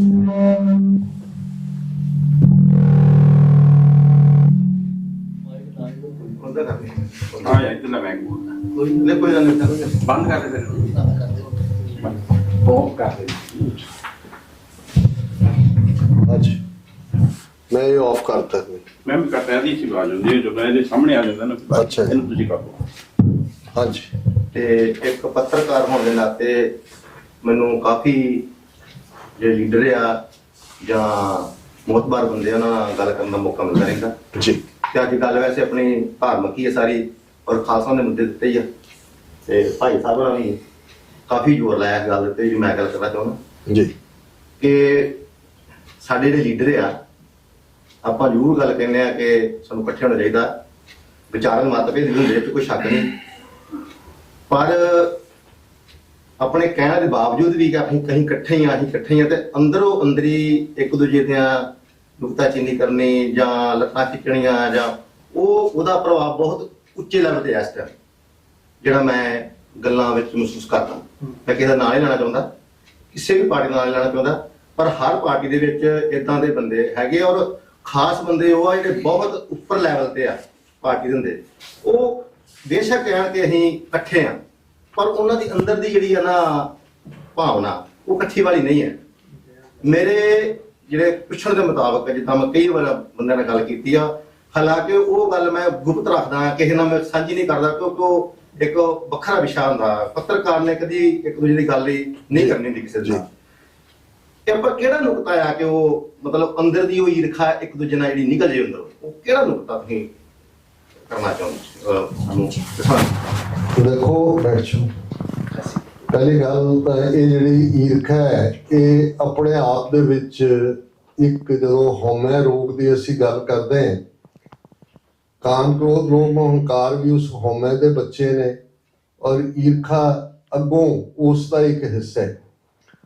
ਰੂਹਾਨੀ ਜ਼ਿੰਦਗੀ ਦੇ ਵਿੱਚ ਜਦੋਂ ਤੁਸੀਂ ਅੱਗੇ ਵਧਣ ਦੀ ਕੋਸ਼ਿਸ਼ ਕਰਦੇ ਹੋ, ਵੈਸੇ ਸੰਸਕ੍ਰਿਤ ਲਫ਼ਜ਼ ਚੋਂ, ਸੰਸਕ੍ਰਿਤ ਜ਼ਬਾਨ ਚੋਂ ਆਇਆ ਇਹ ਲਫ਼ਜ਼ ਹੈ ਈਰਸ਼ਿਆ, ਈਰਸ਼ਿਆ ਚੋਂ ਈਰਖਾ ਨਿਕਲਿਆ। ਇੱਕ ਪਹਿਲਾ ਲਫ਼ਜ਼ ਹੈ ਉਹਨਾਂ ਦਾ ਸਪਰਧਾ, ਸੰਸਕ੍ਰਿਤ ਦੇ ਵਿੱਚ ਸਪਰਧਾ ਹੁੰਦਾ ਹੈ। ਜਿਵੇਂ ਅਸੀਂ ਰੂਹਾਨੀ ਜ਼ਿੰਦਗੀ 'ਚ ਦੇਖਦੇ ਹਾਂ ਕਿ ਇੱਕ ਪਾਸੇ ਜਿਹੜੇ ਰੱਬ ਨੂੰ ਮਿਲੇ ਹੋਏ ਨੇ ਜਾਂ ਰੱਬ ਨੂੰ ਪਿਆਰ ਕਰਨ ਵਾਲੇ ਨੇ, ਜਾਂ ਗੁਰਬਾਣੀ ਦੇ ਵਿੱਚ ਬਹੁਤ ਸਾਰੀ ਥਾਂ ਅਲੰਕਾਰ ਇਸਤੇਮਾਲ ਹੋਇਆ ਕਿ ਦੁਹਾਗਣ ਜਿਹੜੀ ਹੈ ਉਹ ਸੁਹਾਗਣ ਨੂੰ ਪੁੱਛਦੀ ਹੈ ਕਿ ਤੈਨੂੰ ਕਿਵੇਂ ਪਿਆਰਾ ਮਿਲਿਆ। ਸੋ ਉਹ ਇੱਕ ਡਾਇਲੌਗ ਹੁੰਦਾ ਹੈ। ਸੋ ਇੱਕ ਤਾਂ ਉਹ ਹੈ ਕਿ ਜਿਹਦੇ 'ਚ ਤੁਸੀਂ ਕਿਸੇ ਦੇ ਚੰਗੇ ਗੁਣਾਂ ਦੇ ਲਈ, ਉਸ ਦੇ ਤੱਕ ਪਹੁੰਚਣ ਦੇ ਲਈ ਯਤਨ ਕਰਦੇ ਹੋ। ਈਰਖਾ ਸਾੜ ਹੈ ਜਿਹਦੇ 'ਚ ਜਦੋਂ ਤੁਸੀਂ ਕਿਸੇ ਨਾਲ ਕੰਪੀਟ ਨਹੀਂ ਕਰ ਸਕਦੇ, ਕਿਸੇ ਦੇ ਨਾਲ ਤੁਹਾਡੇ ਜਿਹੜੇ ਤੁਹਾਨੂੰ, ਤੁਸੀਂ ਆਪਣੇ ਆਪ ਨੂੰ ਗੁਣਹੀਨ ਹੋ, ਤੇ ਤੁਸੀਂ ਫਿਰ ਉਹ ਯਤਨ ਕਰਦੇ ਹੋ ਉਸ ਬਾਰੇ ਉਹ ਕਹਿਣ ਦਾ ਜੋ ਉਹਦੇ 'ਚ ਨਹੀਂ ਹੈ। ਬਹੁਤ ਵਾਰ ਈਵਨ ਨਿੰਦਿਆ ਲਫ਼ਜ਼ ਵੀ, ਮੈਂ ਜਦੋਂ ਬਹੁਤ ਵਾਰ ਅਸੀਂ ਇੱਕ ਪ੍ਰੋਗਰਾਮ ਸੱਚੋ ਸੱਚ ਕਰਦੇ ਹਾਂ ਮੰਡੇ ਥਰੂ ਫਰਾਈਡੇ, ਤੇ ਉਹਦੇ 'ਚ ਇੱਕ ਸੈਗਮੈਂਟ ਧਾਰਮਿਕ ਮੁੱਦਿਆਂ ਦੇ ਨਾਲ ਹੁੰਦਾ ਹੈ। ਉਹਦੇ 'ਚ ਇੱਕ ਵਾਰ ਇਹ ਸਵਾਲ ਵੀ ਆਇਆ ਕਿ ਜੀ ਨਿੰਦਾ ਭਲੀ ਕਾਹੂ ਕੀ ਨਾਹੀ, ਜਾਂ ਇਹ ਸਾਰੇ ਲਫ਼ਜ਼ ਆਉਂਦੇ ਨੇ, ਤੇ ਕਿਉਂ ਜਿਹੜਾ ਨਿੰਦਿਆ ਕੀਤੀ ਜਾਂਦੀ ਹੈ, ਜਾਂ ਗੁਰੂ ਸਾਹਿਬ ਨੇ ਵੀ, ਜਾਂ ਜੇ ਸੰਤ ਕੀ ਮਹਿਮਾ ਦੇ ਉੱਤੇ ਗੱਲ ਆਉਂਦਾ ਤਾਂ ਉਹ ਪੂਰੀ ਅਸ਼ਟਪਦੀ ਸੁਣਾ ਦੇਣਗੇ ਜੀ, ਤੁਸੀਂ ਕਿਸੇ ਬਾਰੇ ਕਿਵੇਂ ਕਹਿ ਸਕਦੇ ਹੋ। ਮੈਂ ਕਿਹਾ ਜੀ ਬਹੁਤ ਵਾਰ ਨਿੰਦਿਆ ਉਹ ਹੁੰਦਾ ਹੈ ਜਿਹੜੀ ਗੱਲ ਕਿਸੇ ਬਾਰੇ ਕਹਿਣੀ ਜਿਹੜੀ ਉਹਦੇ 'ਚ ਨਹੀਂ ਹੈ, ਉਹ ਨਿੰਦਿਆ ਹੈ। ਔਰ ਇਸੇ ਤਰ੍ਹਾਂ ਜਦੋਂ ਅਸੀਂ, ਵੈਸੇ ਤਾਂ ਗੁਰੂ ਨੇ ਉਸਤਤ ਨਿੰਦਿਆ ਦੋ ਵਿਵਰਜਤ, ਦੋਨਾਂ ਤੋਂ ਮਨਾ ਕੀਤਾ ਹੈ। ਇਸੇ ਤਰ੍ਹਾਂ ਖੁਸ਼ਾਮਦ ਔਰ ਐਪਰੀਸ਼ੀਏਸ਼ਨ 'ਚ ਫਰਕ ਇਹ ਹੁੰਦਾ ਹੈ, ਐਪਰੀਸ਼ੀਏਟ ਤੁਸੀਂ ਕਰਦੇ ਹੋ ਜਿਹੜੇ ਕਿਸੇ ਦੇ ਗੁਣ ਨੇ, ਤੁਸੀਂ ਉਹਨੂੰ ਸਰਾਹੁੰਦੇ ਹੋ। ਖੁਸ਼ਾਮਦ ਹੁੰਦੀ ਹੈ ਤੁਸੀਂ ਉਹ ਗੱਲ ਕਹਿੰਦੇ ਹੋ ਜਿਹੜੀ ਕਿਸੇ 'ਚ ਨਹੀਂ ਹੈ, ਉਹਦੇ 'ਚੋਂ ਕੋਈ ਮੁਫਾਦ ਲੈਣ ਲਈ ਤੁਸੀਂ ਕਿਸੇ ਦੀ ਜਿਹੜੀ ਹੈ ਉਹ ਕਰ ਰਹੇ ਹੁੰਦੇ। ਹੁਣ ਇਹ ਪੋਲੀਟੀਕਲ ਅਰੀਨਾ ਦੇ ਵਿੱਚ ਵੀ ਇਹੀ ਐਂਗਲ ਹੈ ਕਿ ਜਿਸ ਨੂੰ ਫੇਮ ਮਿਲਦੀ ਹੈ, ਪ੍ਰਸਿੱਧੀ ਮਿਲਦੀ ਹੈ, ਉਹ ਤੁਹਾਡੇ ਈਵਨ ਦੇਖੋ, ਤੁਸੀਂ ਤਾਂ ਇੱਕ ਵੱਡਾ ਇਹ ਪੁੱਛਿਆ ਕਿ ਜੀ ਐਸਾ ਕਿਹੜਾ ਨੁਕਤਾ ਹੈ ਵੀ ਇਹ ਘੱਟ ਹੋਏ। ਪਹਿਲਾਂ ਪਰਿਵਾਰਾਂ ਤੋਂ ਸ਼ੁਰੂ ਕਰੀਏ। ਸ਼ਰੀਕਾਬਾਜ਼ੀ ਲਫ਼ਜ਼ ਕਿੱਥੋਂ ਆਇਆ? ਸ਼ਰੀਕ ਕੌਣ ਹੁੰਦਾ ਹੈ? ਆਪਣੇ ਹੁੰਦੇ ਨੇ, ਉਹਨਾਂ ਨੇ ਹਿੱਸਾ ਵੰਡਾਣਾ ਹੁੰਦਾ ਹੈ। ਸਾਰੀ ਸੁਸਾਇਟੀ ਜਿਸ ਚੋਂ ਅਸੀਂ ਆਏ ਹਾਂ, ਜਿਹੜੇ ਕੁਝ ਤਹਿਜ਼ੀਬ ਦੇ ਔਗਣ ਨੇ, ਇੱਕ ਪਾਸੇ ਖੂਬਸੂਰਤੀ ਹੈ ਸਾਡੀ ਤਹਿਜ਼ੀਬ ਦੀ, ਉਹਦੇ ਚ ਸ਼ਰੀਕਾਬਾਜ਼ੀ, ਈਰਖਾ ਇਹਦੇ ਬਿਲਟਨ ਹੈ ਉਹ ਸਾਰੇ ਕਰੈਕਟਰ। ਹਾਂ, ਜਿਹੜੇ ਸਿੱਖੀ ਨੂੰ ਸਮਰਪਿਤ ਹੁੰਦੇ ਨੇ, ਗੁਰਬਾਣੀ ਜਿਨ੍ਹਾਂ ਦੇ ਜੀਵਨ ਦਾ ਆਧਾਰ ਹੁੰਦਾ ਹੈ, ਔਰ ਮੀਰੀ ਪੀਰੀ ਦੇ ਕਨਸੈਪਟ ਦੇ ਉੱਤੇ ਉਹ ਟੇਕ ਰੱਖ ਕੇ ਤੁਰਦੇ ਨੇ, ਉਹਨਾਂ ਨੂੰ ਫਿਰ ਉਹ ਇਸ ਨਹੀਂ। ਔਰ ਬੇਸ਼ੱਕ ਅੱਜ ਅਸੀਂ ਕਮਜ਼ੋਰੀ ਵਾਲੀਆਂ ਗੱਲਾਂ ਦੇਖਦੇ ਹਾਂ, ਸਾਡੇ ਸੰਘਰਸ਼ ਦੇ ਭਾਈ ਅਨੋਖ ਸਿੰਘ ਬੱਬਰ ਵਰਗੇ ਕਰੈਕਟਰ ਕੋਈ ਛੋਟੇ ਕਰੈਕਟਰ ਥੋੜੀ ਨੇ, ਉਹ ਉਸ ਲੈਵਲ ਤੱਕ ਚਲੇ ਗਏ ਜਿਹਦੇ ਚ ਕਿ ਹਰ ਚੀਜ਼ ਜਿਹੜੀ ਹੈ ਉਹ ਗੁਰਮਤ ਦੇ ਰੰਗ ਵਿੱਚ ਰੰਗੀ ਹੋਈ ਹੈ। ਸੋ ਮੈਂ ਤਾਂ ਇੱਕ ਖੁਦ ਜਗਿਆਸੂ ਹੈ, ਖੁਦ ਵੀ ਇਹਨਾਂ ਔਗਣਾਂ ਦਾ ਸ਼ਿਕਾਰ ਹੈ। ਮੈਂ ਤੁਹਾਨੂੰ ਐਸਾ ਨੁਕਤਾ ਕੀ ਦੇ ਸਕਦਾ ਹੈ ਵੀ ਕੋਈ ਐਸਾ ਝੁੱਲੂ ਫੇਰਿਆ ਜਾਏ ਵੀ ਕਿਸੇ ਚੋਂ ਈਰਖਾ ਜਾਂ ਦੂਜਾ। ਲੇਕਿਨ ਇੱਕ ਐਕਟਿਵਿਸਟ ਹੋਣ ਦੇ ਨਾਤੇ ਮੈਂ ਇਹ ਜ਼ਰੂਰ ਗੱਲ ਕਹਿੰਦਾ ਹਰ ਥਾਂ ਤੇ, ਆਪਣੇ ਵੀ ਜਿਹੜੇ ਸਾਡੇ ਥੋੜੇ ਬਹੁਤ ਸਾਡੇ ਨਾਲ ਕੰਮ ਕਰਨ ਵਾਲੇ ਨੇ, ਕਿ ਭਾਈ ਜੇ ਤੁਹਾਨੂੰ ਲੱਗਦਾ ਹੈ ਕਿ ਵੀ ਕੋਈ ਕੰਮ ਠੀਕ ਨਹੀਂ ਕਰ ਰਿਹਾ, ਛੋਟੀ ਲੀਕ ਦੇ ਨੇੜੇ ਵੱਡੀ ਲੀਕ ਖਿੱਚ ਦਿਓ। ਉਹਦਾ ਜਵਾਬ ਇਹੀ ਹੁੰਦਾ ਹੈ, ਮਤ ਨੈਗੇਟਿਵਿਟੀ 'ਚ ਜਾਓ। ਪਰ ਇਹ ਫੈਕਟਰ ਹਿਊਮਨ ਨੇਚਰ ਦਾ ਹਿੱਸਾ ਹੈ। ਅਮਰੀਕਨ ਇੱਕ ਬੜਾ ਖੂਬਸੂਰਤ ਜੁਮਲਾ ਇਸਤੇਮਾਲ ਕਰਦੇ ਨੇ, ਯੂ ਕਾਂਟ ਲੈਜਿਸਲੇਟ ਹਿਊਮਨ ਨੇਚਰ। ਇਨਸਾਨੀ ਤਰਬੀਅਤ ਦੇ ਉੱਤੇ ਤੁਸੀਂ ਲੈਜਿਸਲੇਟ ਨਹੀਂ ਕਰ, ਕਾਨੂੰਨ ਨਹੀਂ ਬਣਾ ਸਕਦੇ, ਉਹ ਰਹਿਣਾ ਹੀ ਆ ਉਸ ਹਿੱਸੇ ਦਾ। ਪਰ ਅਸੀਂ ਇੱਕ ਪੰਥਕ ਹਿੱਸਾ ਹੋਣ ਦੇ ਨਾਤੇ ਇੱਕ ਦੂਸਰੇ ਨੂੰ ਸਮਝ ਸਕੀਏ, ਇੱਕ ਦੂਸਰੇ ਨੂੰ ਇਹ ਜ਼ਰੂਰ ਕਹਿ ਸਕਦੇ ਹਾਂ ਕਿ ਭਾਈ ਸਿਰ ਜੋੜ ਕੇ ਬੈਠ ਕੇ, ਜਦੋਂ ਅਸੀਂ ਆਏ ਮਿਲ ਗੁਰਸਿੱਖ ਆਏ ਮੇਲੇ ਕਹਿੰਦੇ ਹਾਂ, ਜਦੋਂ ਅਸੀਂ ਇੱਕ ਦੂਸਰੇ ਦੇ ਨਾਲ ਜਿਹੜਾ ਉਹ ਉਹਨਾਂ ਸਾਂਝਾਂ ਦੀ ਗੱਲ ਕਰਦੇ ਆ ਕਿ ਗੁਰਸਿੱਖਾਂ ਇੱਕੋ ਪਿਆਰ, ਹਰ ਮਿੱਤਾਂ ਪੁੱਤਾਂ ਭਾਈ ਆ, ਤੇ ਇਹੀ ਸਾਡੇ ਕੋਲ ਕ੍ਰਾਈਟੇਰੀਆ ਜਾਂ ਕਹਿਣ ਨੂੰ ਹੈ। ਇੰਡੀਵਿਜੂਅਲ ਬਿਹੇਵੀਅਰ ਨੂੰ ਤੁਸੀਂ ਤਬਦੀਲ ਨਹੀਂ ਕਰ ਸਕਦੇ। ਹਾਂਜੀ, बोल रहे थे बोल अच्छा कल बैठा आप नहीं, मैं- मैं फोन करके बता दे डॉक्टर साहब ਤੁਸੀਂ ਬੰਦ ਕਰ ਅੱਛਾ ਜੀ। ਵਾਹਿਗੁਰੂ ਖਾਲਸਾ ਵਾਹਿਗੁਰੂ ਜੀ ਕੀ ਫਤਿਹ।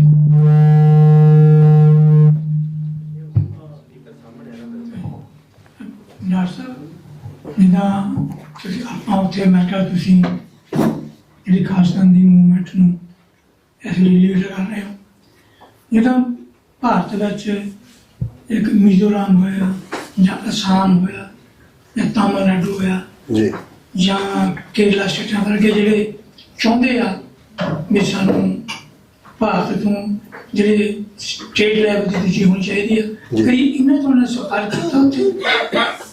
ਵਾਹਿਗੁਰੂ ਜੀ ਕਾ ਖਾਲਸਾ ਵਾਹਿਗੁਰੂ ਜੀ ਕੀ ਫਤਿਹ। ਦੇਖੋ ਤੁਸੀਂ ਬੜਾ ਠੀਕ ਸਵਾਲ ਪੁੱਛਿਆ ਹੈ, ਕਿਉਂਕਿ ਭਾਰਤ ਇਨਫੈਕਟ ਮੁਲਕ ਨਹੀਂ ਹੈ, ਭਾਰਤ ਸਬ ਕੰਟੀਨੈਂਟ ਹੈ। ਸਬ ਕੰਟੀਨੈਂਟ ਦੇ ਵਿੱਚ ਦਰਜਨਾਂ ਨੈਸ਼ਨੈਲਿਟੀਜ਼ ਨੇ। ਈਵਨ ਜੇ ਮੈਂ ਗਲਤ ਨਾ ਹੋਵਾਂ ਤੇ 22 ਜ਼ਬਾਨਾਂ ਭਾਰਤ ਦੀਆਂ ਨੈਸ਼ਨਲ ਲੈਂਗੁਏਜਸ ਨੇ ਤੇ ਡਾਇਲੈਕਟ ਸੈਂਕੜਿਆਂ ਚ ਨੇ, ਹਜ਼ਾਰਾਂ ਚ ਨੇ। ਔਰ ਹਿਸਟਰੀ ਚ ਵੀ ਭਾਰਤ ਨਾਂ ਦਾ ਕੋਈ ਮੁਲਕ ਕਦੇ ਐਗਜ਼ਿਸਟ ਨਹੀਂ ਕੀਤਾ। ਹਾਲਾਂਕਿ ਜਦੋਂ ਅਸ਼ੋਕ ਜਾਂ ਚੰਦਰਗੁਪਤ ਮੌਰੀਆ ਜਾਂ ਦੂਜਾ ਕਰਦੇ ਨੇ, ਕਦੇ ਤਮਿਲਨਾਡੂ ਜਾਂ ਕੇਰਲਾ ਜਾਂ ਦੂਜੇ ਉਹਨਾਂ ਦਾ ਹਿੱਸਾ ਨਹੀਂ ਰਹੇ। ਨਾਰਥ ਈਸਟ ਦੀਆਂ ਜਿਹੜੀਆਂ 7 ਸਟੇਟਾਂ ਨੇ ਜਿਹਨਾਂ ਨੂੰ ਸੈਵਨ ਸਿਸਟਰਸ ਕਹਿੰਦੇ ਨੇ, ਕਦੇ ਇਹਨਾਂ ਦਾ ਜੇ ਮਗਧ ਹੈ ਜਾਂ ਨਾਲੰਦਾ ਹੈ ਜਾਂ ਪਾਟਲੀ ਪੁੱਤਰ ਹੈ ਜਿਹੜਾ ਅੱਜ ਦਾ ਪਟਨਾ ਸਾਹਿਬ ਹੈ, ਇੱਥੋਂ ਲੈ ਕੇ ਠੀਕ ਹੈ ਵੀ ਸਾਡਾ ਪੰਜਾਬ ਜਾਂ ਅਫਗਾਨਿਸਤਾਨ ਤੱਕ ਉਹ ਇੱਕ ਪੀਰੀਅਡ ਦੇ ਵਿੱਚ ਰਾਜਾ ਜੈਪਾਲ ਜਿਹੜਾ ਲਾਸਟ ਹੈ ਉਹ ਨਾਰਥ ਇੰਡੀਆ ਦਾ ਇੰਨਾ ਕੁ ਹਿੱਸਾ ਬਣਦਾ ਹੈ। ਲੇਕਿਨ ਅੰਗਰੇਜ਼ਾਂ ਨੇ ਜਿਸ ਖਿੱਤੇ ਨੂੰ ਜਿੱਤਣ ਲਈ 200 ਸਾਲ ਲਾਏ, ਪੰਜਾਬ ਸਿਰਫ 98 ਸਾਲ ਉਹਨਾਂ ਦੇ ਅੰਡਰ ਹੈ। 200 ਇਅਰਸ ਉਹਨਾਂ ਦਾ ਓਵਰਆਲ ਸਾਰੇ ਸਿਸਟਮ ਤੋਂ ਹੈ। ਹੁਣ ਜਦੋਂ ਫੈਡਰਲ ਸਿਸਟਮ ਬਣਿਆ, ਇੱਕ ਸਟੇਜ ਤੇ ਜਿਹੜਾ ਅਨੰਦਪੁਰ ਦੇ ਮਤੇ ਦੀ ਗੱਲ 70s ਦੇ ਵਿੱਚ ਆਈ, ਪਹਿਲੀ ਸਰਕਾਰ ਜਦੋਂ ਜਸਟਿਸ ਗੁਰਨਾਮ ਸਿੰਘ ਦੀ ਪੰਜਾਬ ਦੇ ਵਿੱਚ ਬਣੀ, ਉਦੋਂ 9 ਸੂਬੇ ਭਾਰਤ ਦੇ ਜਿਨ੍ਹਾਂ 'ਚ SVD ਉਹਨਾਂ ਨੂੰ ਕਹਿੰਦੇ ਸੀ, ਸੰਯੁਕਤ ਵਿਧਾਇਕ ਦਲ, ਉਹਨਾਂ ਦੀਆਂ ਸਰਕਾਰਾਂ ਬਣੀਆਂ। ਇੱਕ ਮੀਟਿੰਗ ਜਸਟਿਸ ਗੁਰਨਾਮ ਸਿੰਘ ਨੇ ਉਦੋਂ ਤਮਿਲਨਾਡੂ ਦੇ ਵਿੱਚ ਕਰੁਣਾਨਿਧੀ ਸੀ ਔਰ ਇਸ ਤਰ੍ਹਾਂ ਉਹ ਚੰਡੀਗੜ੍ਹ 'ਚ ਸੱਦੀ ਵਿਦਿਨ, ਔਰ ਬੜਾ ਉਤਸ਼ਾਹ ਸੀ ਕਿ ਵੀ ਇਹ ਜਿਹੜੀ ਫੈਡਰਲ ਸਿਸਟਮ ਦੀ ਗੱਲ ਤੁਰੇਗੀ। ਲੇਕਿਨ ਇੰਨਾ ਪ੍ਰੈਸ਼ਰ ਪਿਆ ਕਿ ਜਸਟਿਸ ਗੁਰਨਾਮ ਸਿੰਘ ਨੇ ਉਹ ਮੀਟਿੰਗ ਮੁਲਤਵੀ ਕਰ ਦਿੱਤੀ। ਬਾਅਦ 'ਚ ਅਸੀਂ ਦੇਖਦੇ ਹਾਂ ਕਿ ਜਦੋਂ ਧਰਮਯੁੱਧ ਮੋਰਚੇ ਤੋਂ ਬਾਅਦ ਜਾਂ ਜੂਨ 84 ਦੇ ਘੱਲੂਘਾਰੇ ਤੋਂ ਬਾਅਦ ਜਿਹੜਾ ਇਹਨਾਂ ਨੇ ਇੱਕ ਸਰਕਾਰੀਆ ਕਮਿਸ਼ਨ ਬਣਾਇਆ ਰਾਜੀਵ ਲੌਂਗੋਵਾਲ TT ਦੇ ਥੱਲੇ, ਉਹਦੀ ਰਿਪੋਰਟ ਵੀ ਡੰਪ। ਲੇਕਿਨ ਇਸ ਪੀਰੀਅਡ 'ਚ ਨਾਗਾਲੈਂਡ ਦੀ ਮੂਵਮੈਂਟ ਸਭ ਤੋਂ ਪਹਿਲਾਂ 1948 ਦੇ ਵਿੱਚ ਉਹਨਾਂ ਦੀ ਹਥਿਆਰਬੰਦ ਮੂਵਮੈਂਟ ਸ਼ੁਰੂ ਹੋ ਗਈ। ਉਹਨਾਂ ਦਾ ਜਿਹੜਾ ਹੈਡ ਸੀ ਨਾਗਿਆਂ ਦਾ, ਉਹ ਕਾਫੀ ਦੇਰ ਗਵਰਨਮੈਂਟ ਇਨ ਐਗਜ਼ਾਈਲ ਬਣਾ ਕੇ ਇੰਗਲੈਂਡ ਦੇ ਵਿੱਚ ਰਿਹਾ। ਔਰ ਕੁਝ ਮੌਕਿਆਂ ਤੇ, ਕਿਉਂਕਿ ਮੈਂ ਤਾਂ ਉਸ ਪੀਰੀਅਡ 'ਚ ਬਾਹਰ ਨਹੀਂ ਸੀ, ਡਾਕਟਰ ਜਗਜੀਤ ਸਿੰਘ ਚੌਹਾਨ ਜਾਂ ਉਹ ਨਾਗਾਲੈਂਡ ਦਾ ਜਿਹੜਾ ਹੈਡ ਹੈ, ਉਹ ਇੱਕੋ ਸਟੇਜ ਤੋਂ ਐਡਰੈਸ ਵੀ ਕਰਦੇ ਰਹੇ, ਪ੍ਰੋਟੈਸਟ ਵੀ ਆਉਂਦਾ ਰਹੇ। ਧਰਮਯੁੱਧ ਮੋਰਚੇ ਦੇ ਵੇਲੇ ਮੈਨੂੰ ਪਤਾ ਹੈ ਵੀ ਸਿੱਖ ਸਟੂਡੈਂਟ ਫੈਡਰੇਸ਼ਨ ਦੇ ਡਾਕਟਰ ਭਗਵਾਨ ਸਿੰਘ ਮੋਕਲ ਔਰ ਇੱਕ ਦੋ ਹੋਰ ਉਹ ਅਸਾਮ 'ਚ ਗਏ, ਕਿਉਂਕਿ ਅਸਾਮ ਗਣ ਪਰਿਸ਼ਦ ਔਰ ਇਹ ਪ੍ਰਫੁੱਲਾ ਤੇ ਦੂਜੇ ਤੀਜੇ ਜਿਹੜੇ ਬਾਅਦ 'ਚ ਉਹਨਾਂ ਨੇ ਆਪਣੀਆਂ ਹੀ ਮੂਵਮੈਂਟ ਨੂੰ ਬਿਟਰੇ ਕੀਤਾ, ਉਹਨਾਂ ਦੇ ਨਾਲ ਕੋਸ਼ਿਸ਼ ਕੀਤੀ, ਉਹਨਾਂ ਦੇ ਬੰਦੇ ਵੀ ਆਏ, ਪਰ ਉਹ ਗੱਲ ਬਹੁਤੀ ਅੱਗੇ ਵਧੀ ਨਹੀਂ। ਹੁਣ ਦੇ ਦੌਰ 'ਚ ਇਹ ਠੀਕ ਹੈ ਵੀ ਕੋਈ ਰਾਬਤਾ ਮੈਨੂੰ ਨਹੀਂ ਲੱਗਦਾ ਵੀ ਪੰਜਾਬ ਦੀਆਂ ਧਿਰਾਂ ਦਾ ਅਦਰ ਦੈਨ ਕਿ ਦਿੱਲੀ ਦੇ ਵਿੱਚ ਇੱਕ ਦੋ ਇਕੱਠ ਹੋਏ ਨੇ ਜਿਹਦੇ ਸ਼ਾਇਦ ਦਲ ਖਾਲਸਾ ਨੇ ਆਰਗੇਨਾਈਜ਼ ਕੀਤੇ, ਜਿਹਦੇ 'ਚ ਨਾਗਿਆਂ ਦਾ ਵੀ ਨੁਮਾਇੰਦਾ ਕੋਈ ਆਇਆ ਹੈ, ਤਮਿਲਾਂ ਦਾ ਵੀ ਆਇਆ ਹੈ ਜਾਂ ਕਸ਼ਮੀਰੀਆਂ ਦਾ ਵੀ ਆਇਆ ਹੈ। ਇਸ ਲੈਵਲ ਦਾ ਉਹ ਵੀ ਸਿੰਬੋਲਿਕ ਹੈ, ਸੈਮੀਨਾਰ ਹੈ, ਤੁਸੀਂ ਸੱਦਿਆ, ਉਹ ਆ ਗਏ, ਉਹਨਾਂ ਨੇ ਆਪਣੀ ਗੱਲ ਕੀਤੀ। ਲੇਕਿਨ ਇਹ ਇੱਕ ਹਕੀਕਤ ਹੈ ਕਿ ਇਸ ਵੇਲੇ ਸਾਊਥ ਦੀਆਂ 5 ਸਟੇਟਾਂ ਤਮਿਲਨਾਡੂ, ਆਂਧਰਾ ਪ੍ਰਦੇਸ਼, ਕਰਨਾਟਕਾ, ਤੇਲੰਗਾਨਾ, ਕੇਰਲਾ, ਉਹਨਾਂ ਦੀ ਆਲਰੇਡੀ ਇਹ ਮੰਗ ਹੈ ਕਿ ਜੀ ਇਹਨਾਂ 5 ਸਟੇਟਾਂ ਦਾ ਇਕਨੋਮਿਕਲ ਜ਼ੋਨ ਬਣਾਇਆ ਜਾਏ, ਕਿਉਂਕਿ ਹੁਣ ਜਿਹੜੀ ਐਵਰੇਜ ਪੋਪੂਲੇਸ਼ਨ ਹੈ ਉਹ ਉਹਨਾਂ ਸਟੇਟਾਂ ਨੇ ਕੰਟਰੋਲ ਕੀਤੀ ਹੋਈ ਹੈ।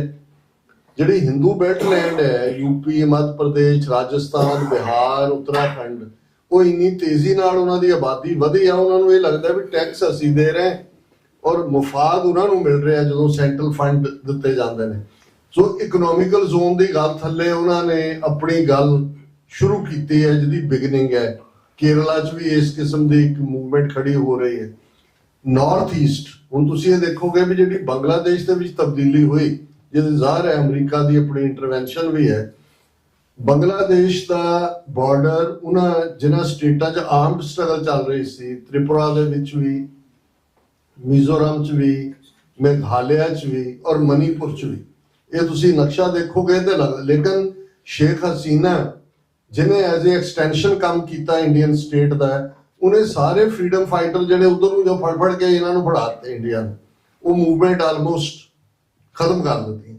ਹੁਣ ਜਦੋਂ ਦੀ ਬੰਗਲਾਦੇਸ਼ ਲਿਬਰੇਟ ਹੋਇਆ ਹੈ ਇੰਡੀਅਨ ਆਰਮੀ ਜੈਕ ਬੂਟ ਤੋਂ, ਉਹਨਾਂ ਤਿੰਨਾਂ ਹੀ ਸਟੇਟਾਂ ਦੇ ਵਿੱਚ ਰਿਵਾਈਵਲ ਦੀ ਗੱਲ ਸ਼ੁਰੂ ਹੋ ਗਈ ਫਰੀडम ਮੂਵਮੈਂਟ ਤੇ। ਸੋ ਆਉਣ ਵਾਲੇ ਪੀਰੀਅਡ 'ਚ ਕਸ਼ਮੀਰ ਦੇ ਮੁੱਦੇ ਤੇ ਅਸੀਂ ਦੇਖਦੇ ਹਾਂ ਵੀ ਇੰਨੀ ਫੌਜ ਵੀ ਰੱਖੀ ਹੋਈ ਹੈ ਔਰ ਉਹ ਸਾਰੇ ਦੇ ਚੱਲਦੇ ਆ। ਉੱਥੇ ਇੱਕ ਆਪਣੇ ਕਿਸਮ ਦਾ ਹੁਣ ਵੀ ਕੁਛ ਨਾ ਕੁਛ ਉੱਥੇ ਇਹਨਾਂ ਦਾ ਫੌਜੀ ਆਪਰੇਸ਼ਨ ਦੇ ਨਾਂ ਥੱਲੇ ਕਿਲਿੰਗ ਚੱਲ ਰਹੀਆਂ ਹੁੰਦੀਆਂ ਨੇ। ਇੰਡੀਆ ਹਿਸਟੋਰੀਕਲੀ ਨਾ ਕਦੇ ਕੰਟਰੀ ਸੀ, ਨਾ ਦਿੱਲੀ ਦੇ ਸਿਸਟਮ ਨੇ ਕੋਈ ਐਸਾ ਜਸਟਿਸ ਕੀਤਾ ਹੈ ਕਿ ਭਾਰਤ ਦੇ ਸਾਰੇ ਹਿੱਸੇ ਵਾਲਿਆਂ ਨੂੰ ਇਹ ਰਿਅਲਾਈਜ਼ ਹੋਏ ਕਿ ਵੀ ਉਹਨਾਂ ਦਾ ਆਜ਼ਾਦੀ 'ਚ ਹਿੱਸਾ ਹੈ।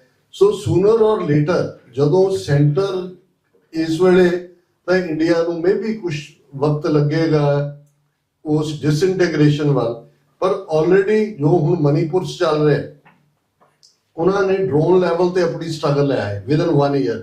ਸਾਲ ਦੇ ਵਿੱਚ ਜੋ ਉਹਨਾਂ ਨੇ ਕੀਤਾ, ਉਹਨਾਂ ਨੇ ਹੁਣ ਡਰੋਨਸ ਉਹਨਾਂ ਨੂੰ ਕੌਣ ਦੇ ਰਿਹਾ, ਕਿੱਥੋਂ ਆਏ ਨੇ, ਉਹਨਾਂ ਦੇ ਕੁਕੀ ਟ੍ਰਾਈਬ ਔਰ ਮਾਈਤਾਈ ਟ੍ਰਾਈਬ ਜਿਹੜਾ ਰੂਲਰ ਹੈ ਬੀਜੇਪੀ ਦਾ, ਉਹਨਾਂ ਦੇ ਵਿੱਚ ਪੂਰਾ ਬਾਰਡਰ ਲਾਈਨ ਖਿੱਚੀ ਹੋਈ ਹੈ।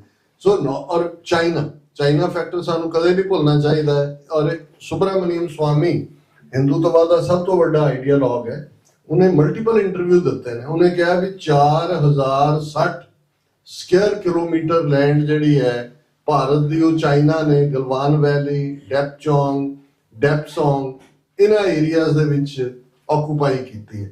ਸੋ ਇਹ ਅਲਟੀਮੇਟਲੀ ਜਦੋਂ ਜਿਉਂ ਇਹ ਇੰਡੀਆ ਦਾ ਐਕਸਪੈਂਸ਼ਨਿਸਟ ਡਿਜ਼ਾਈਨ ਇਸ ਵੇਲੇ ਤੋਂ ਅਮਰੀਕਾ ਦੇ ਉੱਤੇ ਬਹੁਤ ਕਾਊਂਟ ਕਰਦੇ ਨੇ, ਅਮਰੀਕਾ ਨੇ ਹੀ ਬਾਂਹ ਵੀ ਮਰੋੜਨੀ ਹੈ। ਸੋ ਇਵੈਂਚੁਅਲੀ ਇਹ 7 ਈਸਟਰਨ ਸਟੇਟਸ ਵੀ ਸੈਪਰੇਟ ਹੋਣਗੀਆਂ। ਪੰਜਾਬ ਔਰ ਕਸ਼ਮੀਰ ਇਹ ਬੱਝੇ ਹੋਏ ਨੇ ਇੱਕ ਸੂਤਰ ਦੇ ਨਾਲ, ਔਰ ਅਲਟੀਮੇਟਲੀ ਜਿਹੜਾ ਗੰਗਾ ਜਮਨੀ ਤਹਿਜ਼ੀਬ ਦਾ ਜਿਹੜਾ ਰੀਅਲ ਹਿੰਦੂਤਵਾ ਕਲਚਰ ਦਾ ਕ੍ਰੇਡਲ ਹੈ ਉਹੀ ਬਚੇਗਾ। ਬਾਕੀ ਜਿਹੜੇ ਨੇ ਇਹ ਫ੍ਰੀ ਹੋਣਗੇ। ਪਰ ਮੈਨੂੰ ਨਹੀਂ ਲੱਗਦਾ ਵੀ ਪੰਜਾਬ, ਹਾਲਾਂ ਜਿਵੇਂ ਸਰ ਸਿਮਰਨਜੀਤ ਸਿੰਘ ਮਾਨ ਜਦੋਂ ਪਾਰਲੀਮੈਂਟ, ਜਦੋਂ ਤੁਸੀਂ ਉਹਨਾਂ ਦੀਆਂ ਸਪੀਚਸ ਦੇਖੋ, ਉਹਨਾਂ ਨੇ ਹਰ ਜਿਹੜੀ ਓਪਰੈਸਡ ਕਲਾਸ ਸੀ ਉਹਨਾਂ ਦੇ ਲਈ ਸਟੈਂਡ ਲਿਆ ਹੋਇਆ, ਜਿਹਨੂੰ ਕਿਤੇ ਨਾ ਕਿਤੇ ਉਹਨਾਂ ਦੇ ਕੁਝ ਲੋਕ ਐਡਮਾਇਰ ਕਰਦੇ ਨੇ, ਪਰ ਆਰਗੇਨਾਈਜੇਸ਼ਨਲੀ ਮੈਨੂੰ ਨਹੀਂ ਲੱਗਦਾ ਵੀ ਉਹਨਾਂ ਦੇ ਨਾਲ ਕੋਈ ਰੈਗੂਲਰ ਰਾਬਤਾ ਹੈ ਕਿਸੇ ਦਾ। ਹਾਂਜੀ ਬਾਬਾ ਜੀ, ਹੁਣ ਇਸ ਟਾਈਮ ਤੇ ਗਾਜ਼ਾਵਾਰ ਚੱਲਦੀ ਪਈ, ਉਹ ਇਜ਼ਰਾਈਲ ਤੋਂ ਇਰਾਨ ਤੱਕ ਚਲੇ ਗਈ ਹੈ। ਇਹਦੇ ਪਿੱਛੇ ਅਮਰੀਕਾ, ਮਿਡਲ ਈਸਟ ਵੀ ਇਹਦੇ ਪਿੱਛੇ ਖੜਾ, ਸਾਰਾ ਕੁਝ ਮਿਕਸ ਹੋ ਗਿਆ। ਉਧਰੋਂ ਵਰਲਡ ਵਾਰ ਦਾ ਮਤਲਬ ਮਾਹੌਲ ਬਣਦਾ ਪਿਆ ਇੱਕ ਟਾਈਮ ਤੇ। ਸਾਨੂੰ ਇਹ ਕਿਉਂ ਲੱਗਦਾ ਵੀ ਜਦੋਂ ਸਾਡਾ ਖਾਲਿਸਤਾਨ ਬਣੂਗਾ ਅਮਰੀਕਾ ਸਾਡਾ ਸਾਥ ਹੋਊਗਾ? ਕਿਉਂਕਿ ਅਮਰੀਕਾ ਦੀ ਪਹਿਲ ਸੋਰਸ ਦੇ ਉੱਤੇ ਹੁੰਦੀ ਹਮੇਸ਼ਾ। ਜਦੋਂ ਉਹਨਾਂ ਨੇ ਕਿਸੇ ਦਾ ਸਾਥ ਦਿੱਤਾ, ਉਹ ਸੋਰਸ ਲੱਭਦੇ ਆ ਕਿ ਸਾਨੂੰ ਕੀ ਸੋਰਸ ਹੋਊਗਾ, ਫਿਰ ਅਸੀਂ ਇਹਨਾਂ ਦਾ ਸਾਥ ਦੇਵਾਂਗੇ। ਅਜੇ ਤੇ ਉਹ ਸਾਡਾ ਸਾਥ ਦਿੰਦੇ ਪਏ ਆ, FBI ਦਿੰਦੀ, ਕੁਝ ਵੀ ਆ, ਸਾਰੇ ਸਾਡੇ ਨਾਲ ਤੁਰਦੇ ਆ ਕਿਤੇ ਨਾ ਕਿਤੇ, ਪਰ ਸਾਨੂੰ ਪਰਫੈਕਟ ਐਗਜ਼ਾਮਪਲ ਦਾ ਸਾਨੂੰ ਪੂਰਾ ਵਿਸ਼ਵਾਸ ਆ ਵੀ ਉਹ ਸਾਡਾ ਸਾਥ ਦਊਗਾ ਜਦੋਂ ਅਸੀਂ ਇਹ ਹੋਂਦ ਚ ਲੈ ਕੇ ਆਉਂਦੇ ਆ। ਇਹ ਗੱਲ ਕਿਤੇ ਕੋਈ ਮੁਨਕਰ ਨਹੀਂ ਹੈਗਾ ਕਿ ਇਹ ਜਿਹੜੀ ਜੰਗ ਆ ਅਖੀਰ ਸਾਨੂੰ ਹਥਿਆਰਾਂ ਤੇ ਲੈ ਕੇ ਆਉਣੀ ਪੈਣੀ। ਕਿਸੇ ਨੇ ਥਾਲੀ 'ਚ ਰੱਖ ਕੇ ਸਾਨੂੰ ਪੰਜਾਬ ਜਾਂ ਖਾਲਿਸਤਾਨ ਨਹੀਂ ਦੇਣਾ। ਇਹ ਅਸਲ 'ਚ ਸਾਰੇ ਜਾਣੂ ਇਸ ਗੱਲ ਤੋਂ ਹੈ ਵੀ ਜੇ ਕੋਈ ਭੱਜਦਾ ਤੇ ਉਹਦੀ ਕੋਈ ਆਪਣੀ ਗਲਤੀ ਹੈ। ਇਹ ਅੱਜ ਮੈਂ ਜਾਂ ਕੋਈ ਵੀ ਹੈਗਾ, ਸਾਨੂੰ ਪੰਜਾਬ ਵੀ ਮੁੜਨਾ ਪੈਣਾ। ਅਸੀਂ 50 ਸਾਲਾਂ ਨੂੰ ਮੁੜ ਜੀਏ, ਅਸੀਂ 10 ਨੂੰ ਮੁੜ ਜੀਏ, ਜਾਣਾ ਪੈਣਾ ਹੀ ਹੈ। ਮੈਂ ਤੁਹਾਡੇ ਕੋਲ ਇੱਕ ਗੱਲ ਪੁੱਛਣਾ ਚਾਹੁੰਦਾ, ਤੁਸੀਂ ਇਹ ਲੰਬਾ ਸਮਾਂ ਤੁਸੀਂ ਇਹ ਚੀਜ਼ਾਂ ਦੇ ਵਿੱਚ ਰਹੇ ਜੇ, ਹਨਾ ਜੀ, ਤੇ ਤੁਸੀਂ ਕਿਸ ਹਿਸਾਬ ਨਾਲ ਇਸ ਚੀਜ਼ ਨੂੰ ਜਾਣਦੇ ਜੇ ਵੀ ਉਹ ਸਾਡਾ ਸਾਥ ਦੇਣਗੇ ਜਦੋਂ ਇਦਾਂ ਦਾ ਮੌਕਾ ਬਣਦਾ? ਠੀਕ, ਦੇਖੋ ਅੰਗਰੇਜ਼ੀ ਦੀ ਇੱਕ ਐਕਸਪ੍ਰੈਸ਼ਨ ਹੈ ਕਿ there are no permanent friends और foes, permanent only are interest. कि कोई भी पक्का दोस्त ਜਾਂ ਦੁਸ਼ਮਣ ਨਹੀਂ ਹੁੰਦਾ, ਜਿਹੜੇ ਹਿੱਤ ਹੁੰਦੇ ਨੇ ਉਹੀ ਪੱਕੇ ਹੁੰਦੇ ਨੇ। ਔਰ ਤੁਸੀਂ ਤੁਹਾਡੇ ਜਿਹੜੇ ਸਵਾਲ ਦੀ ਜਿਸਟ ਹੈ ਉਹ ਬਿਲਕੁਲ ਠੀਕ ਹੈ ਕਿ ਕੋਈ ਕਿਸੇ ਦੀ ਮਦਦ ਕਿਉਂ ਕਰੇ, ਅਮਰੀਕਾ ਸਾਡੇ ਪਿੱਠ ਤੇ ਕਿਉਂ ਖੜੇ, ਕਿਉਂਕਿ ਉਹਨਾਂ ਦੇ ਕੀ ਇੰਟਰਸਟ ਹੋਣਗੇ। ਜੇ ਵਕਤੀ ਤੌਰ ਤੇ ਸਾਨੂੰ ਲੱਗਦਾ ਵੀ ਹੈ ਕਿ ਵੀ ਉਹ ਸਾਡੇ ਨਾਲ ਸਿੰਪਥੀ ਰੱਖਦੇ ਨੇ, ਪਰ ਲੌਂਗ ਟਰਮ ਉਹਨਾਂ ਨੇ ਆਪਣੇ ਇੰਟਰਸਟ ਦੇਖਣੇ ਨੇ। ਬਿਲਕੁਲ ਠੀਕ ਹੈ। ਜਿਹੜੀ ਗੱਲ ਮੈਂ ਸਮਝੀ ਹੈ ਜਾਂ ਕਹਿਣ ਦੀ ਮੈਂ ਕੋਸ਼ਿਸ਼ ਕਰਦਾ ਕਿ ਇਸ ਵੇਲੇ ਇਉਂ ਲੱਗਦਾ ਹੈ ਕਿ ਜਿਹੜਾ ਦੇਖੋ ਮਿਡਲ ਈਸਟ ਜਿਹਦਾ ਤੁਸੀਂ ਜ਼ਿਕਰ ਕੀਤਾ ਹੈ, ਗਜ਼ਾ ਜਾਂ ਵੈਸਟ ਬੈਂਕ ਜਾਂ ਉਹ ਸਾਰਾ ਖਿੱਤਾ ਲਬਨਾਨ, ਇਹ ਲਗਭਗ 650 ਸਾਲ ਆਟੋਮਨ ਅੰਪਾਇਰ ਦੇ ਥੱਲੇ ਰਿਹਾ ਹੈ, ਜਿਹਨੂੰ ਜਿਹੜਾ ਸਲਤਨਤੇ ਜਿਹੜਾ ਉਸਮਾਨੀਆ ਕਹਿੰਦੇ 650 ਸਾਲ ਸਾਰੇ ਉਹਨਾਂ ਦੇ ਥੱਲੇ, ਜਿਹਨੂੰ ਤੁਰਕ ਅੰਪਾਇਰ ਸੀ, ਬਹੁਤ ਵੱਡਾ ਅੰਪਾਇਰ ਸੀ। ਫਸਟ ਵਰਲਡ ਵਾਰ ਹੋਇਆ 1914 ਤੋਂ 1918 ਦੇ ਵਿਚਾਲੇ। ਜਿਹੜਾ ਆਟੋਮਨ ਅੰਪਾਇਰ ਸੀ ਉਹ ਜਰਮਨ ਦਾ ਐਲਾਈ ਸੀ। ਜਦੋਂ ਇੰਟਰ ਵਾਰ ਚੱਲੀ ਔਰ ਉਹ ਜਰਮਨ ਡਿਫੀਟ ਹੋਏ ਮਿਡਲ ਈਸਟ। ਸਾਡੇ ਬਜ਼ੁਰਗ ਜਾਂ ਸਿੱਖ ਫੌਜਾਂ, ਜਿਵੇਂ ਅੱਜ ਅਸੀਂ ਬਗਦਾਦ 'ਚ ਗੁਰੂ ਨਾਨਕ ਸਾਹਿਬ ਦਾ ਹਿਸਟੋਰੀਕਲ ਗੁਰਦੁਆਰਾ ਮਿਲਣ ਦੀ ਗੱਲ ਕਰਦੇ ਹਾਂ, ਇਹ ਉਸ ਪੀਰੀਅਡ 'ਚ ਹੀ ਸੀ। ਸਿੱਖ ਫੌਜ ਗਈ ਬਸਰਾ, ਬਗਦਾਦ। ਤੁਸੀਂ ਆਪਣੇ ਬਜ਼ੁਰਗਾਂ ਨੂੰ ਵੀ ਕਹਿੰਦੇ ਸੁਣਿਆ ਹੋਗਾ ਬਸਰੇ ਦੀ ਲਾਮ ਜਾਂ ਦੂਜਾ, ਕਿਉਂਕਿ ਪਹਿਲੀ ਵਾਰ ਸਿੱਖ ਫੌਜ ਨੇ ਉੱਥੇ ਇੱਕ ਸਿੱਖ ਫੌਜੀ ਅਫਸਰ ਘੁੰਮ ਰਿਹਾ ਸੀ, ਉਹਨੇ ਦੇਖਿਆ ਕਬਰਸਤਾਨ ਦੇ ਲਾਗੋਂ ਗੁਜ਼ਰਿਆ, ਉਹਨੇ ਦੇਖਿਆ ਕਿ ਵੀ ਇੱਕ ਇਬਾਰਤ ਲਿਖੀ, ਕਿਉਂਕਿ ਉਰਦੂ ਤੋਂ ਜ਼ਬਾਨ ਸੀ, ਪੜ੍ਹਿਆ ਸੀ, ਉਹਨੇ ਦੇਖਿਆ ਵੀ ਬਾਬਾ ਨਾਨਕ ਲਫ਼ਜ਼ ਆਇਆ ਕੀ ਹੈ। ਫਿਰ ਲੇਟਰ ਉਹਨੇ ਸਾਹਮਣੇ ਪਤਾ ਲੱਗਾ ਭਾਈ ਗੁਰਦਾਸ ਜੀ ਦੀਆਂ ਵਾਰਾਂ ਸੀ ਕਿ ਫਿਰ ਬਾਬਾ ਗਿਆ ਬਗਦਾਦ ਨੂੰ, ਕਿ ਬਗਦਾਦ 'ਚ ਪੀਰ ਦਸਤਗੀਰ ਨਾਲ ਜਿਹੜੀ ਆ ਉਹ ਡਿਬੇਟ ਹੋਈ।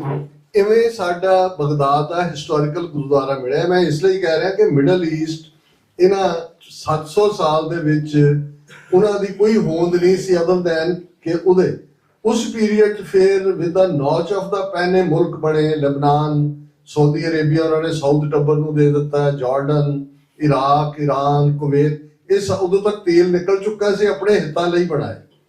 ਸੈਕੰਡ ਵਰਲਡ ਵਾਰ 1939 ਤੋਂ 1945 ਤੱਕ ਹੋਇਆ। ਉਸ ਤੋਂ ਅਗਲੇ 15 ਸਾਲਾਂ ਦੇ ਵਿੱਚ ਅੱਜ ਜਦੋਂ ਕਾਮਨਵੈਲਥ ਗੇਮਾਂ ਹੁੰਦੀਆਂ ਨੇ, ਜਿਹੜੇ 60-65 ਮੁਲਕ ਨੇ ਉਹੀ ਨੇ ਜਿਹੜੇ ਬ੍ਰਿਟਿਸ਼ ਕਾਲੋਨੀ ਸੀ। ਅੰਗਰੇਜ਼ ਇੰਨੇ ਕਰਜ਼ਾਈ ਹੋ ਗਏ ਵੀ ਉਹ ਉਹਨਾਂ ਨੂੰ ਨਹੀਂ ਸੀ ਰੱਖ ਸਕਦੇ ਗੁਲਾਮ, ਔਰ ਉਹ ਆਜ਼ਾਦ ਹੋਏ। ਇੰਡੀਆ ਨੂੰ ਵੀ ਉਹਨਾਂ ਨੇ ਵੰਡਿਆ ਜਾਂ ਦੂਜਾ। ਸੋ ਹੁਣ ਇਸ ਗੱਲ ਨੂੰ ਵੀ ਜਿਹੜਾ ਅੱਧੀ ਸਦੀ ਤੋਂ ਜ਼ਿਆਦਾ ਬੀਤ ਗਿਆ, 75 ਸਾਲ, ਨਿਊ ਮੈਪ ਮੇਕਿੰਗ ਹੋਣ ਜਾ ਰਹੀ ਹੈ, ਨਵੇਂ ਨਕਸ਼ੇ ਬਣਨੇ ਨੇ।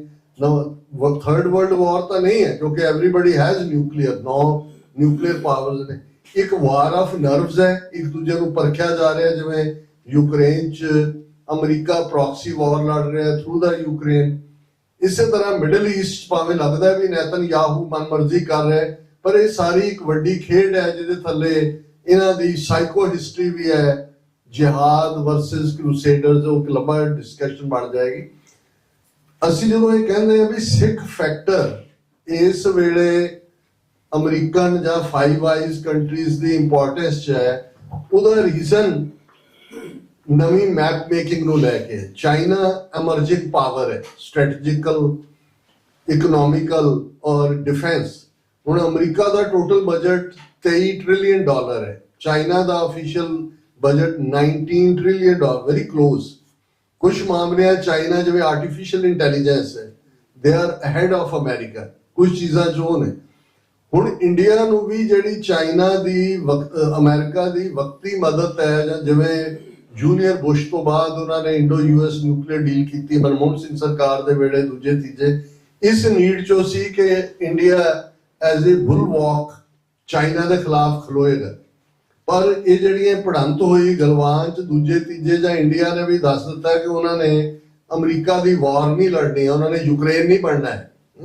ਸੋ ਉਹਦੇ ਔਰ ਪਲੱਸ ਜੋ ਅਮਰੀਕਨ ਸ਼ਹਿਰੀਆਂ ਦੇ ਨਾਲ ਕਰਨ ਦੀ ਲਾਈਨ ਆਈ, ਉਸ ਚੋਂ ਸਿੱਖ ਫੈਕਟਰ ਦੇਖੋ। ਅਸੀਂ ਕੁਝ ਚੀਜ਼ਾਂ ਕਿਉਂਕਿ ਪਬਲਿਕ ਪਲੇਟਫਾਰਮ ਤੋਂ ਅਸੀਂ ਡਿਸਕਸ ਕਰ ਰਹੇ ਹਾਂ, ਪਬਲਿਕਲੀ ਡਿਸਕਸ ਨਹੀਂ ਕਰ ਸਕਦੇ। ਸਿੱਖ ਫੈਕਟਰ ਇਸ ਵੇਲੇ ਰਡਾਰ ਸਕਰੀਨ ਤੇ ਹੈ, ਕਿਉਂਕਿ ਅਸੀਂ ਲਗਭਗ 600 ਕਿਲੋਮੀਟਰ ਇੰਟਰਨੈਸ਼ਨਲ ਬਾਰਡਰ ਵਾਘਾ ਤੋਂ ਹੁਸੈਨੀਵਾਲਾ ਤੱਕ ਬੈਠੇ।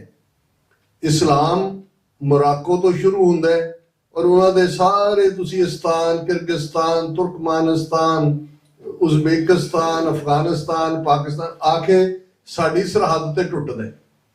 ਜੇ ਗੰਗਾ ਜਮਨੀ ਤਹਿਜ਼ੀਬ ਭਾਰਤ ਨੇ ਖੁੱਲ ਕੇ ਕਦੇ ਅਮਰੀਕਾ ਦੇ ਨਾਲ ਨਹੀਂ, ਕਿਉਂਕਿ ਉਹਨਾਂ ਦਾ ਸਭ ਕੁਝ ਹੀ ਸੋਵੀਅਤ ਯੂਨੀਅਨ ਜਾਂ ਰਸ਼ੀਆ ਦੇ ਦਾਰਮਦਾਰ ਹੈ। ਔਰ ਉਹ ਅਸੀਂ ਦੇਖ ਰਹੇ ਹਾਂ ਕਿ ਵੀ ਅਮਰੀਕਾ ਨੂੰ ਇਹਨਾਂ ਨੇ ਰਸ਼ੀਆ ਦੇ ਨਾਲ ਸਿਰਫ $2 ਬਿਲੀਅਨ ਦੀ ਟ੍ਰੇਡ ਸੀ ਇੰਡੀਆ ਦੀ ਯੂਕਰੇਨ ਵਾਰ ਤੋਂ ਪਹਿਲਾਂ ਹੁਣ $22 ਬਿਲੀਅਨ ਦੀ ਟ੍ਰੇਡ ਹੈ।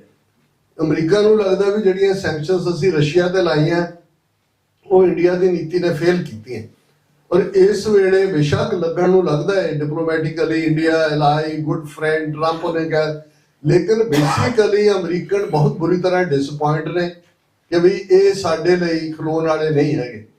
ਸਿੱਖ ਫੈਕਟਰ ਮੈਂ ਇਸ ਲਈ ਨਹੀਂ ਵੀ ਅਸੀਂ ਕੋਈ ਅਮਰੀਕਾ ਦੇ ਹੱਥ ਠੋਕ ਕੇ ਬਣਨਾ ਹੈ ਜਾਂ ਕੱਲ ਨੂੰ ਚੀਨ ਦੇ ਬਣਨਾ ਹੈ, ਇਹ ਗੱਲ ਬਿਲਕੁਲ ਕਲੀਅਰ ਹੈ, ਪਰ ਵੈਲਿਊ ਸਿਸਟਮ ਵੀ ਹੁੰਦਾ। ਜਦੋਂ ਅਸੀਂ ਵੈਲਿਊ ਬੇਸਡ ਵਰਲਡ ਕਹਿੰਦੇ ਹਾਂ, ਜਿਹੜਾ ਸਾਡਾ ਵੈਲਿਊ ਸਿਸਟਮ ਹੈ ਸਿੱਖ ਧਰਮ ਦਾ, ਸਿੱਖ ਮਜ਼ਹਬ ਦਾ, ਇਨਸਾਨੀਅਤ, ਹਿਊਮੈਨਿਟੇਰੀਅਨਿਜ਼ਮ, ਪ੍ਰੋਗਰੈਸ, ਉਹ ਜਿਹੜਾ ਅਮਰੀਕਾ ਦੇ ਫਾਊਂਡਿੰਗ ਫਾਦਰਸ ਦਾ ਸਿਸਟਮ ਹੈ, ਲਿਬਰਟੀ, ਜਸਟਿਸ, ਉਹਨਾਂ ਦੇ ਉੱਤੇ ਮਬਨੀ ਹੈ। ਇਸਲਾਮਿਕ ਵਰਲਡ ਦੇ ਨਾਲ ਟਕਰਾਅ ਹੈ, ਉੱਥੇ ਇੱਕ ਡਿਫਰੈਂਟ ਉਹਨਾਂ ਦਾ ਆਈਡੀਓਲੋਜੀਕਲ ਬੇਸ ਹੈ। ਇਸੇ ਤਰ੍ਹਾਂ ਚਾਈਨਾ ਦੀ ਆਈਡੀਓਲੋਜੀ ਨਾਲ ਟਕਰਾਅ ਹੈ। ਸੋ ਅਸੀਂ ਇੱਕ ਨਖਲਸਤਾਨ ਵਾਂਗ ਆ, ਲਾਈਕ ਆਈਲੈਂਡ, ਇੱਕ ਪਾਸੇ ਇਸਲਾਮਿਕ ਵੇਵ ਹੈ ਮੋਰਾਕੋ ਤੋਂ ਵਾਗਾ ਤੱਕ, ਜਿੱਥੇ ਟੋਟਲ ਇੱਕ ਡਿਫਰੈਂਟ ਵੈਲਿਊ ਸਿਸਟਮ ਹੈ ਜਿਹੜਾ ਇਹਨਾਂ ਦੇ ਲਈ ਚੈਲੰਜ ਹੈ।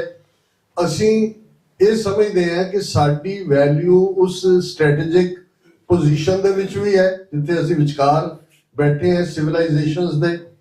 ਦੂਸਰਾ, ਸਿੱਖਾਂ ਦਾ ਡਾਇਸਪੋਰਾ ਕਰੈਕਟਰ ਦੇ ਰੂਪ ਦੇ ਵਿੱਚ ਜਿਵੇਂ ਐਜ਼ ਏ ਸੌਫਟ ਪਾਵਰ ਸਿੱਖ ਐਮਰਜ ਹੋਏ ਨੇ। ਕੋਵਿਡ ਦੇ ਵੇਲੇ ਤੁਸੀਂ ਦੇਖੋ, ਜਦੋਂ ਕੋਵਿਡ ਮੁੱਕਾ 5 ਮੁਲਕਾਂ ਦੇ ਹੈਡ ਆਫ ਸਟੇਟਸ ਨੇ, Australia, New Zealand, UK, Canada, America, ਜਿਹੜਾ ਉਸ ਤੋਂ ਬਾਅਦ ਖਾਲਸਾ ਸਾਜਨਾ ਦਿਵਸ ਆਇਆ ਉਹਦੇ ਤੇ ਮੁਬਾਰਕਬਾਦ ਦਿੱਤੀ ਸਿੱਖਾਂ ਨੂੰ। ਔਰ ਇਹ ਇਸੇ ਤਰ੍ਹਾਂ ਯੂਕਰੇਨ, ਅਸੀਂ ਵਾਸ਼ਿੰਗਟਨ ਸੀ ਕੁਝ ਸਮਾਂ ਪਹਿਲਾਂ, ਯੂਨਾਈਟਿਡ ਸਿੱਖਸ ਨੇ ਬਹੁਤ ਕੰਮ ਕੀਤਾ ਹੈ ਯੂਕਰੇਨ ਦੇ ਵਿੱਚ, ਔਰ ਉਹਨਾਂ ਦੇ 5 ਮੈਂਬਰ ਪਾਰਲੀਮੈਂਟ DC ਆਏ ਹੋਏ ਸੀ। ਉਹਨਾਂ ਨੇ ਕਿਹਾ ਜੀ ਅਸੀਂ ਸਿੱਖਾਂ ਨੂੰ ਮਿਲਣਾ ਚਾਹੁੰਦੇ। ਮੈਨੂੰ ਵੀ, ਮੈਂ ਨਿਊਯਾਰਕ ਤੋਂ ਆਇਆ, ਹੋਰ ਵੀ ਜਿਹੜੇ ਨੇ ਸਿੱਖ ਐਕਟਿਵਿਸਟ ਆਏ ਹੋਏ ਸੀ, ਉਹਨਾਂ ਨੇ ਸਾਰਾ ਦਿਨ ਸਪੈਂਡ ਕੀਤਾ। ਉਹਨਾਂ ਜਿਹੜੀ ਹੈੱਡ ਸੀ ਉਹਦੀਆਂ ਅੱਖਾਂ 'ਚ ਅਥਰੂ ਸੀ ਜਦੋਂ ਬਰੀਫ ਕਰ ਰਹੇ। ਉਹ ਕਹਿੰਦੇ ਵੀ ਸਿੱਖਾਂ ਨਾਲ ਸਾਡਾ, ਅਸੀਂ ਜਦੋਂ ਦੇਖਿਆ ਵੀ ਇਹਨੇ ਵੱਡੇ ਵੱਡੇ ਟੈਂਟ, ਵਾਰਮ ਟੈਂਟ ਲਾਏ ਨੇ, ਫੂਡ ਸਰਵ ਹੋ ਰਿਹਾ, ਅਸੀਂ ਕਿਹਾ ਕੌਣ ਲੋਕ ਨੇ, from where they have come. ਕੋਈ ਰਿਲੀਜਨ ਨਹੀਂ ਮਿਲਦਾ, ਕੋਈ ਬਾਰਡਰ ਨਹੀਂ ਮਿਲਦਾ, ਕੋਈ ਮੁਲਕ ਨਹੀਂ ਹੈ, ਉੱਥੇ ਖਤਰੇ 'ਚ ਪਾ ਕੇ ਉੱਥੋਂ ਜਾਨ ਤੇ ਖੇਡ ਕੇ ਜਿਹੜੇ ਨੇ, ਔਰ ਦੁਨੀਆ ਭਰ 'ਚੋਂ ਵਲੰਟੀਅਰ ਆ ਰਹੇ ਨੇ। ਔਰ ਉਹਨਾਂ ਨੇ ਕਿਹਾ ਵੀ ਅਸੀਂ ਕਦੇ ਭੁੱਲ ਨਹੀਂ ਸਕਦੇ ਇਹ ਸਾਰੇ। ਸੋ ਕਹਿਣ ਦਾ ਮਤਲਬ ਇਹ ਹੈ ਵੀ ਜਿਹੜਾ ਸਾਡਾ ਅਮਰਜਿੰਗ ਐਜ਼ ਏ ਨੇਸ਼ਨ ਇੱਕ ਸਾਡਾ ਇਮੇਜ ਹੈ ਐਜ਼ ਏ, ਜੇ 10ਵੇਂ ਪਾਤਸ਼ਾਹ ਨੇ ਫਰਮਾਇਆ ਸੀ ਕਿ ਖਾਲਸਾ ਅਕਾਲ ਪੁਰਖ ਕੀ ਫੌਜ, ਪ੍ਰਗਟਿਓ ਖਾਲਸਾ ਪਰਮਾਤਮ ਕੀ ਮੌਜ। ਭਾਵੇਂ ਅਸੀਂ ਡਿਫਰੈਂਟ ਸਰਕਮਸਟੈਂਸਿਸ 'ਚ ਬਾਹਰ ਆਏ ਹਾਂ, ਧੱਕੇ ਖਾਂਦੇ, ਐਗਜ਼ਾਈਲ, ਕੋਈ ਡੌਂਕੀ ਲਾ ਕੇ, ਕੋਈ ਏਜੰਟਾਂ ਦੇ ਢਹਿ ਚੜ੍ਹ ਕੇ, ਪਰ ਇਹ ਵੀ ਕੋਈ ਗੁਰੂ ਦੀ ਕਲਾ ਹੈ ਜਿਹਦੇ ਥੱਲੇ ਸਿੱਖ ਫ੍ਰੈਗਰੈਂਸ ਅੱਜ ਦੁਨੀਆ ਦੇ 150 ਦੇ ਕਰੀਬ ਮੁਲਕਾਂ ਦੇ ਵਿੱਚ ਸਾਡੇ ਝੰਡੇ ਝੂਲਦੇ ਨੇ। ਜਿੱਥੇ ਤੁਸੀਂ ਪਹੁੰਚਦੇ ਹੋ ਸਾਡੀਆਂ ਐਮਬੈਸੀਆਂ ਵਾਂਗ ਨੇ। ਸੋ ਮੈਨੂੰ ਇਹ ਲੱਗਦਾ ਹੈ ਸਾਡਾ ਫਿਊਚਰ ਜਿਹੜਾ, ਇਹ ਠੀਕ ਹੈ ਵੀ ਅਸੀਂ ਵਰਲਡ ਦੇ ਹਰ ਖਿੱਤੇ 'ਚ ਮੌਜੂਦ ਹੋ ਕੇ ਪੋਲੀਟੀਕਲ ਸਿਸਟਮ ਨੂੰ ਵੀ ਪ੍ਰਭਾਵਿਤ ਕਰਦੇ ਹਾਂ। ਹੁਣ ਕੈਨੇਡਾ 'ਚ ਜੇ ਜਸਟਿਨ ਟਰੂਡੋ ਇਹ ਸੱਚ ਬੋਲਦਾ ਹੈ ਡਟ ਕੇ, ਉਹਨੂੰ ਪਤਾ ਉਹਦੀ ਹਕੂਮਤ ਜਗਮੀਤ ਸਿੰਘ ਦੀ ਪਾਰਟੀ NDP ਦੇ ਸਿਰ ਤੇ ਖੜੀ ਹੈ। ਜਿਹੜਾ ਅੰਮ੍ਰਿਤਧਾਰੀ ਸਿੰਘ ਹੈ, ਖਾਲਿਸਤਾਨ ਦਾ ਇਕੱਲਾ ਝੰਡਾ ਬਰਦਾਰ ਨਹੀਂ। ਅਸੀਂ 4 ਸਾਲ ਪਹਿਲਾਂ ਜਦੋਂ TV 84 ਦਾ ਪਹਿਲਾ ਇੱਕ ਵੱਡਾ ਗਾਲਾ ਬੈਂਕੁਏਟ ਕੀਤਾ ਤੇ ਸਾਡੇ ਗੈਸਟ ਆਫ ਆਨਰ ਹੀ ਜਗਮੀਤ ਸਿੰਘ ਸੀਗੇ, ਉੱਥੋਂ ਆਲ ਦਾ ਵੇ ਆਏ। ਹਾਲਾਂ ਮੀਡੀਆ 'ਚ ਉਹਨਾਂ ਨੂੰ ਹਿੰਦੂਤਵੀਆਂ ਨੇ ਭੰਨਿਆ। ਇਸੇ ਤਰ੍ਹਾਂ UK ਦੇ ਵਿੱਚ ਇਸ ਵੇਲੇ 12 MP ਤੁਹਾਡੇ ਪਾਵਰ 'ਚ ਆਏ ਨੇ। ਫਰਾਂਸ ਦੇ ਹਵਾਲੇ ਨਾਲ ਕੱਲ ਮੈਨੂੰ ਸਰ ਚੈਨ ਸਿੰਘ ਉਹਨਾਂ ਦੇ ਸਪੁੱਤਰ ਬੇਟਾ ਰਣਜੀਤ ਸਿੰਘ ਨਾਲ ਮਿਲਣ ਦਾ ਮੌਕਾ ਮਿਲਿਆ। ਮੈਂ ਪਹਿਲਾਂ ਜਦੋਂ ਯੂਨਾਈਟਿਡ ਸਿੱਖਸ ਲਈ ਨਾਲ ਇੰਟਰਨਸ਼ਿਪ ਕਰਦੇ ਸੀ, ਮੈਂ ਮਿਲਿਆ ਹੋਇਆ ਜਿਵੇਂ ਡਿਪਟੀ ਮੇਅਰ ਅੱਗੇ ਵਧਣ ਦਾ। ਸੋ ਇੱਕ ਪਾਰਟ ਜਿਹੜਾ ਮੈਂ ਇਹ ਕਹਿਣਾ ਚਾਹੁੰਦਾ, ਤੁਹਾਡਾ ਪਾਰਸ਼ਲੀ ਮੈਂ ਜਿਹੜਾ ਜਵਾਬ ਵੀ ਦਿੱਤਾ ਹੈ ਕਿ ਅਲਟੀਮੇਟਲੀ ਜਿਹੜੀ ਐਨਕਰੇਜਮੈਂਟ ਅਸੀਂ ਆਪਣੇ ਬੱਚੇ ਬੱਚੀਆਂ ਨੂੰ ਕਰੀਏ to get into the system ਦੇ ਵਿੱਚ ਆਣਾ। ਉਹ ਭਾਵੇਂ ਸਾਡੇ ਵਕੀਲ ਨੇ, ਸਾਡੇ ਐਕਟਿਵਿਸਟ ਨੇ, ਵੋਟਾਂ ਦਾ ਸਿਸਟਮ ਹੈ, ਕੋਈ ਹੈ, ਸਿਸਟਮ ਦੇ ਵਿੱਚ ਆਈਏ। ਔਰ ਇਵੇਂ ਹੀ ਭਾਵੇਂ ਅੱਜ ਜੋ ਇਜ਼ਰਾਈਲ ਫਲਸਤੀਨੀਆਂ ਨਾਲ ਕਰਦਾ ਅਸੀਂ ਕੰਡੈਮ ਕਰਦੇ ਹਾਂ, ਪਰ ਜੇ ਐਜ਼ ਏ ਪ੍ਰੈਸੀਡੈਂਟ ਉਹਦੀ ਹੋਂਦ ਨੂੰ ਦੇਖਣਾ ਹੋਏ ਤਾਂ ਫਿਰ ਸਾਨੂੰ ਸਮਝਣਾ ਪਏਗਾ ਐਜੂਕੇਸ਼ਨ ਕਿੰਨੀ ਇੰਪੋਰਟੈਂਟ ਹੈ, ਕਿਸ ਲੈਵਲ ਦੇ ਉੱਤੇ ਬਾਰ-ਬਾਰ ਆਉਂਦੇ ਨੇ, ਬਿਜ਼ਨਸ ਵਾਲ ਆਉਂਦੇ ਨੇ, ਉਹਨਾਂ ਨੂੰ ਵੀ ਐਨਕਰੇਜ ਕਰੀਏ। ਸੋ ਕੁੱਲ ਮਿਲਾ ਕੇ ਜਿਸ ਕਿਸਮ ਦੀ ਨਵੀਂ ਮੈਪ ਮੇਕਿੰਗ ਹੋਣ ਜਾ ਰਹੀ ਹੈ, ਜਿਓ ਪੋਲਿਟਿਕਸ ਦਾ ਖਿੱਤਾ ਹੁਣ ਯੂਰਪ ਨਹੀਂ ਹੈ ਜਾਂ ਅਲਟੀਮੇਟਲੀ ਸਾਊਥ ਅਮਰੀਕਾ ਨਹੀਂ ਹੈ, ਉਹ ਸਾਡਾ ਸਬ ਕੰਟੀਨੈਂਟ ਹੈ। ਔਰ ਉਹਦੇ 'ਚ ਸਿੱਖ ਫੈਕਟਰ ਜਿਹੜਾ ਗੁਰੂ ਸਾਹਿਬ ਨੇ ਤੀਸਰ ਪੰਥ ਚਲਾਇਆ, ਦੋ ਸਿਵਲਾਈਜੇਸ਼ਨਸ ਦੇ ਵਿੱਚ ਜਿਹੜੀਆਂ ਟਕਰਾ ਦੀਆਂ ਸੀ ਉਹਨਾਂ ਦੇ ਵਿੱਚ ਸਿੱਖੀ ਦਾ ਇਹ ਕਮਲ ਫੁੱਲ ਜਿਹੜਾ ਬਿਲਕੁਲ ਬੇਲਾਗ ਹੋ ਕੇ ਇਨਸਾਨੀਅਤ ਦੀ ਸੇਵਾ ਕਰਦਾ ਉਹ ਖਿੰਡਾਇਆ, ਉਹਨੂੰ ਹੀ ਗੁਰੂ ਕਲਗੀਧਰ ਪਾਤਸ਼ਾਹ ਨੇ ਜਿਹੜਾ ਉੱਤਮ ਪੰਥ ਭੱਟਾ ਨੇ ਕਿਹਾ ਸੀ, ਗੁਰੂ ਸਾਹਿਬ ਨੇ ਕਿਹਾ ਕਿ ਭਾਈ ਇਹ ਖਾਲਸਾ ਮੇਰਾ ਸਤਿਗੁਰੂ ਹੈ, ਖਾਲਸਾ ਮੇਰਾ ਸੱਜਣ ਹੈ, ਜਾਨ ਦੀ ਜਾਨ ਹੈ, ਪ੍ਰਾਣ ਦੀ ਪ੍ਰਾਣ ਹੈ। ਸੋ ਹਾਲਾਤ ਇਵੇਂ ਹੀ ਬਦਲਦੇ ਹੁੰਦੇ ਨੇ ਔਰ ਥਰਡ ਪਾਰਟੀ ਇੰਟਰਵੈਂਸ਼ਨ ਹੀ ਨਵੀਂ ਮੈਪ ਮੇਕਿੰਗ ਬਣਾਉਂਦੀ ਹੈ। ਸੋ ਮੈਂ ਇਹਨੂੰ ਇਸ ਢੰਗ ਨਾਲ ਦੇਖਦਾ ਔਰ ਇਹਨੂੰ ਇਵੇਂ ਨਹੀਂ ਲੈਣਾ ਚਾਹੀਦਾ ਕਿ ਅਮਰੀਕਾ ਸਾਡੀ ਇਸ ਲਈ ਮਦਦ ਕਰੇਗਾ ਵੀ ਸਾਡੇ ਸਿਧਾਂਤ ਬੜੇ ਚੰਗੇ ਨੇ ਜਾਂ ਅਸੀਂ ਅਮਰੀਕਾ ਦੀ ਇਸ ਲਈ ਕਰਾਂਗੇ ਕਿ ਜੀ ਇਹਨਾਂ ਨੇ, ਇਵੇਂ ਨਹੀਂ ਹੋਏਗਾ।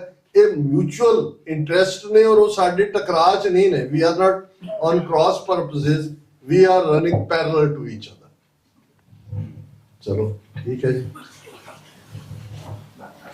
ਚਲੋ ਸਾਰੇ ਵੀਰਾਂ ਦਾ ਬਹੁਤ ਬਹੁਤ ਧੰਨਵਾਦ। ਤੁਸੀਂ ਬੜੇ ਸ਼ਾਰਟ ਨੋਟਿਸ ਦੇ ਉੱਤੇ ਆਏ, ਮੈਨੂੰ ਚੰਗਾ ਲੱਗਾ ਔਰ ਮੈਂ ਸਮਝਦਾ ਵੀ ਤੁਹਾਡੇ ਮਾਧਿਅਮ ਰਾਹੀਂ ਲੱਖਾਂ ਸਾਡੇ ਪੰਜਾਬ ਚੈਨਲ TV 84 ਉਹਨਾਂ ਦੇ ਵਿਊਅਰਸ ਤੱਕ ਇਹ ਮੈਸੇਜ ਪਹੁੰਚਿਆ।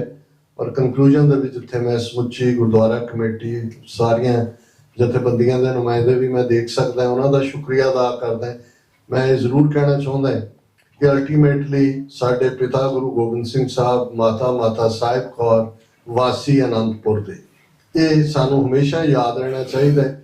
ਕੌਮ ਦੀ ਅਜ਼ਮਤ, ਕੌਮ ਦੀ ਪੱਤ, ਕੌਮ ਦਾ ਆਨਰ, ਇਹ ਸਾਡਾ ਸਭ ਦਾ ਹੀ ਜਿਹੜਾ ਹੈ ਉਹ ਆਨਰ ਹੈ। ਤੇ ਜੇ ਬੇਪਤ ਹੁੰਦਾ ਹੈ ਤੇ ਜਿਵੇਂ ਕਦੇ ਹਰਿੰਦਰ ਸਿੰਘ ਮਹਿਬੂਬ ਨੇ ਕਿਹਾ ਸੀ ਆਪਣੀ ਇੱਕ ਨਜ਼ਮ ਦੇ ਵਿੱਚ ਕਿ ਬੇਪਤ ਹੋਈਆਂ ਕੌਮਾਂ ਦੇ ਘਰ ਦੂਰ, ਫਰੇਬੀ ਧਰ ਤੇ ਬਦਨਸੀਬ ਪੈਰਾਂ ਦੇ ਹੇਠਾਂ ਖਾਕ, ਵਿਸ਼ੈਲੀ ਕਰਕੇ ਮੂੰਹ ਜ਼ੋਰ ਸਮਾਂ ਨਾ ਕੌਮੇ, ਮੇਟ ਸਕੇਗਾ ਤੈਨੂੰ ਆਪਣੀ ਪੱਤ ਪਛਾਣ ਲਵੇਂ ਜੇ ਲੜ ਮਾਹੀ ਦਾ ਫੜ ਕੇ। ਗੁਰੂ ਕਲਗੀਧਰ ਪਾਤਸ਼ਾਹ ਪੰਥ ਦੇ ਵਾਲੀ ਨੇ ਔਰ ਗੁਰੂ ਦਾ ਇਕਰਾਰਨਾਮਾ ਹੈ ਪੰਥ ਦੇ ਨਾਲ, ਪੰਥ ਖਾਲਸਾ ਖੇਤੀ ਮੇਰੀ, ਹਉ ਸੰਭਾਲ ਕਰੋ ਤਿਸਕੇਰੀ। ਗੁਰੂ ਨੇ ਸਾਨੂੰ ਬੇਘਰੇ ਨਹੀਂ ਰਹਿਣ ਦੇਣਾ, ਸਿਰ ਜੋੜ ਕੇ ਬੈਠ ਕੇ ਗੁਰੂ ਦੇ ਉੱਤੇ ਆਮਨਾ, ਈਮਾਨ, ਫੇਥ, ਤੇ ਜਿਹੜਾ ਕੁਝ ਵੀ ਨਹੀਂ ਕਰ ਸਕਦਾ ਦੋ ਵੇਲੇ ਦੀ ਅਰਦਾਸ ਜ਼ਰੂਰ ਕਰੇ। ਇਹੀ ਸਾਡੀ ਮੰਜ਼ਿਲ ਨੂੰ ਸਾਡੇ ਕਰੀਬ ਲਿਆਏਗਾ। ਸਾਡੇ 1.5 ਲੱਖ ਤੋਂ ਜ਼ਿਆਦਾ ਕੌਮ ਦੇ ਸਪੁੱਤਰ ਸਪੁੱਤਰੀਆਂ ਨੇ ਆਪਣੇ ਸਰੀਰਾਂ ਦੇ ਠੀਕਰੇ ਦਿੱਲੀ ਸਾਮਰਾਜ ਦੇ ਸਿਰ ਤੇ ਇਸ ਲਈ ਭੰਨੇ ਕਿ ਕੌਮ ਦਾ ਆਉਣ ਵਾਲਾ ਕੱਲ ਸ਼ਾਨ ਮਤਾ ਹੋਏ, ਮਾਨ ਮਤਾ ਹੋਏ। ਇਹੀ ਭਾਵਨਾ ਸਾਡੇ ਵਿੱਚ ਹੋਣੀ ਚਾਹੀਦੀ ਹੈ। ਕਿਸੇ ਵੀ ਭੁੱਲ ਚੁੱਕ ਦੀ ਮਾਫੀ। ਵਾਹਿਗੁਰੂ ਜੀ ਕਾ ਖਾਲਸਾ, ਵਾਹਿਗੁਰੂ ਜੀ ਕੀ ਫਤਿਹ।